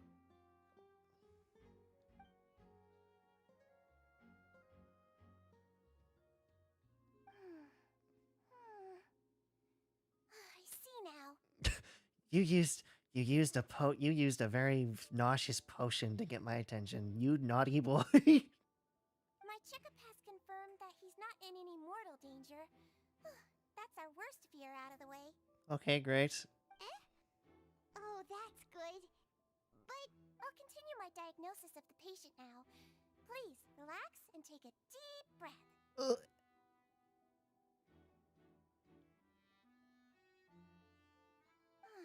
Don't sense serious damage to your organs either. Does it hurt when I press here? It's not too bad. And here? Hurts a little. Huh? But based on my initial checkup, there shouldn't be a problem here. How strange. Is my acting a bit over the top? Oh god. What about here? Does this hurt? No, not really. I can barely feel it.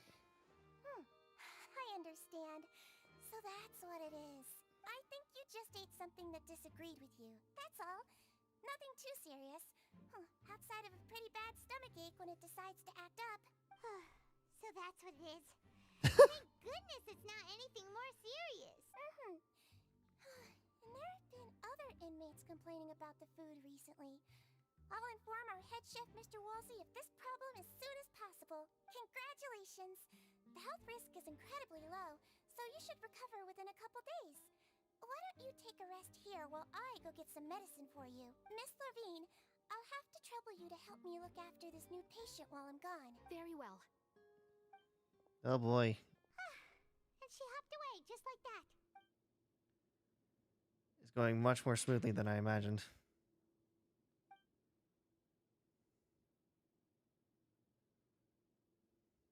Hello. So how are you feeling now? Still not great. His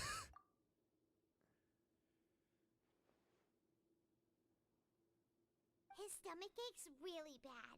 He was stumbling about the whole way here, so Paimon's really worried. If Miss Sijuin says it's not a serious problem, then there's no need to worry. She's the best medic we've got down here. That's fair. But it also looks like she's the only medic you've got down here. Well, that's true. What do you mean, that's true?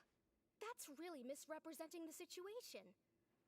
Of course I can't speak for the whole fortress, but it's not like everyone imprisoned here is useless, you know? Though they may have committed crimes and gotten locked up here as a result, they still know a thing or two about medicine, and they help Miss Sishuin take care of the sick and injured. Yeah, you're right. But did you have to lecture me about it in front of another patient? Aren't you a patient too? Where did all your energy come from? Oh, I hate his voice. That's correct. Sorry, I got a bit ahead of myself. Are you two also sick? We've been sick a while. I come back every once in a while for checkups, and to pick up the medicines Miss Sijween prescribes for us. That's just the nature of chronic illnesses. As for her, you could say she fancies herself as Miss Sijween's capable helper because she learned a bit of medical knowledge ages ago. Please watch your mouth, Mr. Jurier. Don't forget that you are the primary reason I have frequent heart palpitations. Hey, don't start arguing now. Please, keep it civil at least. They seem to have a pretty terrible relationship and only ran into each other because they came here to pick up their meds at the same time.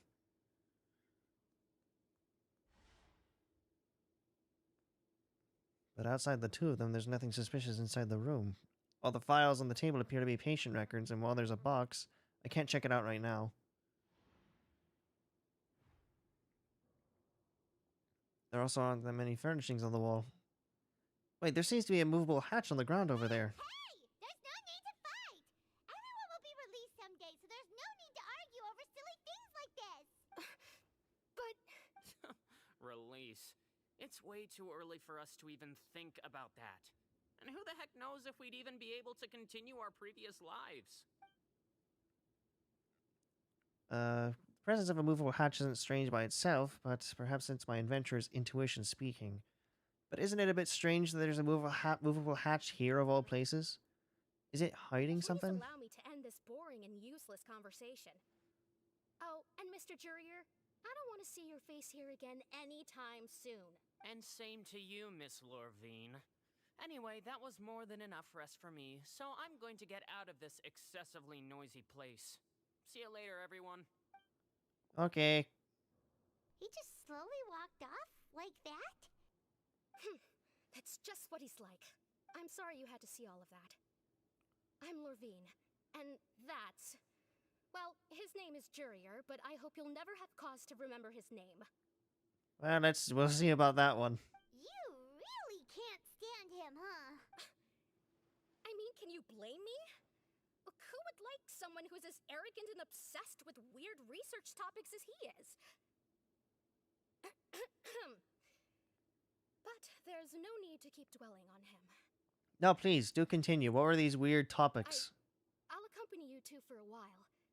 Miss Sishween should be back soon, and I'm sure you'll feel better as soon as you've had some of her medicine. Thank you for looking after me. No, it's nothing. I'm back! Did you rest like you promised? Sorta. Thank you for getting our medicine, Miss Sijween. Did you all cooperate with your bed rest? I trust that nobody got up to walk around. Good. Here, this should be 2 days' worth of medicine for you. Take 1 pill now, and then continue your bed rest. Okay. Medic is so cute. I know, right? Miss Levine, I left in a bit of a hurry just now. Do you still remember if we discussed the color of the pill that you should be taking today? I remember. You said it should be yellow. Did they talk about that before we walked in? Why don't I remember?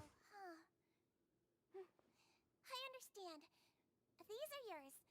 Please, make sure to go to bed early after taking them tonight. You'll benefit from a good night's sleep.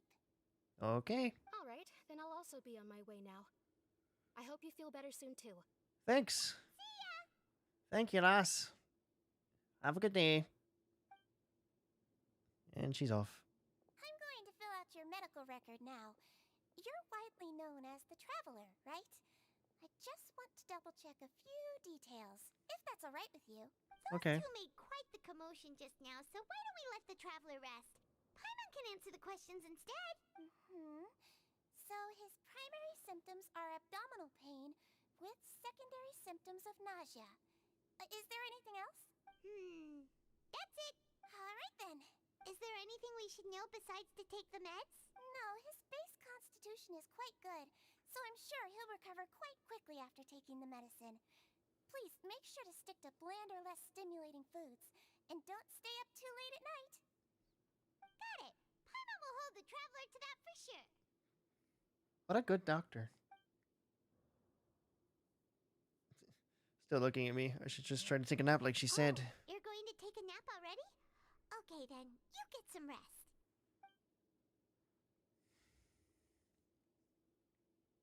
Okay. Still catch some hints of Paimon's conversation with Sigewin. We've been to lots of places together.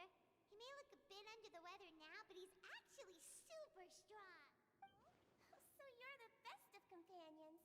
Well, don't worry, he'll recover soon. Aww. You're awake. Help. What? How do you feel? You slept for a really long time, but we never left. Feel a lot better. Thank you both. Now you can go back without a worry in the world. Remember to take your meds regularly, and remember bland foods. Thank you, Miss Sigewin.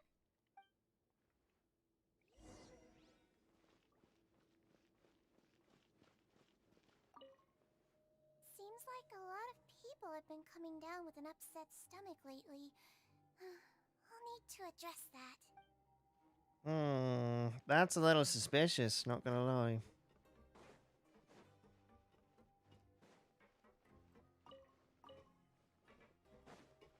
Why are there just weapons down here?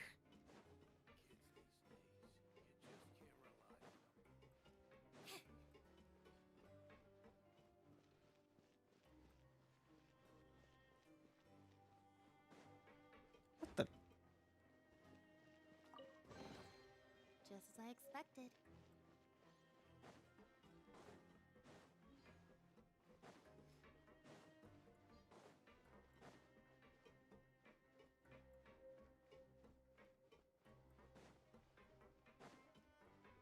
Oh.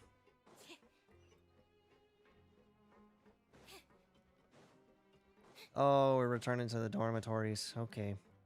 That's what's going on here. For the 200th time.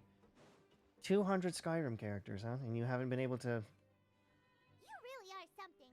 To be able to fall asleep like that and even sleep talk the entire time, you scared Paimon half to death. Did I say anything I shouldn't have? No, but you kept mumbling things along the lines of, Pyron, go take my grilled fish and put down the Adeptus Temptation now.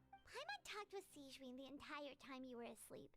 She seems like she's just a sincere nurse, and Paimon didn't notice anything unusual in the room. Are you sure we're not going off track with the infirmary? There's still a few weird things about the place. The movable hatch on the ground, as well as the questions Sigewin asked Lorvine. And also, were they really talking about their meds before we walked in? Oh, and Lorvine and Giroux's argument genuine, or were they just putting on a show? Hear me out. You really are super thorough. All those tiny little suspicious things that Paimon didn't even pick up on. We've got to give the info to Linny. Here we go. Managed to find opportunities to write keywords relating to your suspicions on a piece of paper. Very good.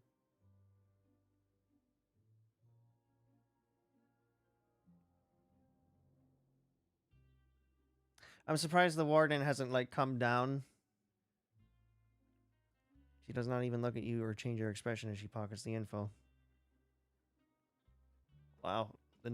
She looks the exact same. What the hell do you mean? The promised 9th day arrives. We're finally getting out of here. It's been fucking months. Today's the day. Let's go meet up with Linny. There he is. Lenny, my boy.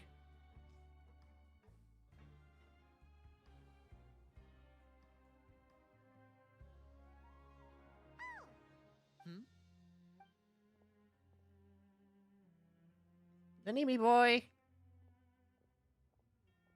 We did it. Did you two run into any trouble over the past few days? No. No, we just worked our shifts according to the schedule. Nothing weird happened. That's good. That means you didn't raise any suspicions when you infiltrated the infirmary. We've taken a look at the slip you've sent. Fremine successfully left the grounds via the pipes 2 days ago. And as of last night, Lynette has also infiltrated the infirmary after faking an illness. Wait, why is she getting involved as well? You already went above and beyond when you scoped out the infirmary. To put it more bluntly, even if we were to view that as something you did in exchange for Fremine's help, you've already done more than enough. Infiltrating a guarded stronghold is a different kind of job from a one-off investigation. We want to avoid using the same faces over and over and reduce the amount of suspicion that will fall on any given person. Ah, that's fair. Lynette also felt like you have already taken the first step for us, so she should be the one to finish the job. So that's what Lynette thinks. Oh, Paimon hopes everything's going well for her. I'm not opposed to helping you. Perhaps that's true. You are both very good people, and we've come to appreciate that more than anyone else. Unfortunately, there's still one thing that could get between us, lest you've forgotten. The matter of our respective loyalties. You've mentioned before that you've had some run-ins with the Fatui. I can understand that feeling, so I assume you're just helping us out of the kindness of your hearts? Well, everyone could use some more friends. We'll be counting on you to help us in the future, too. Aye, that we will. Since I see you as friends, then it's even more important for us to protect you from any peril. Fremine and Lynette feel the same way. I get it now. Glad to hear it. Then, let's go check on Lynette before Fremine returns. If everything went well, then she should be wrapping up her investigation right about now. Is now really a good time to go over? According to my observations, Sigewinne always spends around half an hour away from the infirmary right before lunch. Lynette knows this as well, so this should be a good time to meet up with her. Oh yeah, we heard about that too. Also, I'm her brother, remember? It's only natural for an older brother to care about his younger sister's well-being. Okay, then let's head over right away. Here we go. We're gonna get in trouble. We're gonna get in trouble so bad.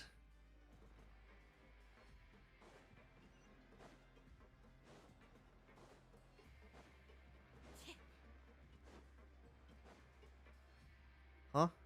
Lynette should be here right now. Huh. Strange. Lynette? As expected, Sigewinne isn't here, but why isn't Lynette here? Could she have found a lead and left to follow it? No, Lynette rarely deviates from the plan. We agreed that if she were to make changes on the fly, she'd find a way to let me know. Unless... Let's see if there are any clues around here. We can look while we wait for her. Who knows? Maybe she'll be back soon. Okay. Unless Risley came in. A little suspicious of everything. None of the beds have any signs of having been slept in. Except that one over there. That's the one Lynette must have used, right? You said she was pretending to be sick. She would have said her migraine was having a particularly bad flare-up. Generally speaking, the head nurse would then ask her to lie down and rest, while she left to retrieve the medication. But this bed is still unmade. Which means, either the head nurse didn't return the entire time from when Lynette laid down up until she left the bed, or the nurse intentionally left it this way. That's not a good sign. That's not a good sign at all. Looks like he's worried too. Don't worry, man. There are some books here and a few files. They all look like medical records. Advanced nursing, how to raise the spirit of your patients, a quick guide to the psychology of emotions, and the meaning of laughter. These sure are some interesting books. Who knew Sigewinne would be interested in these kinds of things?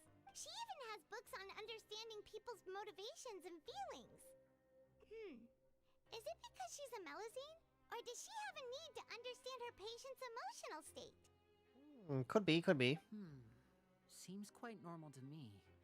These are skills that would come in handy for a nurse from time to time. That's true.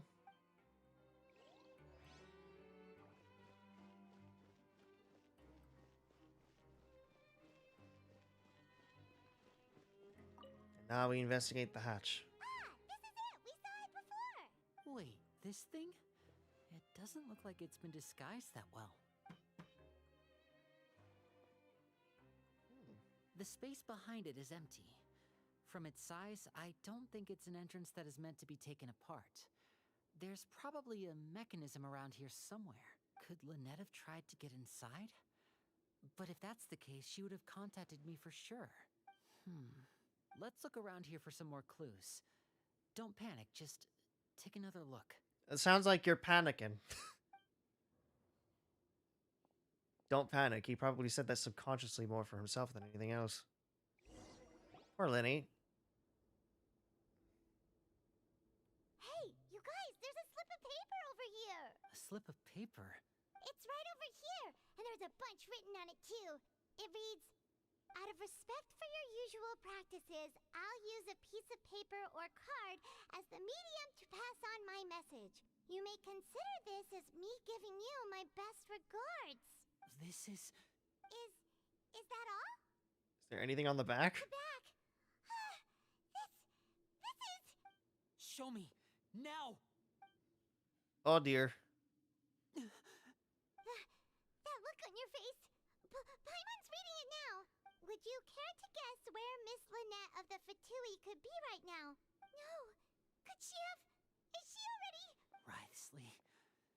Did he deliberately leave the infirmary unguarded to use it as bait? Wait, you mean he was aware of our goals from the very beginning? But why? We didn't run into any trouble last time, and he also never reached out to us since. Why would he choose to act during our second infiltration attempt instead of the first? Yes, that is a crucial question. Wriothesley, he doesn't do anything without a clear goal or reason. So this means he had no concerns about your activities from the very beginning. You're not from the same camp as us. You were sent down here by Nervulet, so you have no conflict of interest with Wriothesley. We're a completely different story, though. Why did he only go after Lynette? Why didn't he go after you as well? I'd like to know that, too. Why did he only go after her? Don't panic. Just think everything over. I have to stay calm. This is not like what happened last time. The situation's different now. Last time? Wait, you're right. Wait, but that means the fact that Fremine was able to leave the grounds. Could Wriothesley have let him go as well? But what does he gain by letting Fremine leave like that? I get it now. He deliberately made them both disappear. So he's challenging me and trying to provoke me, I'm sure of it. We never should have sent out Fremine. We had to go through all that trouble to find an opening to sneak him around the guards and into the pipe, and we even thought luck was on our side. If Wriothesley let him leave on purpose, then he's probably in a terrible spot now as well. Oh dear, Linny, I need you to calm down. Lenny's getting more and more panicked. We have to calm him down. Linny, calm down. Don't be like this, Lenny. Fremine wouldn't have left if we hadn't told you about Child. That was our fault. No. I'm the leader of this operation, and I'm the one responsible for this team. I was the one who failed to protect them. Oh dear. I'll go talk to Wriothesley. Hey, don't be reckless! Traveler, please talk some sense into him. I simply cannot allow Lynette to be abducted again. I have to go. I'll find a way to get them back. Oh dear. Well, we can still go after him. Out the door! After him! She's just been sitting there this whole time. What the hell, lady? I feel like we still have some room to make changes on these details. It's not impossible, but it'll require extensive testing. Is that so? Very well. Then please be mindful of the time. Huh? Is someone? Pack everything up. Whoever's outside is eavesdropping. They'll probably come in once we stop talking. Oh my god, she knew this whole time. She knew this whole time. Oh, are you okay? These two. As expected, they've already found this place. Oh, they are quite sharp. What a delightful turn of events. I like smart people, but I also like playing dumb. I like the feeling of being trusted. Oh my god. Oh my! What's wrong, little one? There's no need to panic. Take a deep breath before you begin. Oh. Being able to to read human expressions is quite the useful skill. Yeah. Wait! I'm right here! To catch up to him! I'm right here! You don't have to go after him! He's already out of sight! How is he so fast? Let's go head him off at Risley's office!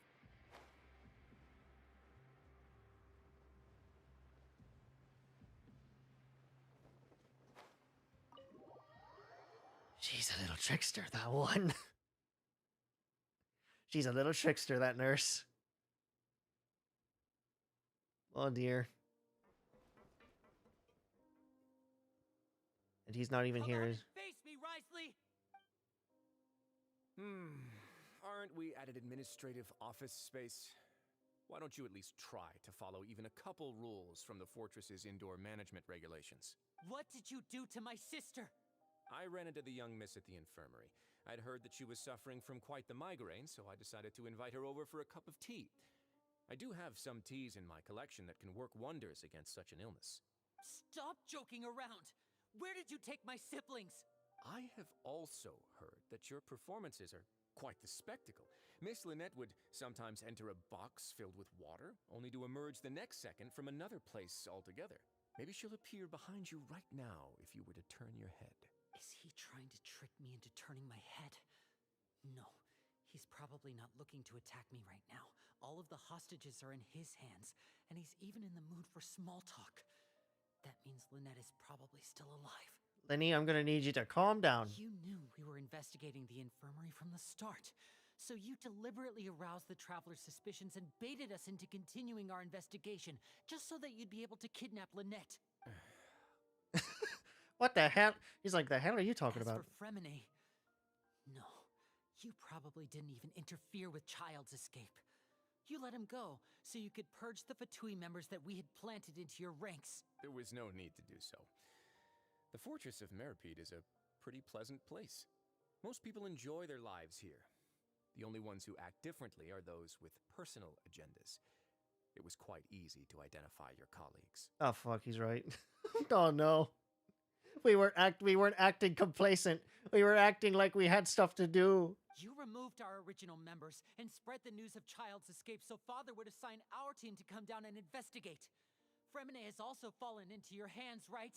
If you're oh so omnipotent and so in control, why would you need hostages? One correction. Lynette is in my hands right now, but Fremine is not. He's not. What do you really want? Hi. Oh, wonderful. Everyone is here, so I'll only need to say this once. Thank you so much for cooperating with me. Where are Lynette and Fremine? Eager and to the point, I see. Alas, only Miss Lynette is currently having a cup of the fortress's finest tea. Although, as per your original plan, Mr. Fremine should also have returned to the fortress by now. But he has neither shown up within my gates, nor has he been taken into any kind of custody. So, where do you think he may be right now? Wait, you can't mean you locked him outside in the sea? I closed the fortress's gate to the outside world. That's all. Fremine's a star diver, so he should be fine, right? No, we're still here, so he'd definitely try to find a way to come back for us. So we can't assume he might have made a break for the surface. But why would I do this, you may be asking? To have an audience with you, of course. My intel tells me that Mr. Linney is a great magician, so it's only natural for me to want to have some cards of my own when it comes to negotiating. Uh-huh. Besides, I do recall you mentioning to Miss Lynette that you've always wanted to have a face-to-face meeting with the Lord of the Fortress of Meripede, regardless of whether it was in a personal or a professional capacity. Well, you got your wish. So, you've been keeping tabs on us before we even set foot in the fortress. Some of my folks just happened to hear a thing or two, that's all. In any case, I will be straight with you. I was willing to play dumb and turn a blind eye, so we had a pleasant few days playing games together here. But once you started focusing on the Forbidden Zone, all of that changed. Oof. Mr. Linney, the cards are stacked against you right now. Miss Lynette is in my hands, and Mr. Fremine is still slowly being pickled out there in the brine. You know just as well as I that he cannot last out there forever. You need do but one thing to guarantee their safety. I would like you to contact your superior, and ideally invite her over for a cup of tea with me. You want to see Father? But why should she bother giving you an audience? Well, if she cares for the well-being of her dearest children, she should have plenty of motivation to join me for a parents' evening. Damn. Damn, he's using, oh. He's a smart one, I'll give him that. He's a smart one, this warden. I've heard that the bonds between the members of the House of the Hearth are like the bonds of family. I don't see why she would refuse. Why did you think Father sent us to handle the Fortress of Meripede? This place is basically a no-man's land. It wouldn't be fitting for anyone as important as a harbinger like Father to come here in person.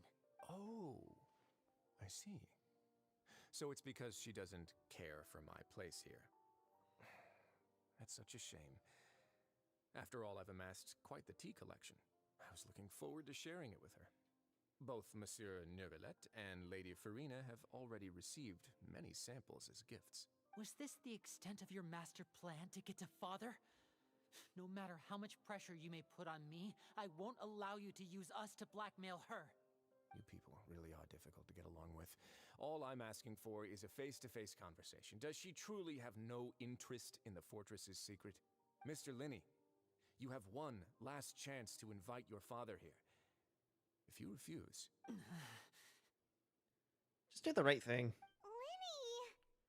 Why do you have to do this? Instead of asking why I'm doing this, why don't you try to see things from my perspective for a second? From the very beginning, the Fatui has been actively infiltrating my fortress. I gave you a warning by cutting off the first few operatives I found, but that only caused you to double down. Had you given up on the fortress then and there, I'd have no reason to want to talk. Mr. Fremenet left the fortress on his own, and Miss Lynette tried to pry out my secrets right in front of me. No matter how you look at it, the responsibility for this falls on you. I shouldn't ask Father to do anything because of us. 6, 5... Oh no, he's starting the countdown. He's starting the countdown, everyone. It's the dreaded countdown that every child hates to hear. Wait, 2, 1. Time's up. It really is a shame, Mr. Linney. Negotiations have broken down. Please leave, ladies and gentlemen. It's time for my afternoon tea. Please wait. Can we really not talk about this some more? Listen to the Traveler. If you can't talk to Linny, can you at least talk to us? You do realize that I'm only letting you go because of Neuvillette, yes? You're here helping him out, and I've already done my best to stay out of your way. But that doesn't mean you can just do whatever you want. The fortress may be small and remote, but it still has its own set of laws. I want to save Fremenet and Lynette too. Fremenet and Lynette too. Then how about this? Those who are capable deserve respect. You've spent quite some time investigating my home turf by now, so why don't you tell me a thing or two about what you found? I'll ask you 3 questions. Answer all of them correctly, and I'll agree to your request. Okay. Question 1. Regarding the hidden rules of the production zone, what is the truth behind the one about not being allowed to work for 3 days in a row? I can't believe he's asking me about the hidden rules.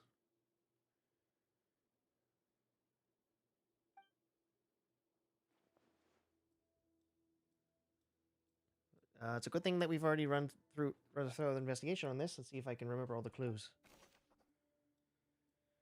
If you break down the hidden rule of the production zone, your welfare meal might contain some strange meat.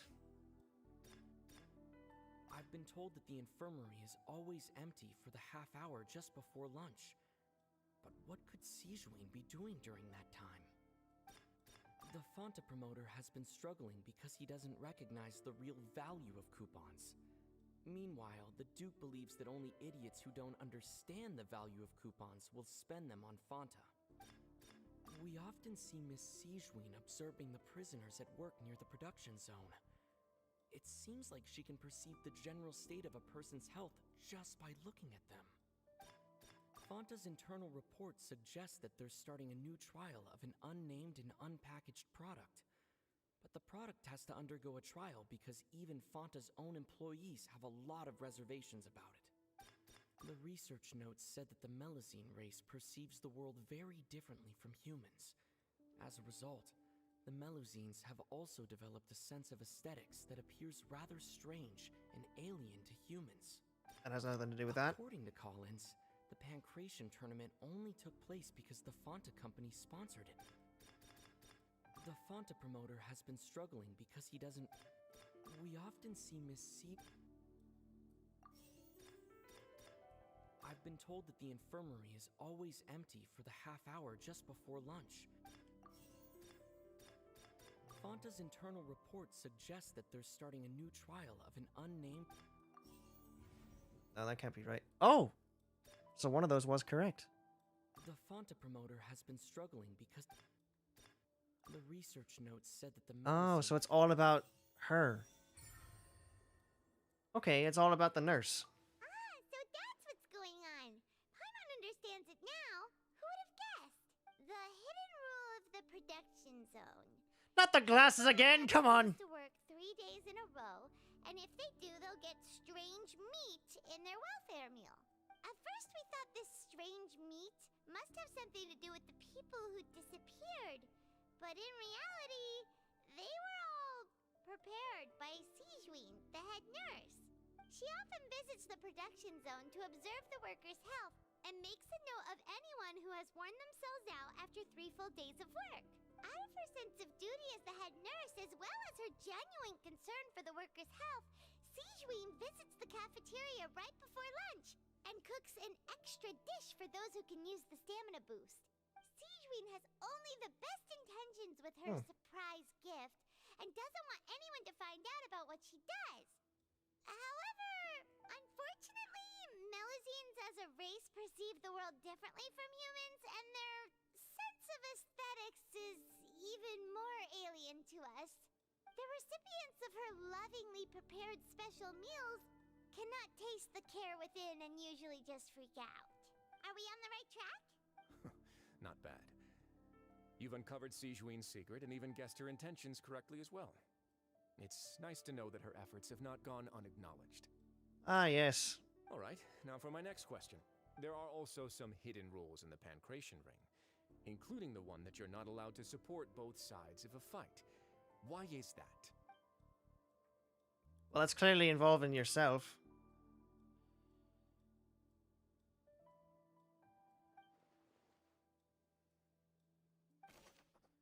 Okay, if you violate the hidden rules, you will receive a bag containing a strange blood-colored liquid. I've been told that the infirmary is...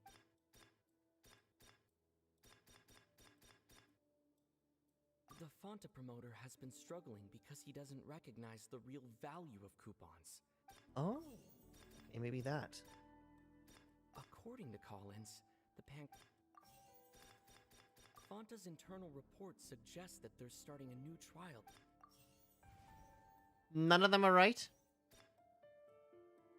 Fonta's internal report...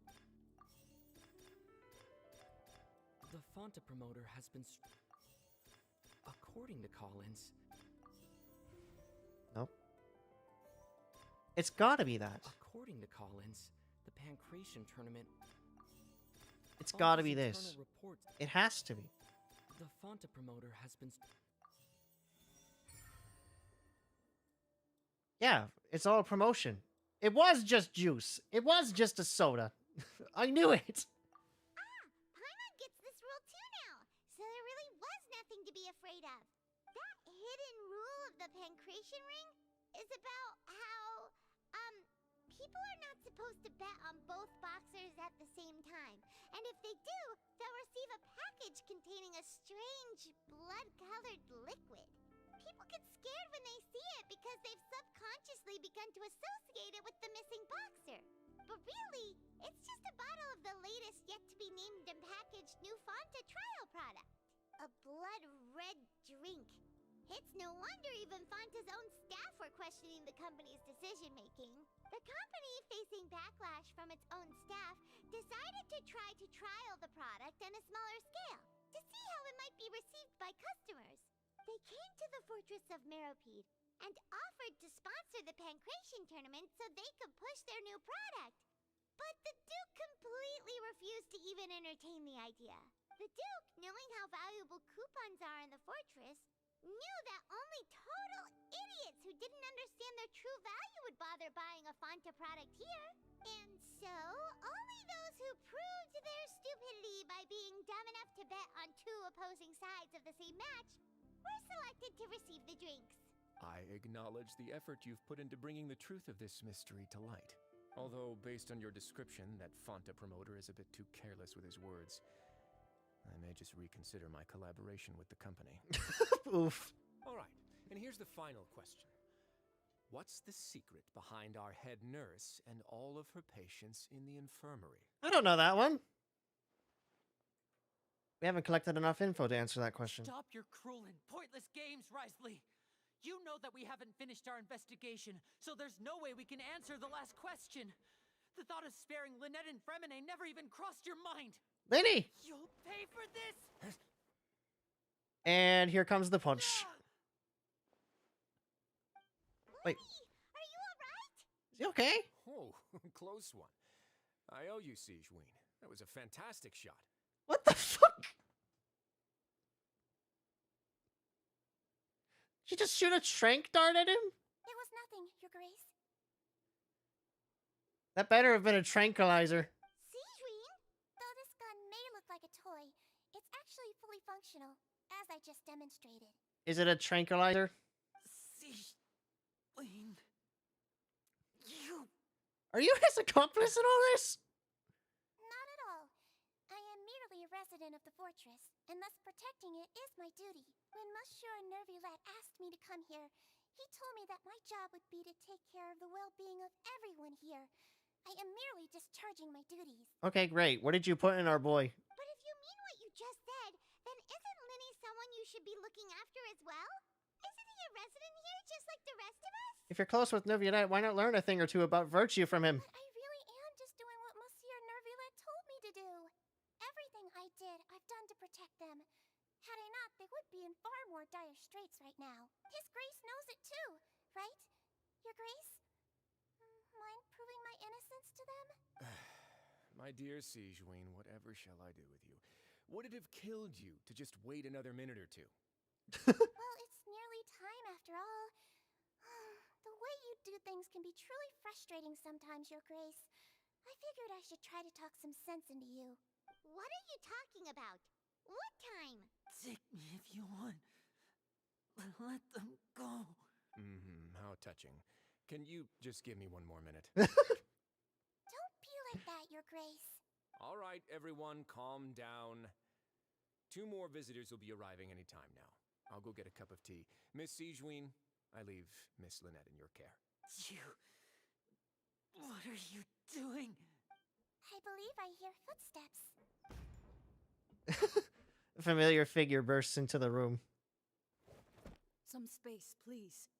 Ah, Miss Clarand. My door. What the fuck? My door. Fremine. Fremine. Is he okay? Did you kill him? What'd you do? What's going on? What is Clarand doing here? Work. Okay. I'm sorry about shooting you, Mr. Linny. The tranquilizing effect will begin to wear off soon. Please take it easy in the meantime, though. What happened to Fremine? Wasn't he diving just outside of the fortress? Why is he looking like this? These symptoms, it can't be. Is he dying? A flushed face, an accelerated pulse. He must have consumed primordial seawater. What? What did you say? Please, make some space. I'll need to give Mr. Fremine a more thorough checkup. Your Grace, I'll leave the rest to you. I'll talk to Clarand while you get Fremine to where he needs to be. Everything else can wait. What? He's gonna turn into water. What's that look on your face? I thought I made good time on the way back. Oh, I'm just admiring your punctuality. Had you arrived just a few minutes later, Sigewin may have been forced to shoot Mr. Linny again. How's the situation out there? The water has changed. It's pretty much as expected. The concentration of primordial seawater has increased significantly. What, I was only out there a short time, so it wasn't too bad. But if one were to stay for any significant amount of time, well, you can see how that boy's doing. Where was he when you found him? The abandoned zone at the end of the pipes. A good distance into the water. Closer than I thought. He must have recognized it early on and tried desperately to swim back. Locking the door was necessary. I don't think we could have saved two. Well, I did try to convince him that I had my reasons. Never seems to work, though. It would probably work on Neuvillette.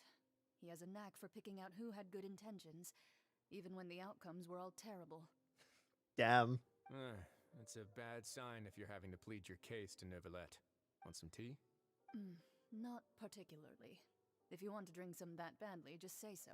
Fine, I'd like to get some tea. Want me to get you a cup too, since I've already made it? Might as well then, I suppose. Actually, do you have a towel? I would like to dry my hair. Please. So... is Lynette upstairs or something? Nope, Lenny, it's Lenny that I have to focus on. Looks disgusted. It seems like he'd rather not have Sigewinne touch Fremine. Still, he didn't stop her, since it's obvious that Fremine does require urgent medical care. How is he? These symptoms are probably caused by an acute ingestion of a large amount of primordial seawater. Still, his condition is not critical. Of course, it would be best if he stayed for further observation. Let's leave him here for now, and move him to the infirmary once he's recovered a bit more. Sorry. I am aware that the infirmary may not be your favorite place in the world at the moment. We do only have a single clinic in the fortress, however. Why would he ingest a large amount of primordial seawater after leaving the fortress? How could that possibly happen? Please, look after Mr. Fremine for the moment. I'll go fetch some medicine and a respirator. Oh, I'll bring Miss Lynette back with me. Where is she? How is she right now? Oh, she just took a nap in an empty room after I tranquilized her. If my calculations are correct, she should also be waking up right around now. You might not believe me, but His Grace and I actually made some snacks and tea for her. Aww. Then he has finally begun to stop tensing. The muscles on his face. It seems that he trusts what Sigewinne just said. Thank the gods. He's fine. Linny, are you okay? I'll be fine.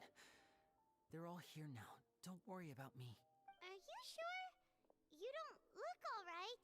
My hands and feet are still a bit weak, but that's probably just the residual effects of the tranquilizer shot. I'm back, everyone. Lenny! Oh, Traveler, Paimon, you're here too. And so's Fremine.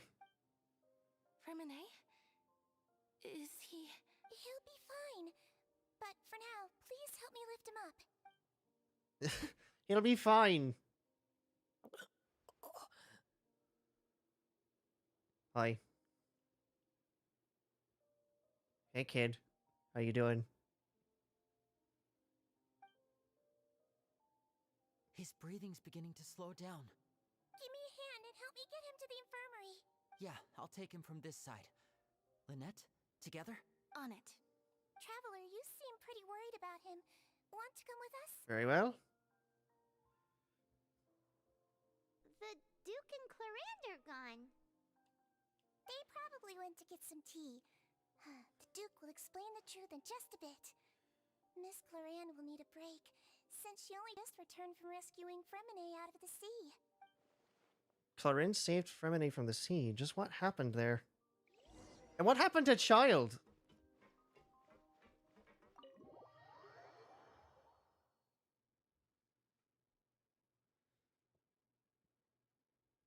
Is Child truly dead?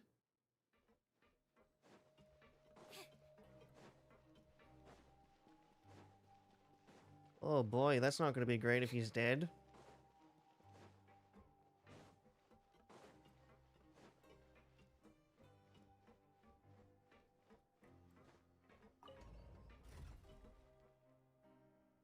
He's a family after all.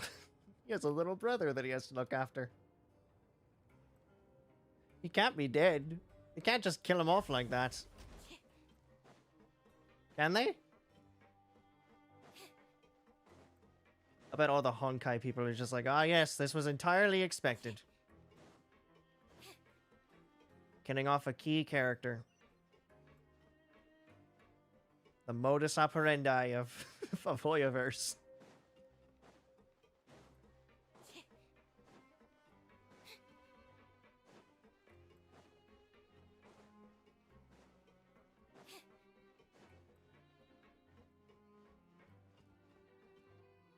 Anyway, he's perfectly fine, they say. Is he fine? He's Hi. awake. Fremine, how do you feel? Lenny. Lynette. Hi. How you doing, kid? We're all here. Where am I? The infirmary at the Fortress of Meripede, Mr. Fremine. And you are no longer in any danger. How do you feel? Don't push yourself if you're not feeling up to it. Traveler. Paimon. It's been so long. The sea. There's something wrong with the seawater. Shh, it's okay. We can talk about it after you've recovered. No, listen to me. This is really serious. There's primordial seawater mixed into the regular seawater. I don't know why it's there, but no one should touch it. What happened after you snuck into the pipes? Pipes. Right, the pipes. It's all coming back to me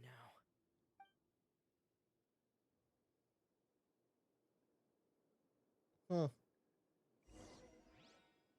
What, we get to play it from his perspective now? Oh boy. Or is it a cutscene? It's a cutscene. I'm in. Seems like this pipe hasn't been used in a long time. It looks abandoned.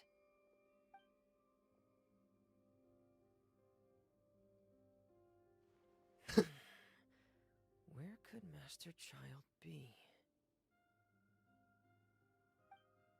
We'll never know. Ah, we get to play as the boy. Child! Are you alive, lad? Say so. Clearly, you didn't get this far. Child? This mechanism looks like it's been tampered with. Could he have done it?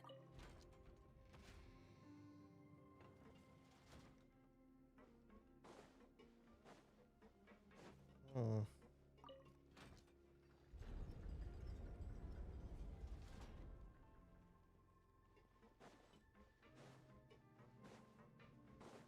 The door of resurrection.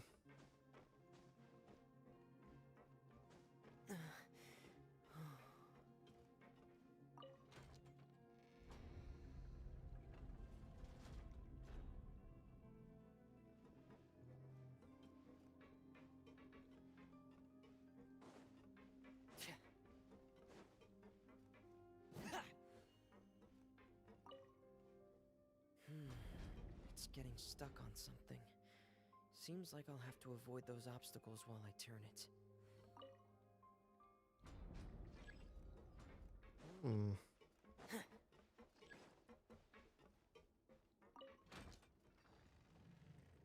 Okay, we're gonna turn it down below then.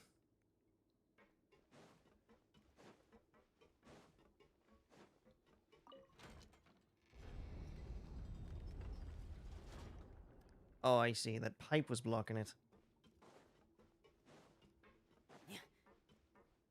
Okay. Get back up. And we're on our way. Doesn't look like there's any water down here, though. So where did he get water from? Is my question. Another door of resurrection. Never good when those things show up.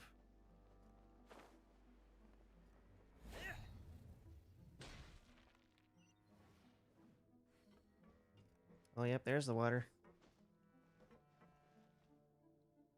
This is where the water starts. Okay. Master Child probably dived into the water. I'll go take a look as well. Not so sure that's a good idea, but okay.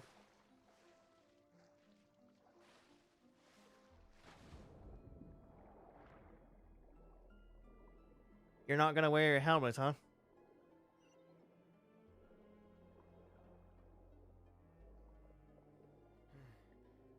The vegetation here is a bit more sparse.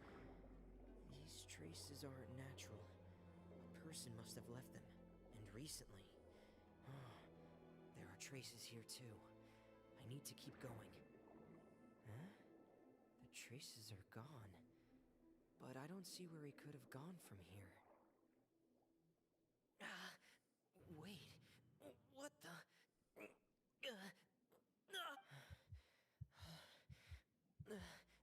My heart is racing, and it's getting harder and harder to breathe.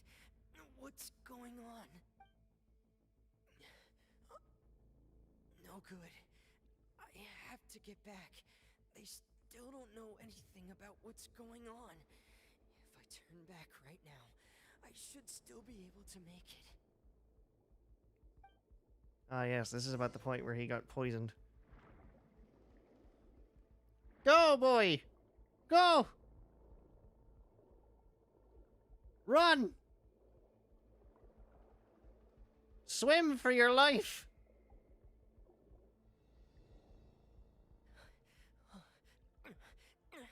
I can't die here.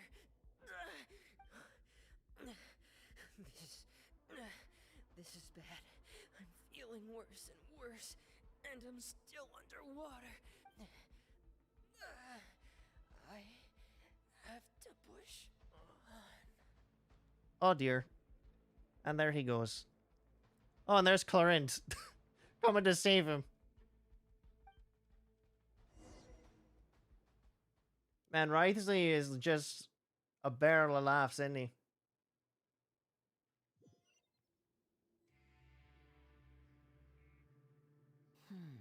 So, in other words, the trail you were following vanished, and you had no idea where Master Child could have gone.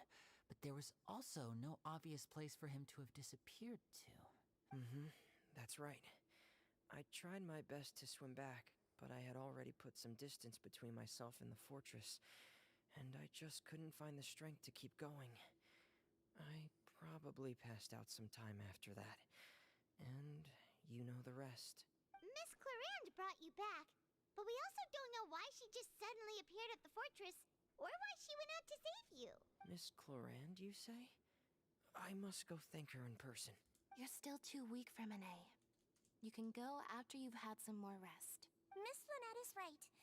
I believe Miss Clarand will stay here as a guest for another few days, so there's no need to hurry. Very good. Guest?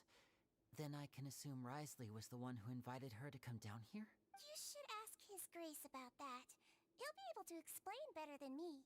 Got it, I'll go talk to him. Yeah, it's about time he actually told us what's going on. Wanna come with us, Liddy?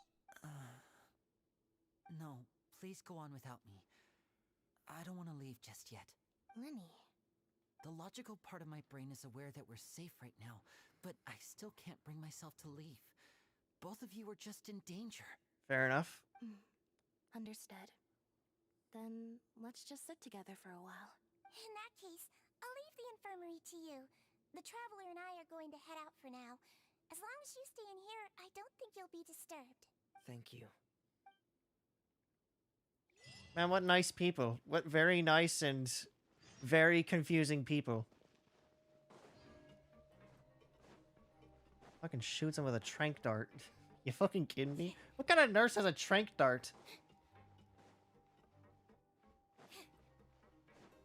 What kind of nurse just has tranquilizers on the go, on the reg?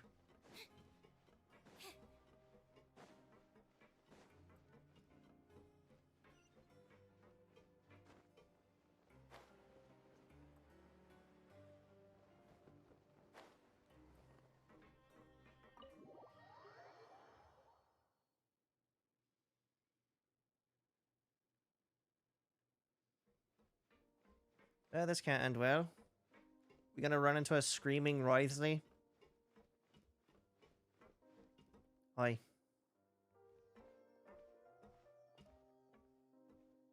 Excuse me. I take it Mr. Fremonet's condition has stabilized? Of course. I wouldn't have left the infirmary otherwise. I've been expecting those two, but might I inquire as to the purpose of your visit, Miss Siegewien? I wanted to check up on Miss Cloran. How are you feeling? Mostly fine, I think. If you don't mind, I'd like to perform another quick physical exam. It'll just take a few minutes. All right. Thank you for looking out for me. I'll take my leave for now, then. Well, want to explain yourself, Wriothesley? And then he just looks at us and goes, well, I think that's my question to you, actually. Of course, but I'm not partial to the word choice of explain. How about enlighten? Please, enlighten us as much as you'd like. Where should I begin? How about you start by asking me any questions you have? You can start with whichever one you'd like to get answered the most. Then Paimon will begin. Did you know about Lenny's goals from the very beginning? No.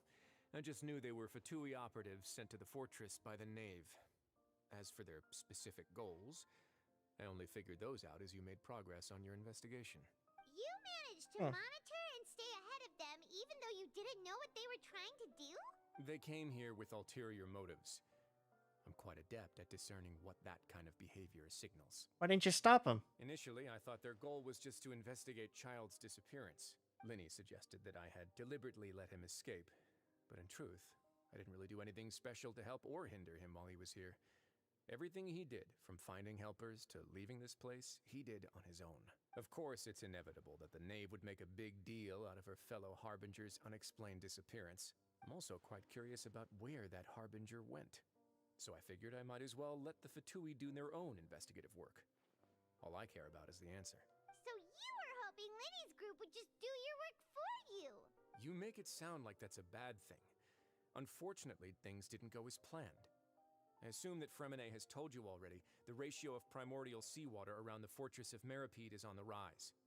The Forbidden Zone has always been Linny's target, and you got roped into that investigation after running into him. I began to intervene out of concern for your safety, and also to prevent the fortress from becoming entangled in more irksome matters. Okay. Are the rumors true? That you're also a former criminal? Now, why would you put it like that?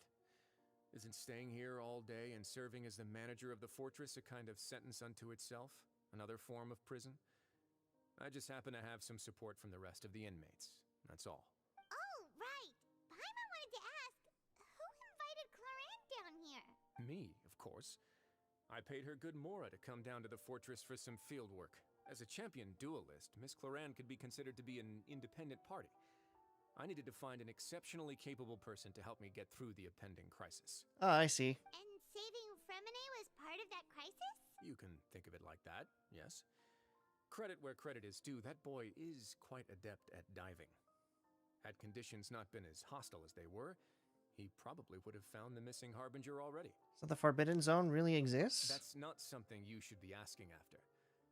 Neuvillette only asked you to investigate Child's whereabouts. All I need to prove to you is that the Forbidden Zone had nothing to do with the Harbinger's disappearance. That should be clear now that you've spoken to Fremonet. But we've already uncovered that there's something wrong with the infirmary, and we've answered a bunch of questions that you threw at us. Isn't it about time that you answer our last question in return? You make a compelling case. Do you really want to know the answer that badly? Yes. Yeah, Paimon really wants to know. Yes. Even if the truth may not be pleasant? Yes. Follow me. Oh boy. What's the truth? Sure. Sure, I'll scar myself for life. Sure.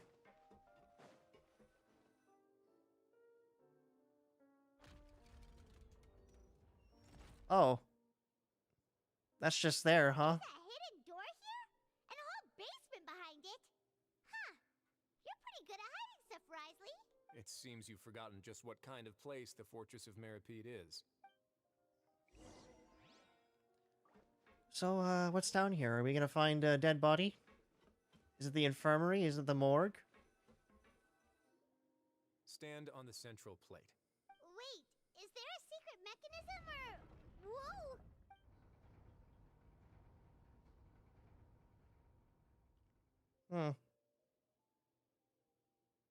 Don't like this. Not one bit. Matter of fact. So, this is the Forbidden Zone? Honestly, for a place so well hidden, Paimon sure doesn't see anything special. And that is... What a huge door! There are 3 such isolation gates in total. Generally speaking, I'm the only one who's allowed to go inside. Hence the name Forbidden Zone. Am I correct to assume you're going to run on back and tell your little Fatui friends everything? Well, Paimon wasn't thinking of keeping anything from them. Well, I'd advise you wait until you've seen the whole truth of this place for yourself before deciding whether or not to tell them. Okay, that's fair. I'll judge it. I'll judge it off of that. I'll judge it off of whether it's bad or not. Huh. So there's a switch on the side. Stand back. Okay. Is it water? Is water about to come out? Nope, just dust. They all just went up one by one. What's that in the middle of the room? Go on, have a look. It's like a machine. What is that? Room is nearly empty with nothing in here, which is quite strange on its own. There's also a device smack dab in the middle of the room, which looks like some kind of massive I've been sluice interested gate. in what lies beyond that gate ever since I assumed leadership of the Fortress of Meripede. Of course, it would be unwise to recklessly open it, but it'd also be risky and negligent to simply ignore any potential danger that could be behind it. The readings on that dashboard have not budged since the day when I first laid eyes on this place.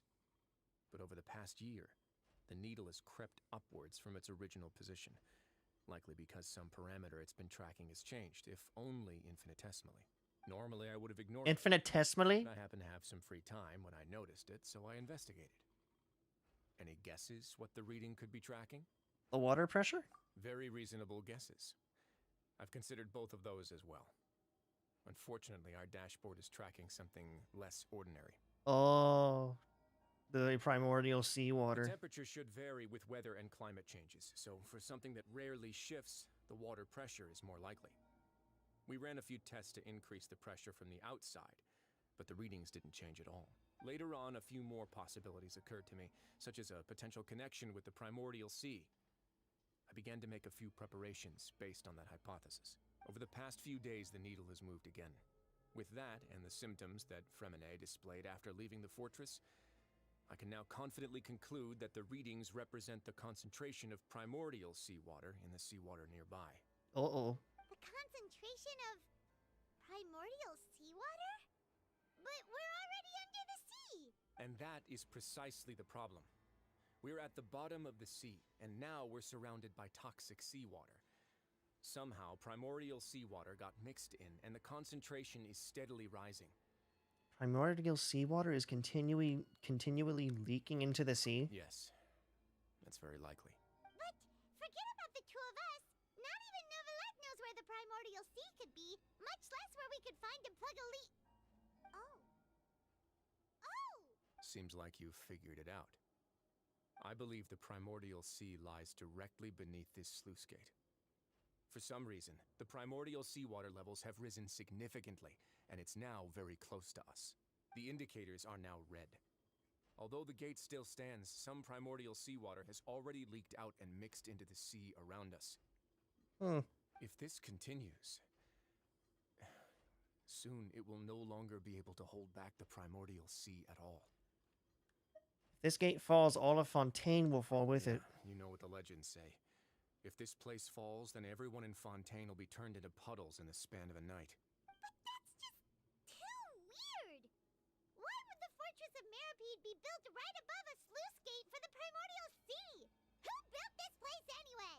Your expression tells me you think this might be part of a vast, complicated conspiracy. To be honest, you might find the actual answer may be exceedingly boring.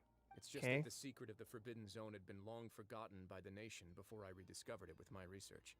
There's no single founder of the Fortress of Meripede in any traditional sense. What we know about its history has been left to us by the people who used to live here. Uh-huh. When the previous Hydro Archon Egeria ruled the land, all convicted criminals from Fontaine were exiled. The people drove the criminals away like a wolf pack chasing away the banished. Hmm. The criminals received no sympathy of any kind from the people. They were exiled to the desolate seaside, where they experienced only pain, struggle, and the bone-chilling cold. Okay. Some of them began to repent and prayed to the Hydro Archon, asking if there was still anything they could do. The Hydro Archon took pity on them and said, "You may go guard my secret, deep underneath the waves." And so, leaning on the power of the Hydro Archon, they gathered underneath the sea and began to build a fortress. They became a community down there in the deeps, and over the years helped it to grow. As the number of exiles increased, more and more people joined the community. When the first group of exiles died, they left the yet unfinished fortress to their successors. The Hydro Archon continued to lend her support, allowing the fortress and what it stood for to continue growing ever larger. Before long, this dark underwater fortress became the sinner's only home. And with that, the people here stopped referring to the fortress as a prison. They saw themselves as repenting sinners who would regain their freedom once they had sufficiently redeemed themselves. But it doesn't seem like that's helping. But as time went on, people also realized that the fortress was a lonely place. Once they had gotten used to life here, they could no longer feel comfortable living in the overworld. Once they had finished serving their sentences, some people left and some others chose to stay. They'd find some idle position and let their withered souls fade away with the ancient secrets of the past. After many, many centuries, few people still remember the reason for the fortress's founding. Now they just see it as an integral pillar of Fontainian society, as the place where criminals deserve to be sent. Now and again, researchers manage to break one law or another and live out their days in the fortress. I learned all this from an elderly historian. Everyone else just thought he'd made it all up. And to you, it just made a whole lot of sense. But now you know every part of that history is true. Indeed. It's just as the prophecy says. If this gate fails, then everyone will be dissolved into the sea. Do you believe in prophecies? To be frank, not really. But sadly, that hasn't stopped this prophecy from proving all too accurate. Prophecies are troublesome things. Just hearing one will create the first wave of panic. Seeing signs of it will bring about the second, and actually witnessing it in real time, the third. So, as the Duke of the Meripede, just what do you plan to do about it? Let's go somewhere else. I want to show you something. What's your plan, Duke? What's your plan, Duke of the Prison? This is it. Your Grace, perfect timing. The results from our last round of experiments have... Wait, Jurier, he's not alone! Huh? Lorvine and Jurier? No need to panic, you two. I've already told them about our plan. What? After you warned us not to tell a single soul about any of this? I'm skeptical as well. Are you sure they are trustworthy? The results speak for themselves, don't they? These two may already know more than you could ever imagine. All right then, if Your Grace insists. They seem harmless enough, so I'll trust them for now. How about some reintroductions? This is Jurier, one of the highest-ranked researchers from the Fontaine Research Institute. He used to work under Edwin. I trust that you've heard of Edwin? Yeah. Good. Saves me a bit of time explaining. Edwin's main areas of research were archeum and gravimeters. As his assistant, Jurier is quite familiar with them as well. I hired him to be my technical consultant. You want to blow up the Fortress of Meripede? Ah, what a lovely idea. I'm already imagining it in my head. Wait, but wouldn't that just release the water? Wouldn't that... Hang on. Wouldn't blowing the very thing keeping the thing from coming into the water just make the thing come into the water?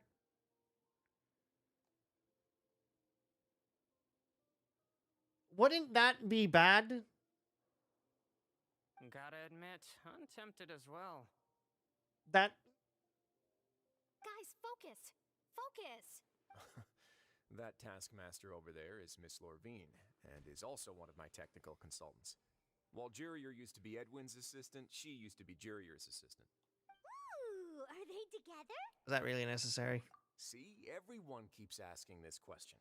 Are you too sure you're not a couple and just using your work as a convenient cover? Your Grace, I am not in a relationship with this man. If I dated her, I'd officially be madder than Edwin. Jeez. Forget I said anything then. Follow me. You're not really thinking of blowing this up, are you? Another door that goes right up. Your constant amazement makes it seem like the fortress can do anything. Well, to be fair, we've only ever seen the medieval times. But Paimon really thinks everything's super cool. Is this just a normal room? Well, let's spice it up a bit. And here you go.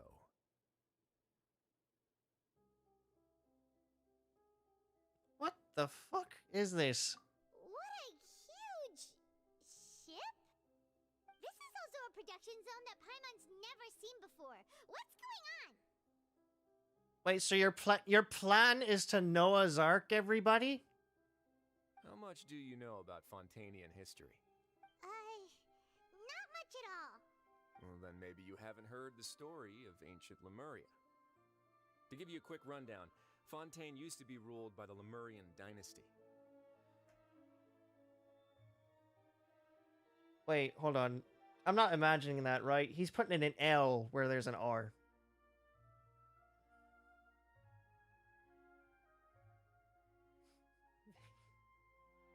Am I imagining that? Like I thought I heard him say Lemuria, and then I like took a second listen. I'm like, no, I'm pretty sure he just said Lemuria.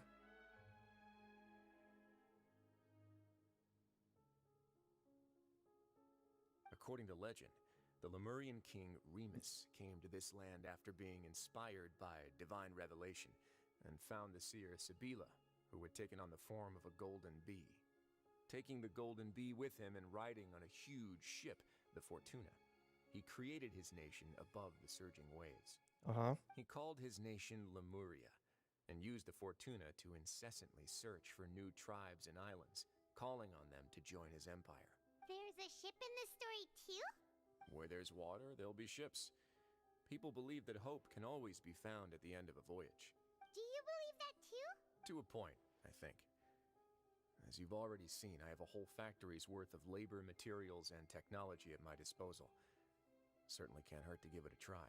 So the moment I began to speculate that the primordial sea might lie underneath the gate, I also began this project. Were you inspired by the legendary Fortuna? Maybe. Fontanians need something to hold on to cope with the impending disaster.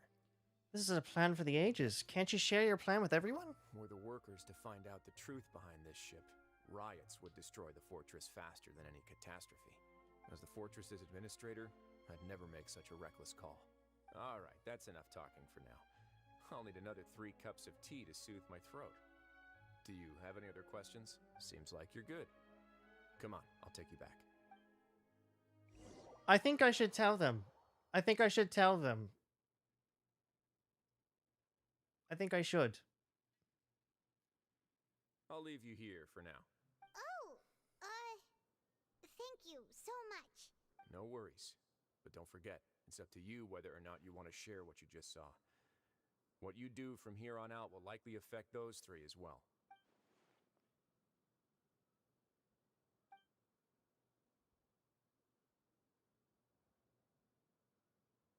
Yeah, we'll put a lot of thought into it for sure.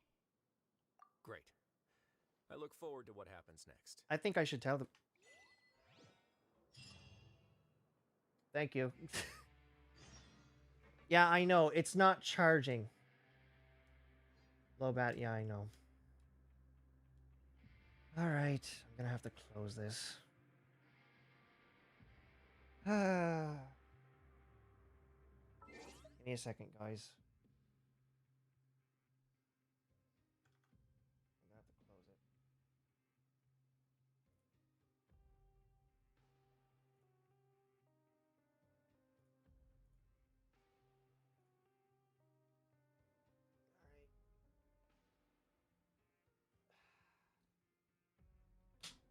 Well, I'm still gonna be talking, but unfortunately, the phone is gonna be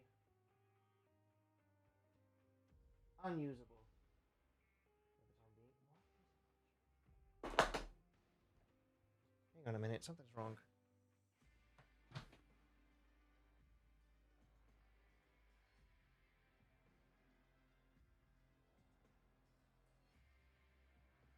Well, that's the problem. I couldn't. I'll explain later. For now, we need to tell these children that some stuff's going down.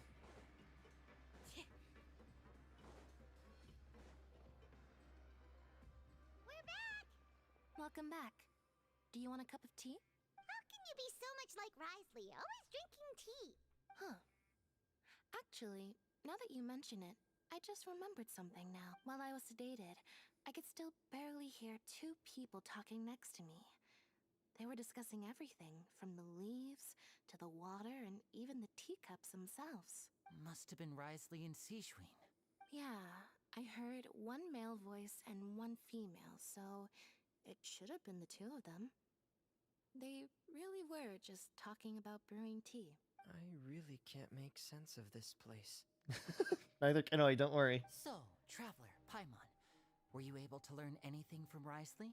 Yeah, he explained everything. Very well. Then, would you mind checking your answers against my speculations? Feeling better now, Lainey? Yeah, I took the time to rest, so I'm feeling a lot more relaxed now.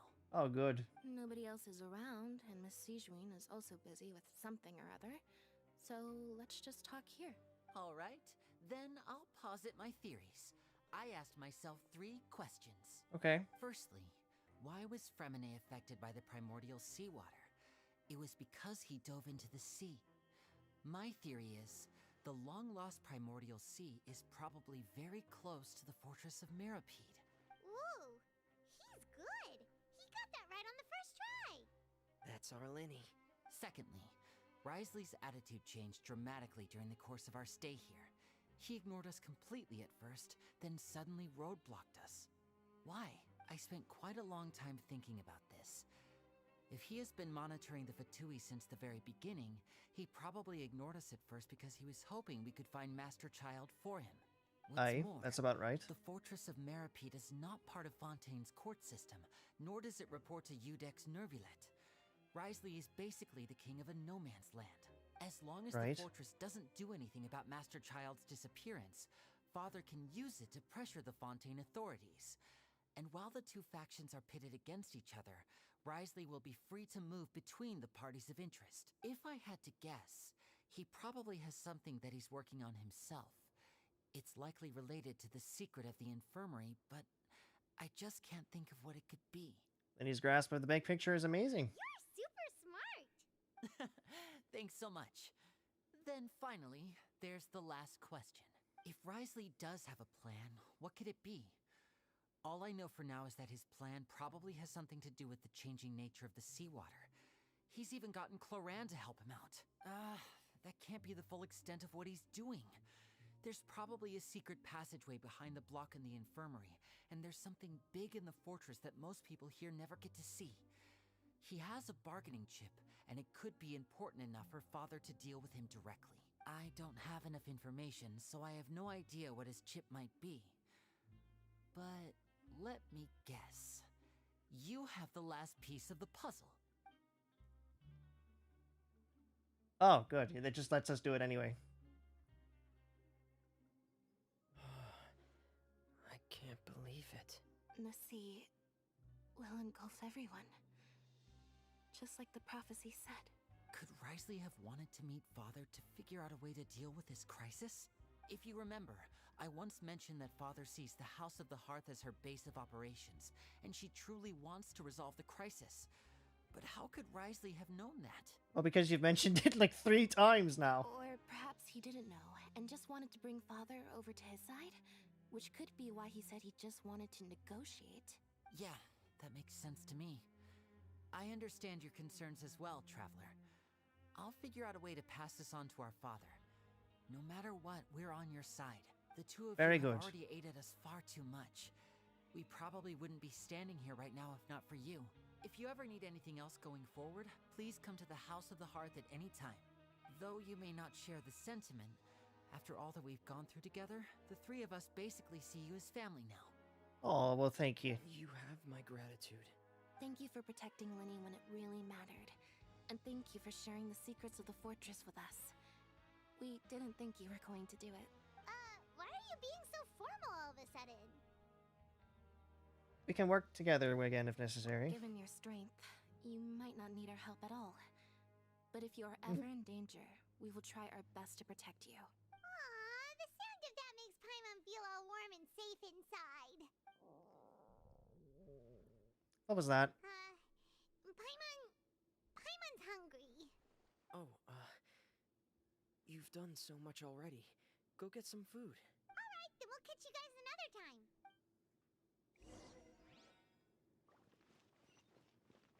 Calamitous Tread. Yep, that's... So we've had Cataclysms unveiled, and now we're on Calamitous Tread. Not the greatest. It's time for dinner. Welfare meals now being served in the coupon cafeteria. Come on, let's go pick up ours as well. Traveler and Paimon, over here. Hello. Are you here for dinner too, Miss Sijwin? Mm-hmm. And I'm taking the opportunity to prepare Miss Cloran's dinner as well. Huh. You're right. She's actually sitting in the fortress cafeteria. What would you like to eat? We can choose? Yep, you can. I've already talked to our chef, Mr. Wolsey. It's all on me today, so you can get whatever you'd like. Me too! Don't forget Paimon! No problem. Give me all the tasty stuff.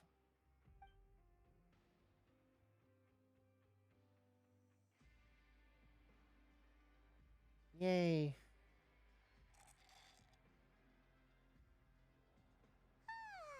So delicious.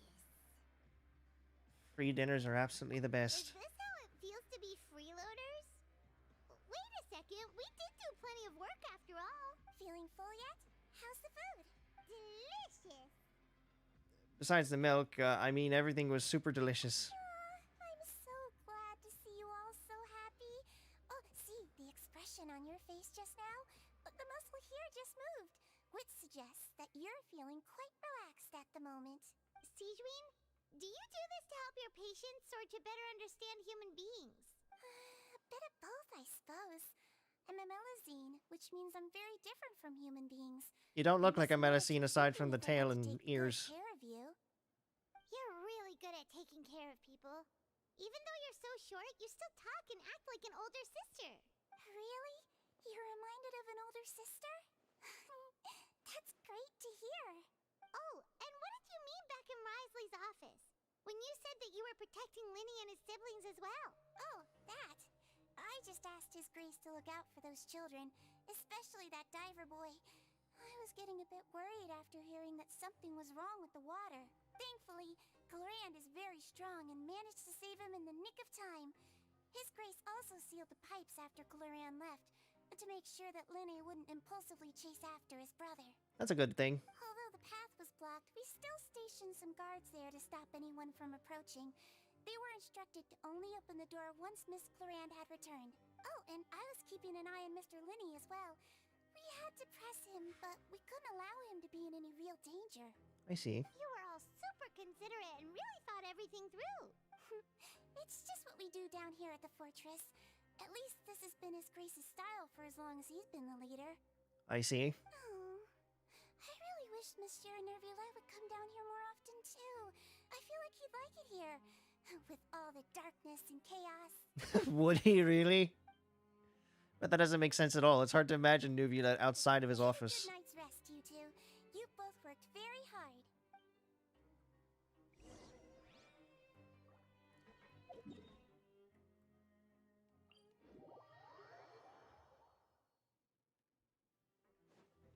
Damn though, Risley's literally just gonna Noah's Ark everyone.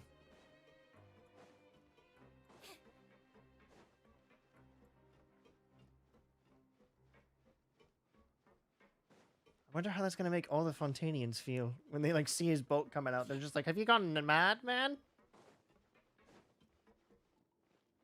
Have you lost it?"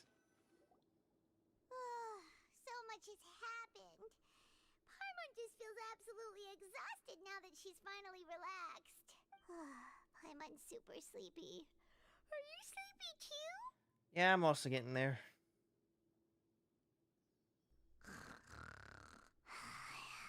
And she's out like a light. She really immediately fell to sleep. Delicious. Paimon wants seconds for free. Good night. Is the vision gonna come back? Out of my way! Get out of my way! What happened? Why is everyone running? No idea, but something must have happened. Stop asking! What the fuck? Who's yelling? Paimon still wants to sleep. What's that sound? We need to get out and see what's going on. Well, that can't be good. Is the water already coming in? What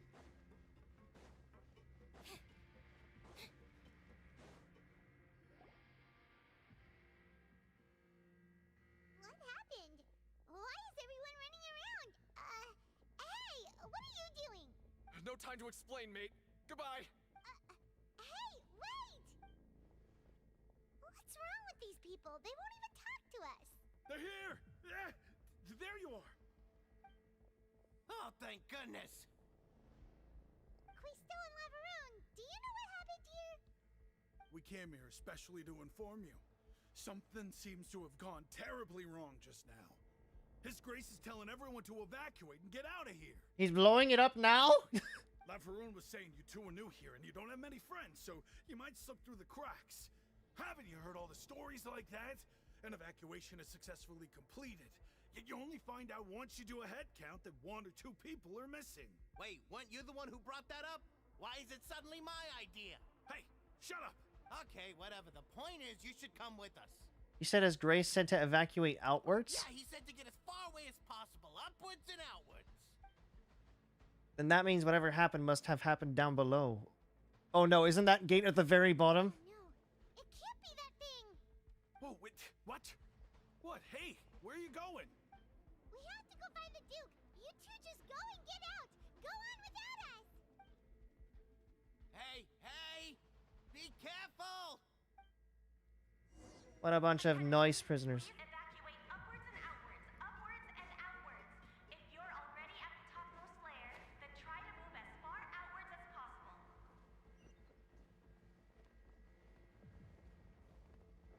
Well, this can't be good.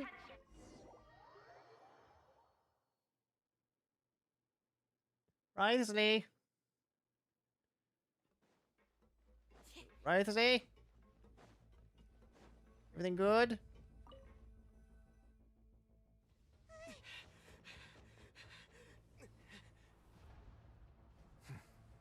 They're here. Just like I said.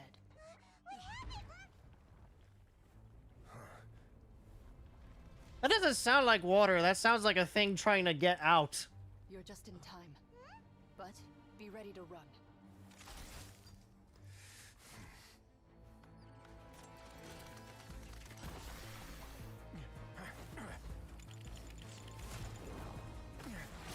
I wouldn't touch that.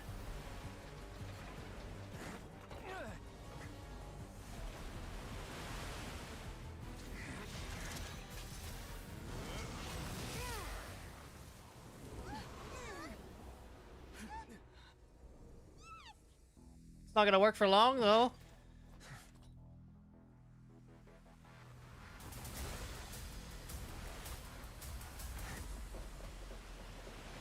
Time to go.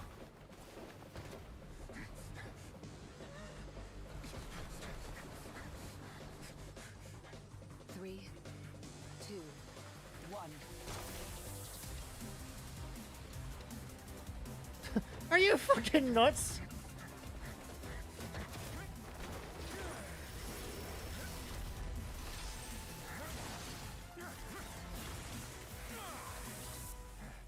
That's not gonna hold it. This won't hold it for long. Find Neuvillette. Tell him the defenses are about to collapse. Then what will happen to you? Until he arrives, we're the last line of defense.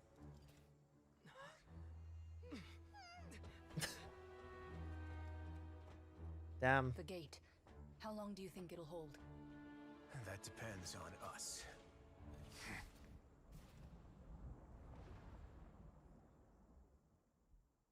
Someone's messing with the water.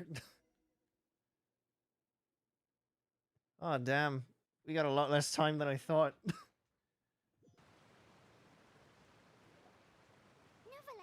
why are you here? Traveler, I need you to head to the Opera House immediately. Farina will soon be meeting with the knave there. You must protect Farina, and make sure she doesn't spend too much time alone with her. Okay, you can explain everything else to me later. Will do. You have my sincerest gratitude. Okay, great. Now get down below, because something bad is happening.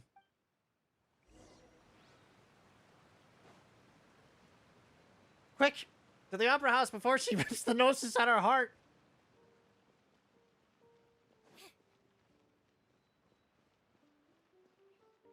This can't be great. This better not be a boss fight with the Arlecchino. I don't want to fight her. Oh, that's not great. Hey!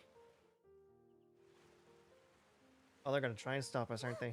There are a ton of Fatui and Palais Mermonia people over there. The knave is probably here already.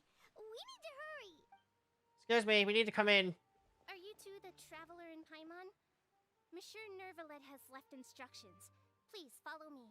Though I'm sure he's already explained, this should be a mostly cordial conversation, unlikely to give rise to violence.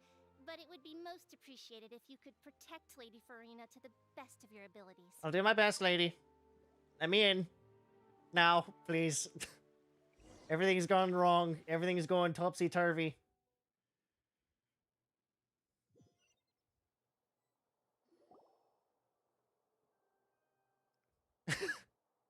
They're just sitting down having a cup of tea. Hi.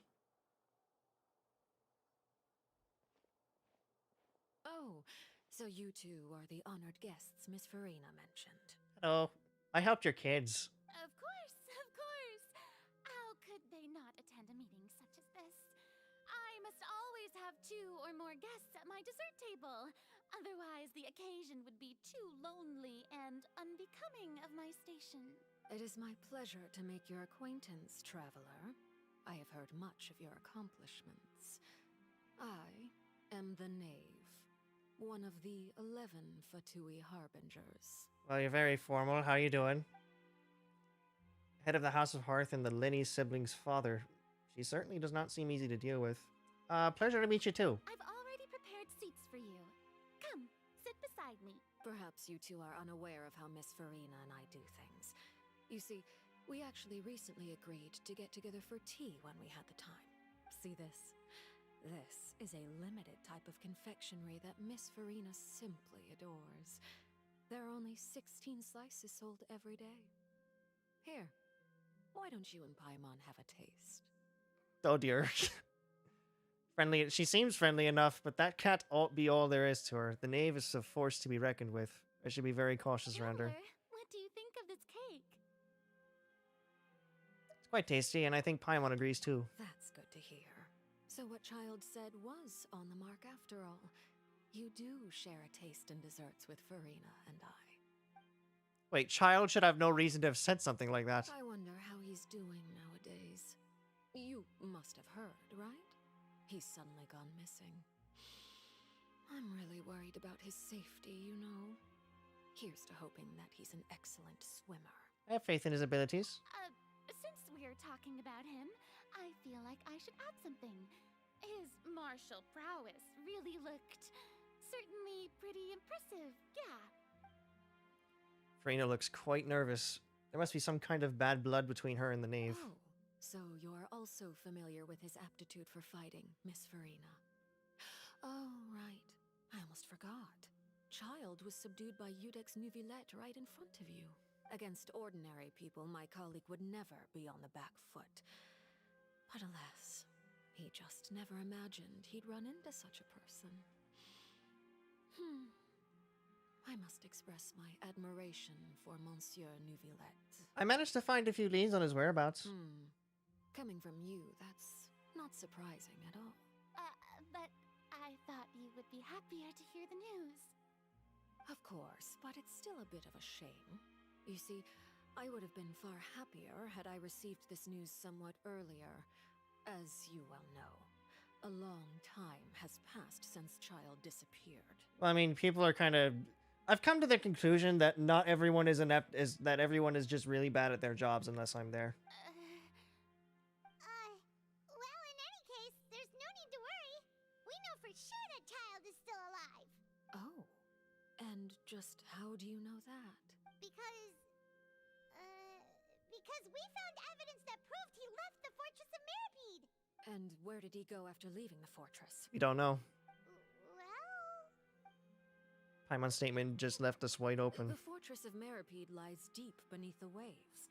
Unless he pranced right out of the main gate, he must have had to swim for it. Do you have any proof that he surfaced safely? We do not. But there was also no evidence that he's been injured or killed. That is good news, at least. His sister Tonya sent a letter to Fontaine not too long ago. Since he was unfortunately unavailable, I picked it up on his behalf. Hopefully he's not dead. Do you have any idea how he usually writes back to his family? Dear Tonya, your letter made me feel like we were still enjoying our time in Snezhnaya together. I'm currently admiring the scenery on the streets in front of the Opera House. Is it something like that? She's turning up the pressure. I'm not sure if I'll be able to convince her, but I can at least try to distract her from Farina. That sounds good to me, yeah. All letters tend to follow the same few formats anyway, right? As long as the contents are accurate, it doesn't matter so much how it's written or how it's worded. Hold on. The water in the teacup is shaking. Uh-oh. I suppose this is also a sign of things to come, Miss Farina. Huh? I don't quite understand what you're trying to say. Have we entered into the next stage of the prophecy? Oh dear. She knows.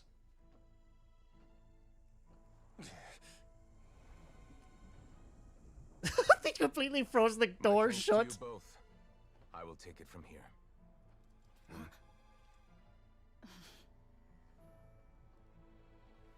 Sure you don't need a hand? Quite sure. Wow. So, what's your secret, huh? Let me guess. Nah, who knows? Maybe it's just your sense of responsibility. He's a dragon. He's a dragon. I mean, he has to be. The water is very angry.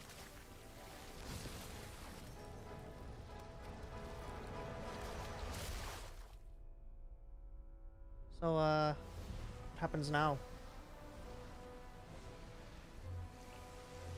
He's just holding it back. Just holding it back. Like it's nothing. A day may come when the prophecy is fulfilled, and the waters burst forth. But it is not this day. This ancient power could easily obliterate an entire race. A tsunami of fury would unleash endless catastrophe.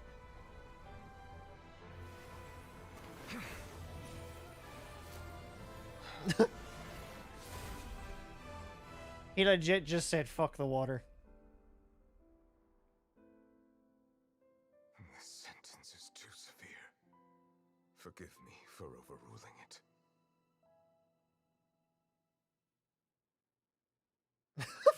That's fair, honestly.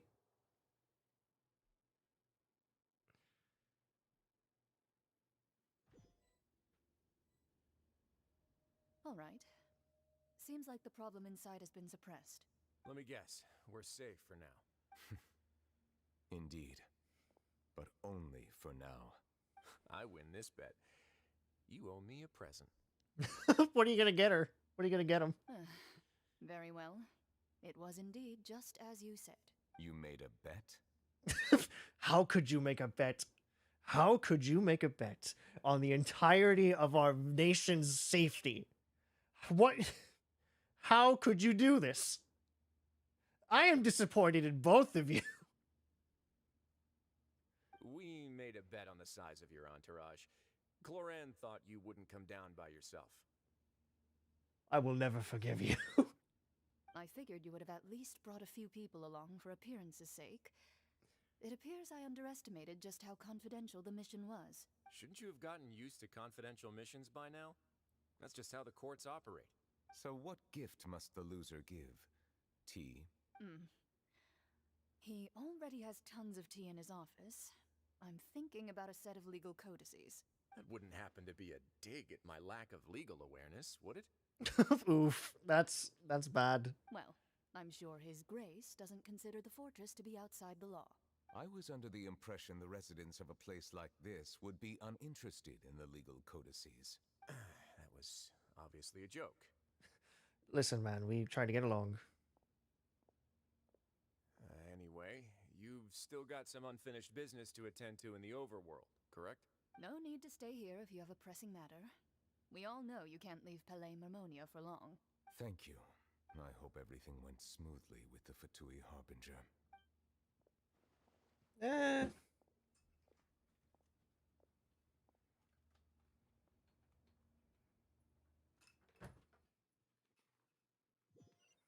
Oh shit. Fuck. I'm holding food. I must say, we've spent long enough playing house. Oh dear.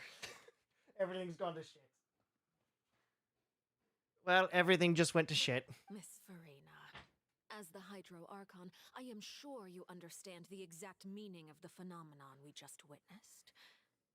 Or should I say, that's what I originally thought. But looking at your expression, was I wrong?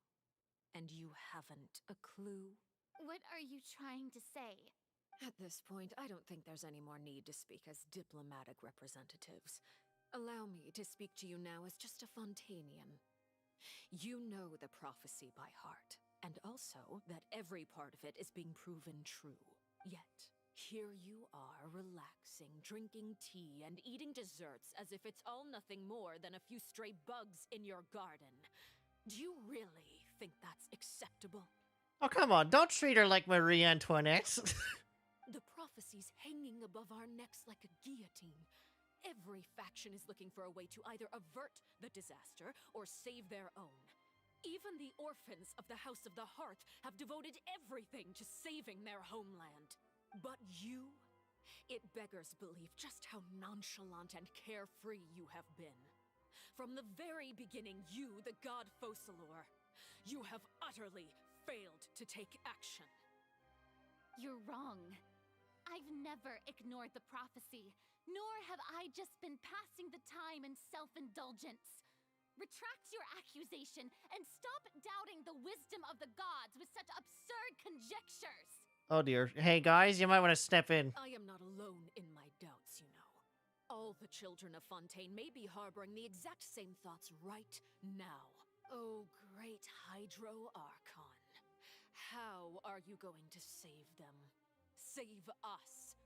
How are the people you've sworn to protect supposed to survive in a land that will soon disappear beneath the waves? I have my ways, and I've been working on them for all this time. Even if you look down upon me, you have no right to judge me. Fontaine will be saved. Even if I still cannot see the true future right now, as long as I continue on as I am, I will be able to hold my head up high. Farina's not acting like her usual self. She's actually seriously refuting the knave's accusations. She means what she says. She's not putting on a front. Then I ask you, Miss Farina, just what have you been working on? Where can we see it, and what is it doing to help? So was that all a lie, or can she really not tell us? She was so full of conviction and confidence just now, but now she's just deflated like a popped balloon. Machinations are just like the prophecy itself. They will only reveal themselves at the fated time. It is just that beings like yourselves are unable to perceive them as of yet. I see. As a god, the proof of your labor always lies beyond prying mortal eyes. Allow me to be so bold as to ask another way. Would it be possible for you to tell us the parts of your plan that are not confidential? Such as Your emergency response plan for the impending disaster? An emergency response plan? Oh, damn. The knave thought of all this. Oh, that look in your eyes. Have you not even prepared one of those? The emergency response plan is also strictly confidential. So you didn't think of one. Farina, you're supposed to be a god. Come on. Then allow me to jog your memory. Miss Farina, what is the purpose of your oratrice mécanique d'analyse cardinal?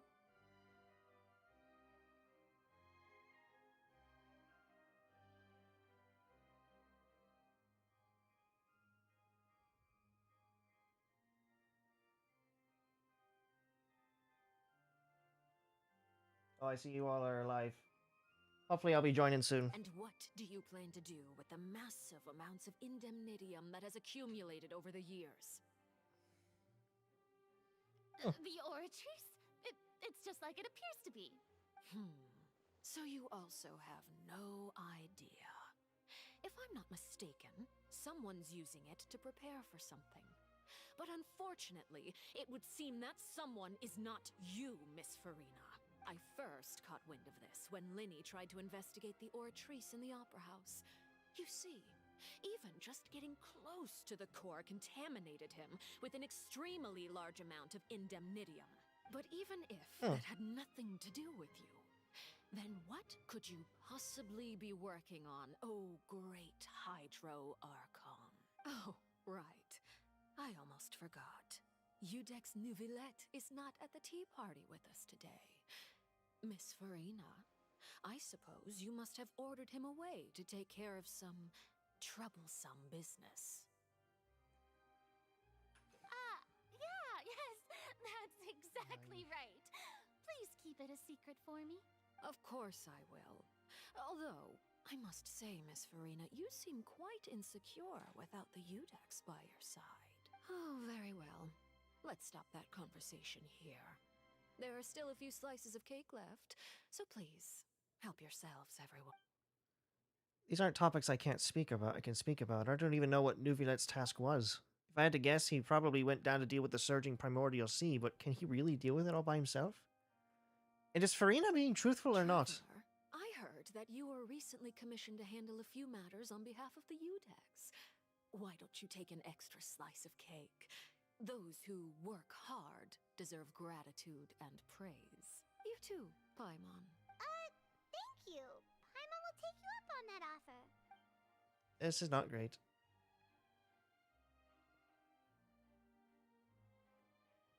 Oh, Paimon's super full. That cake was great. If it's on my tea table, it must be of the highest quality. Yes, and we must thank the knave for bringing these over as well. You're welcome. I'm sure the cake also felt greatly honored to be featured at Miss Farina's table. And I was merely catering to Miss Farina's tastes, seeking a chance to chat over tea. It is getting late. Why don't we call it a day? There are still a few matters that I need to take care of, so I must take my leave now. Very well. We'll end it here. Mind seeing me off, traveler? We could use the opportunity to discuss Child before I must be on my way. Of course. Paimon's coming too! Well, this can't end well. The tea party turned out to be even more difficult than I'd imagined. Why are you looking at me like that? Is something the matter? If there's nothing urgent, then I shall be retiring for now. Okay, fair enough. Why is it just... Wait, why am I the character? This isn't gonna end well, is it? Wait, why are we out here? Am I gonna pass out? I'm gonna pass out, aren't I? Before I even get to the exit. She drugged the cakes. Calling it right now, she drugged them.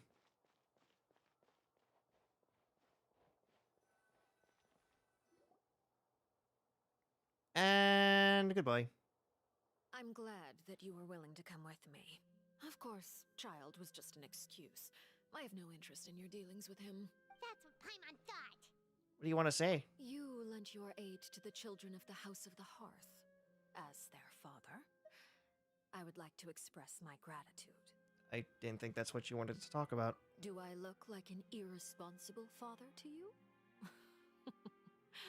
The House of the Hearth is very important to me. You should know that I care deeply about my children. Was there nothing else you wanted to say? That was all. Formal topics should be discussed in formal settings, and informal topics in informal settings. I know you just returned from the fortress of Meripede. Relax. I have no intention of trying to get anything out of you. Linny, Lynette, and Fremine are still there, and I trust their judgment and abilities.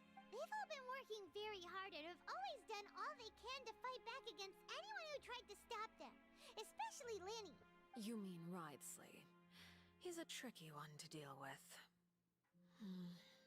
It's unfortunate that Linny's so eager to prove himself that he can't learn to rely on others, including me. By the way, and you can just consider this a bit of idle gossip, but what's your impression of Farina? You are outside of our disputes, and the freest person in all of Fontaine, able to move around most easily. Allow me to share my perspective with you. Fair enough. And that's everything that happened during the trial. Master Child was declared guilty and immediately transported to the fortress of Meripede. Didn't he say he was coming here on vacation? Does he not feel an ounce of shame for all the trouble he has caused? Forget it. He did give us an opportunity. I will be meeting someone shortly. Do you require help with any preparations? No need. I will take care of it myself. I need to meet with Farina, the Hydro Archon. She is at the heart of Fontaine.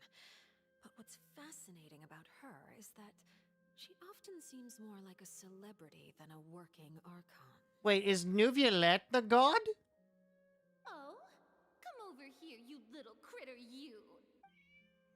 You dare to run from me? Stop right this instant! My goal is just to discover the location of the Gnosis. But I didn't expect the chance to approach Farina to be handed to me on a silver platter. This is so easy, it's actually making me a bit suspicious. Anything left unguarded is usually just bait. But no one will blame someone for taking the bait. After all, from the moment it was attached to the hook, the bait is meant to be sacrificed. It's just as I guessed in the second before I struck. The Hydronosis is not currently held by the Archon. In fact, this Archon doesn't seem like a god at all. And I sense that she's under some kind of curse. She's not an Archon? Who are you? And what are you trying to do? Please don't kill me. I'm begging you, please. The fear in her pupils is genuine. So perhaps she's not bait after all. Either way, targeting her has lost all meaning. I left the scene with ease. Nobody came looking for me, and nobody could serve as a witness to my near assassination of Focalor. I suspect even Farina dares not mention this incident to anyone. Not long after, my informants confirmed what I had guessed. After returning to her quarters, Farina quietly cried alone. She was so scared that she could not sleep that night, nor could she even bring herself to eat her cake. Poor girl. There's no doubt that there's something wrong with her. I began to entertain the possibility that she is not the true Hydro Archon. Perhaps Eudex Nuviolette is actually the genuine article. I have to find the Gnosis. If the Nuviolette hypothesis is correct, he is probably in possession of it. Alternatively, it might have been hidden in a place that's hard for ordinary people to access. Yes, Father. My dear children, please speak. News from the fortress of Meripede. Master Child has gone missing. On top of that, the contacts and guards we bribed at the fortress have all gone quiet as well. Probably the handiwork of that Wriothesley. I'm afraid so. This is a good opportunity. The value of a Harbinger is much higher than most would imagine. We now have an excuse to exert diplomatic pressure on the Fontaine authorities. Set up a meeting for me. I would like to meet the Hydro Archon and Udex Neuvillette. Oh, and I have an additional mission for you three. Yes, Father. Tartaglia's disappearance was not a part of my plan, but I can use it to make a breakthrough. With this as my excuse, I can ask for an official audience and continue my investigation of Farina and Udex Neuvillette. The initiative belongs to the House of the Hearth. My wish to investigate the fortress of Meripede will be a front. Linny and his group will be responsible for the actual intelligence gathering. Ah, interesting. Oh dear. I don't know how I feel about that. You should know the rest. Linny's group is quite close to you, so they wouldn't have hidden anything from you. You attacked the Hydro Archon?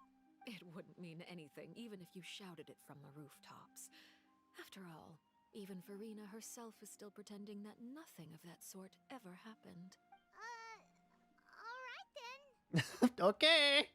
I've now had 2 chances to enjoy tea with Farina. I have to say, the leadership of Fontaine is even more inscrutable than I had imagined. I once surmised that Udex Neuvillette must be the Hydro Archon, but now, that doesn't seem right to me either. How did you come to that conclusion? I am a servant of Her Majesty the Tsaritsa. Over my years of service, I've learned how a real Archon conducts and carries themselves. Whether Udex Neuvillette or Farina, neither fits the bill. It's hard to imagine either of them as the Archon. Of course, that is all just how I feel. Gut feelings often do not require justification. It is, however, quite amusing to me that after all my years working in intelligence gathering, I've come to realize I am at a complete loss regarding the identity of the god of the land of my birth. Don't you think Fontaine is quite intriguing? A catastrophe looms, yet many secrets have yet to rise to the surface. It looks like Fontainians will have no choice but to save themselves. Ultimately, though, one must survive in order to do anything else. Should the need arise, I would be happy to cooperate with you. Okay. You don't need to commit to anything right now, of course. I have a feeling that the situation will continue to evolve, and as your name is often connected with noble deeds, I'm sure we will work together someday. Hey, Neuvillette? He certainly returned quickly. You must want to catch up with each other, so I'll leave you to him. Hello. Neuvillette, is it over? For now, yes. But this issue will prove quite thorny in the long term. I'm concerned that sooner or later the prophesized events will occur. Thank you for protecting Farina. May I ask what happened down there? To put it simply, I used my power to force back the Primordial Sea and reseal the sluice gate. As for what happened on our side... Oh boy. He's gonna be so happy. So as expected, the knave has turned up the pressure on Farina. She's trying to feel her out, though I'm still unsure as to her motives. Can I ask you some questions? Permission granted. You have enough power to force the Primordial Sea back. Does this mean you have some deeper connection with the Hydro Archon? Whoa. It can't be that you're the real Hydro Archon, right? But that's just a speculation on our part, though. You can't tell us? Then that's okay. We can talk about something else. We won't try to force you. You guys in Fontaine are super strange. If by the phrase, you guys, you are referring to Farina and I, then although I'm not sure just what you are trying to imply, I must clarify that I do not share her positions on a multitude of topics. Did you manage to protect those that needed to be defended? I believe so. The fortress has a long and complex history. It has seen much grief and suffering. And now, another catastrophe will soon be upon us. I mourn this turn of events. Huh? Why is it raining all of a sudden? Huh, the dragon.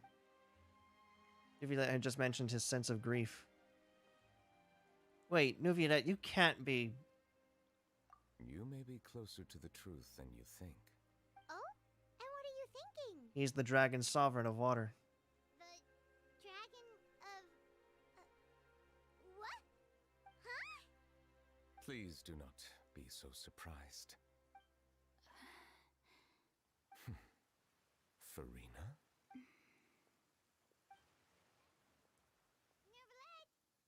Nervalette, are you listening? Ah, my apologies. We were just guessing randomly. We didn't guess right, did we? You're not actually the dragon sovereign of water, right? Well, if you don't want to confirm or deny... You guessed correctly. I sincerely hope you'll be able to keep this a secret for me. Ah, he is a dragon.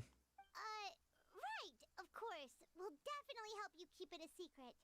There's still something Paimon wants to ask you, though. Please, go ahead.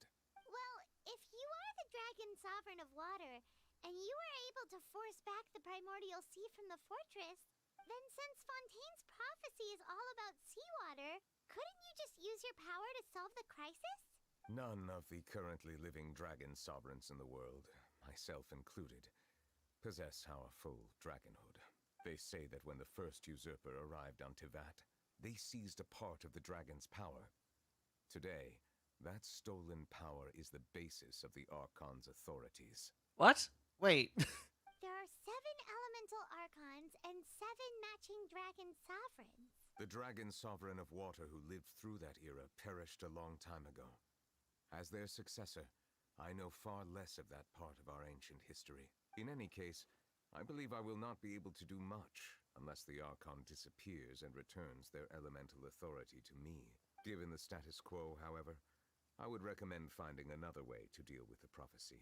Oh, so even you can't solve it. Damn. That's bad. I still have some that urgent is... matters to attend to at my office. You know... If you have any more questions regarding ancient history, you are welcome to discuss them with me at a later time. You know you're fucked when someone as old as time can't figure out how to solve it. Please go right ahead. There's a place that Paimon wants to go too. Traveler, why don't we pay another visit to the Fortress of Meripede? Paimon is a little worried. See you later, Nuvianette. We'll see you another time. Take care.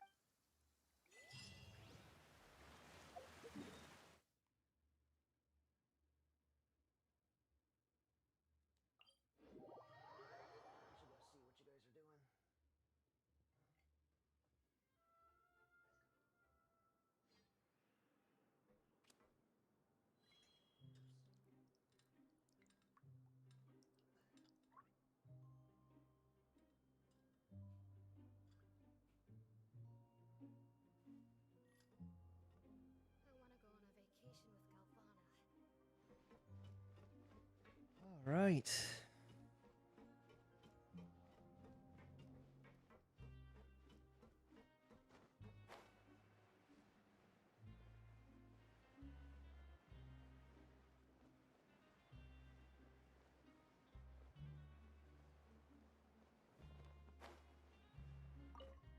I'll take this. It's been 6 hours. Yeah, I know.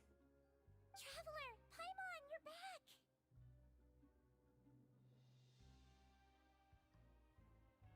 Are you still doing all right?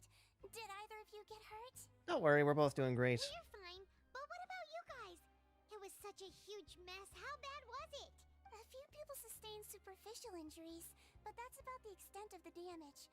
Monsieur Nervulette paid us a visit. It was all thanks to him that we managed to suppress the crisis for the time being. Of course, we must also thank you for the help you provided. How did Nervulette know that he was needed here? Well, Monsieur Nervulette has strong resonance with the hydro element. When the water level rises, he can feel the waves produced.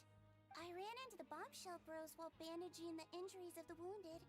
They were mumbling the whole time about how you just ran down without a word. I'm so relieved to see that you're both alright.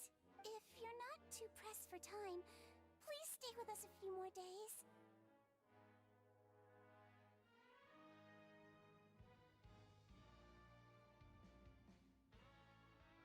Here we go. Just let me know if you get a craving for any particular dish, so I can have Mr. Walsey get your meals prepared. Oh, and please feel free to visit the infirmary for a break at any time. I'd like to take the opportunity to spend some more time observing your facial muscles as well. Your happy smiles are quite contagious, you know. They're so memorable, and I've missed them immensely while you were gone. Oh, great. It was like 6 minutes.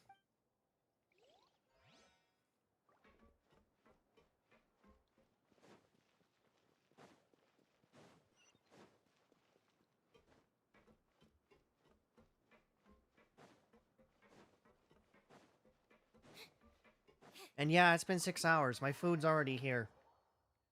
That's how long this has been. My food is here.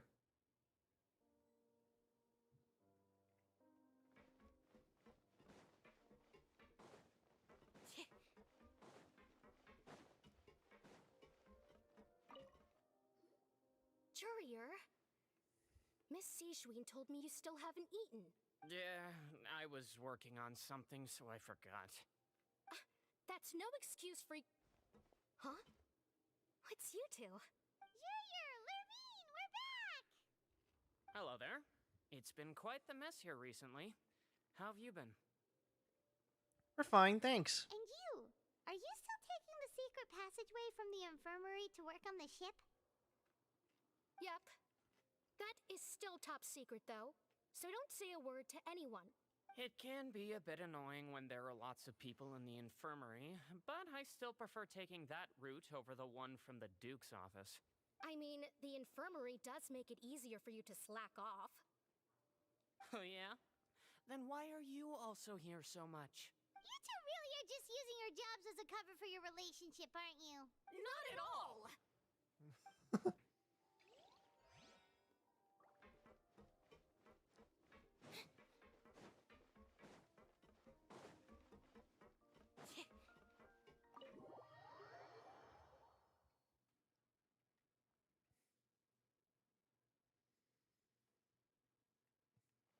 Been wearing these headphones for 6 hours.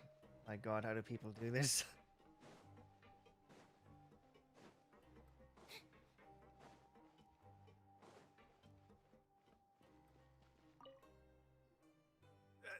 You guys are back? Crystal! Macaroon! You guys didn't get caught and thrown back down here, right?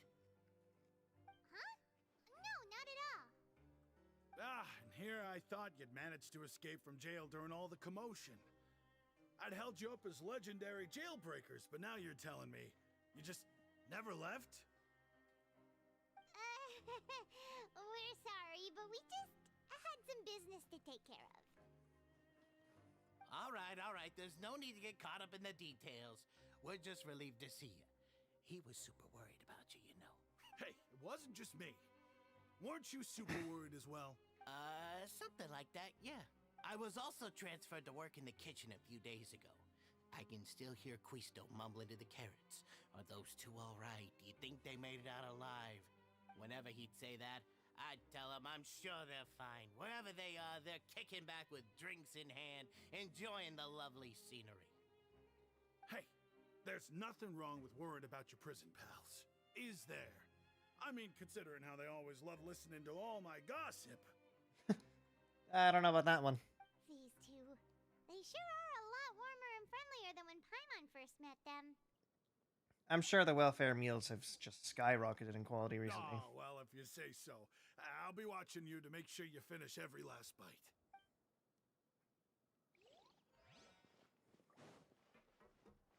And now for one last person.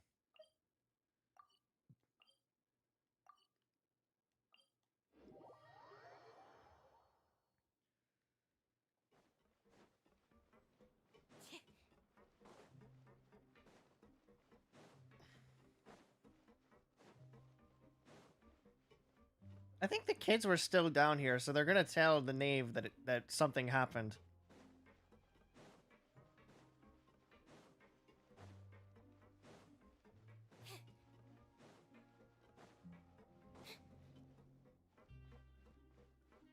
Guys? Yep, they're still down here. Sure enough. Now guess, what suit will this next card be? You. Give me just a second.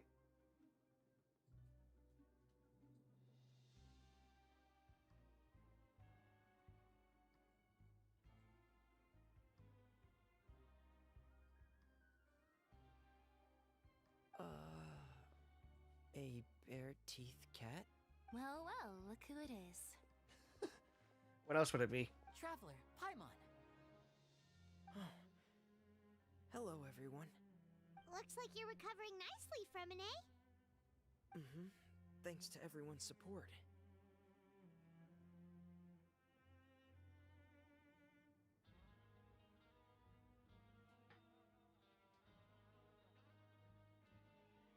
I see. Oh, right. I managed to work up the courage to thank Miss Clarant in person. Oh, good for you, lad. Whoa, how did she react? She told me that it was nothing. It was as if saving a life wasn't a big deal to her at all. She also told me not to worry about it. Huh, okay. She didn't want to stress you out, that's all. She's right, and it's best not to dwell on it. Yeah. Okay, but check this out. We went back to the opera house and we met the knave. You met Father? Did she say anything to you? She said a few things that were, a bit hard to understand. And also that she's looking forward to working with us in the future. It was a little surprising. Her attitude towards you is even better than what we'd imagined. That's fantastic. You should believe her. She has her own way of doing things, and she'll do everything in her power to help those she considers close, which now might also include you. Oh, thank God. Mm-hmm. Father is very capable, and also trustworthy. Oh, Paimon just remembered that she thought Linny was a bit too proud as well. She said that you should learn how to rely on others sometimes. Got it. Yeah, stop acting like a prideful young lad. That does sound like something that Father would say. Hey! Are you going to stay here for the next few days? Looks like it, yeah. Excellent. I will host a tea party. For real? Then Paimon wants another serving of cake. Another implies that you were already served some delicious cake while you were up there. How lovely. Well, next time, you're going to have tea and snacks with us. Very good.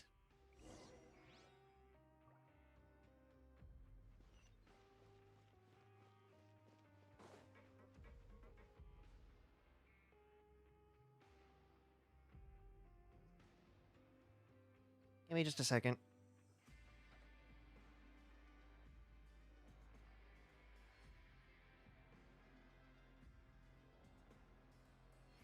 I'll be back.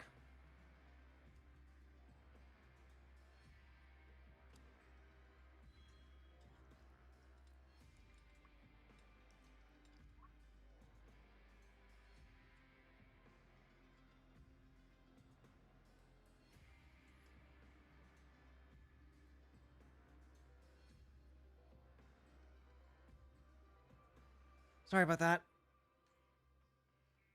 Anyway, I'm back.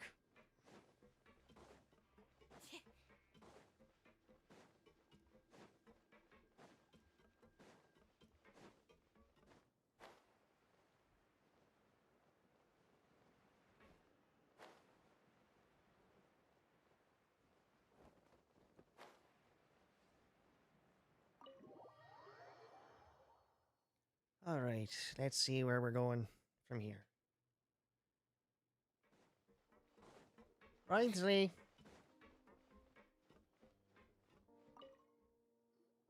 Do my eyes deceive me, or did I just see two inmates come back after making it to the surface? Some strange winds blowing of late.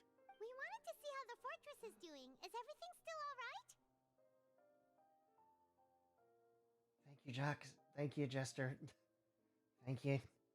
I am tired. Can you tell? I'm a little tired.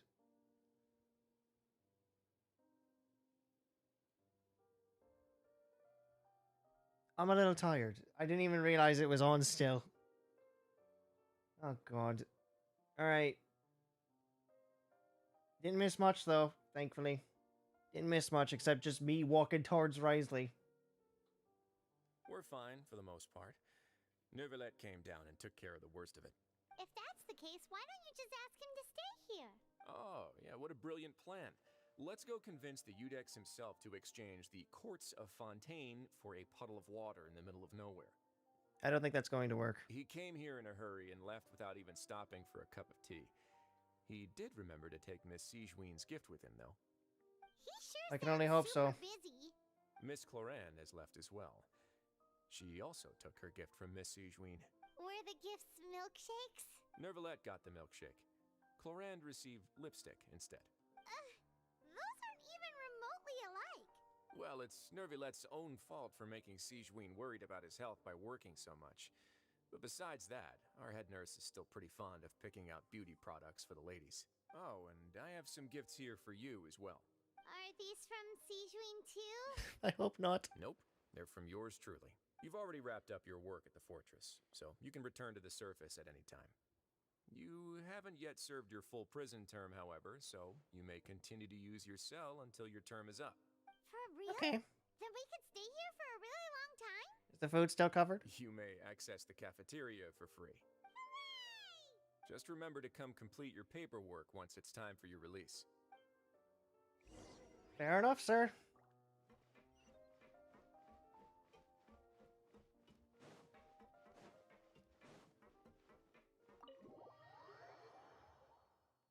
I think this is the first time you've ever been able to make it to a full stream, huh?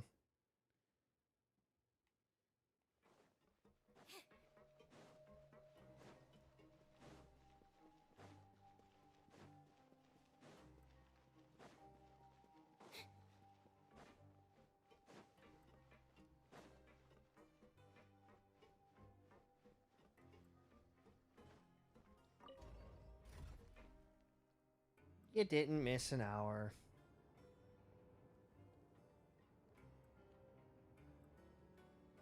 I'm sure you didn't anyway.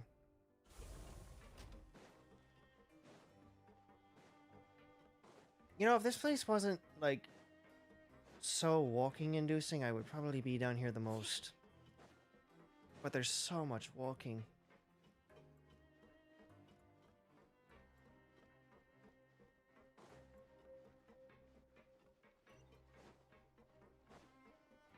It was like 15 minutes. But even then, even more reason. We're back in our cell again. We're no longer prisoners, though, so it really doesn't feel the same. It's like a huge weight is off our shoulders. Sure feels that way. But the truth is, we never did anything bad to begin with, so I'm not sure why we put so much pressure on ourselves. Paimon, is there something you'd like to say? Huh? How did you know? Because you usually just immediately fall asleep. Hey, that's not true! All right. Okay, Paimon just wanted to say that we really are an amazing duo after all. It's like, we've now gone to so many places together and become friends with so many people. We've never stopped traveling or stopped meeting new friends. There are so many bad things in the world, and we're just two people, but we've still been solving problems no matter where we go. Isn't that pretty cool? We're the best adventurers ever. You're counting Paimon today? Aren't you the only adventurer here? Being a guide counts too. Then let's ask Catherine to give Paimon an adventurer handbook as well. Paimon will also be an adventurer from today forward. Just our thoughts making Paimon giddy. Paimon's gonna crash, so you sleep soon too. The last time we fell asleep here, we woke up to a whole mess outside our cell. The primordial seawater nearly rose up. That was so scary. We should be safe now, right? We'll be fine, so don't worry, Paimon. Alright then. Good night to you, traveler. Good night to you, Paimon. And we get one last little dream of child. Yep. Here we go. We find out what happened to him. Oh, he's dead. He's dead.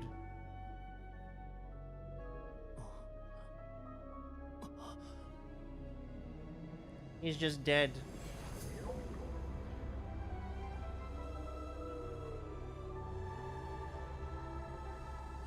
He's dead.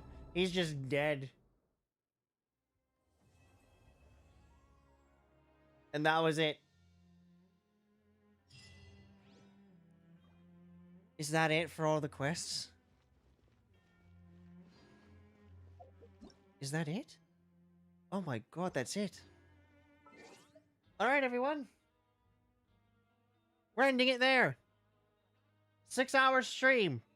I've done me time. I have succeeded in doing me time this week. I'm gonna be coming up with some games I can play for the October month, so that we don't just have to do Genshin and Honkai for all eternity. So I'll think of some spooky games to play, maybe some like Halloween themed ones, perhaps. But in the meantime, stay out of trouble. And don't get yourself locked into the Mirrorpede, because you're just going to become a cog in the machine. Anyway, I'll talk to you in just a minute, Jester. I'll be seeing all of you next time. See you later, everyone. And remember,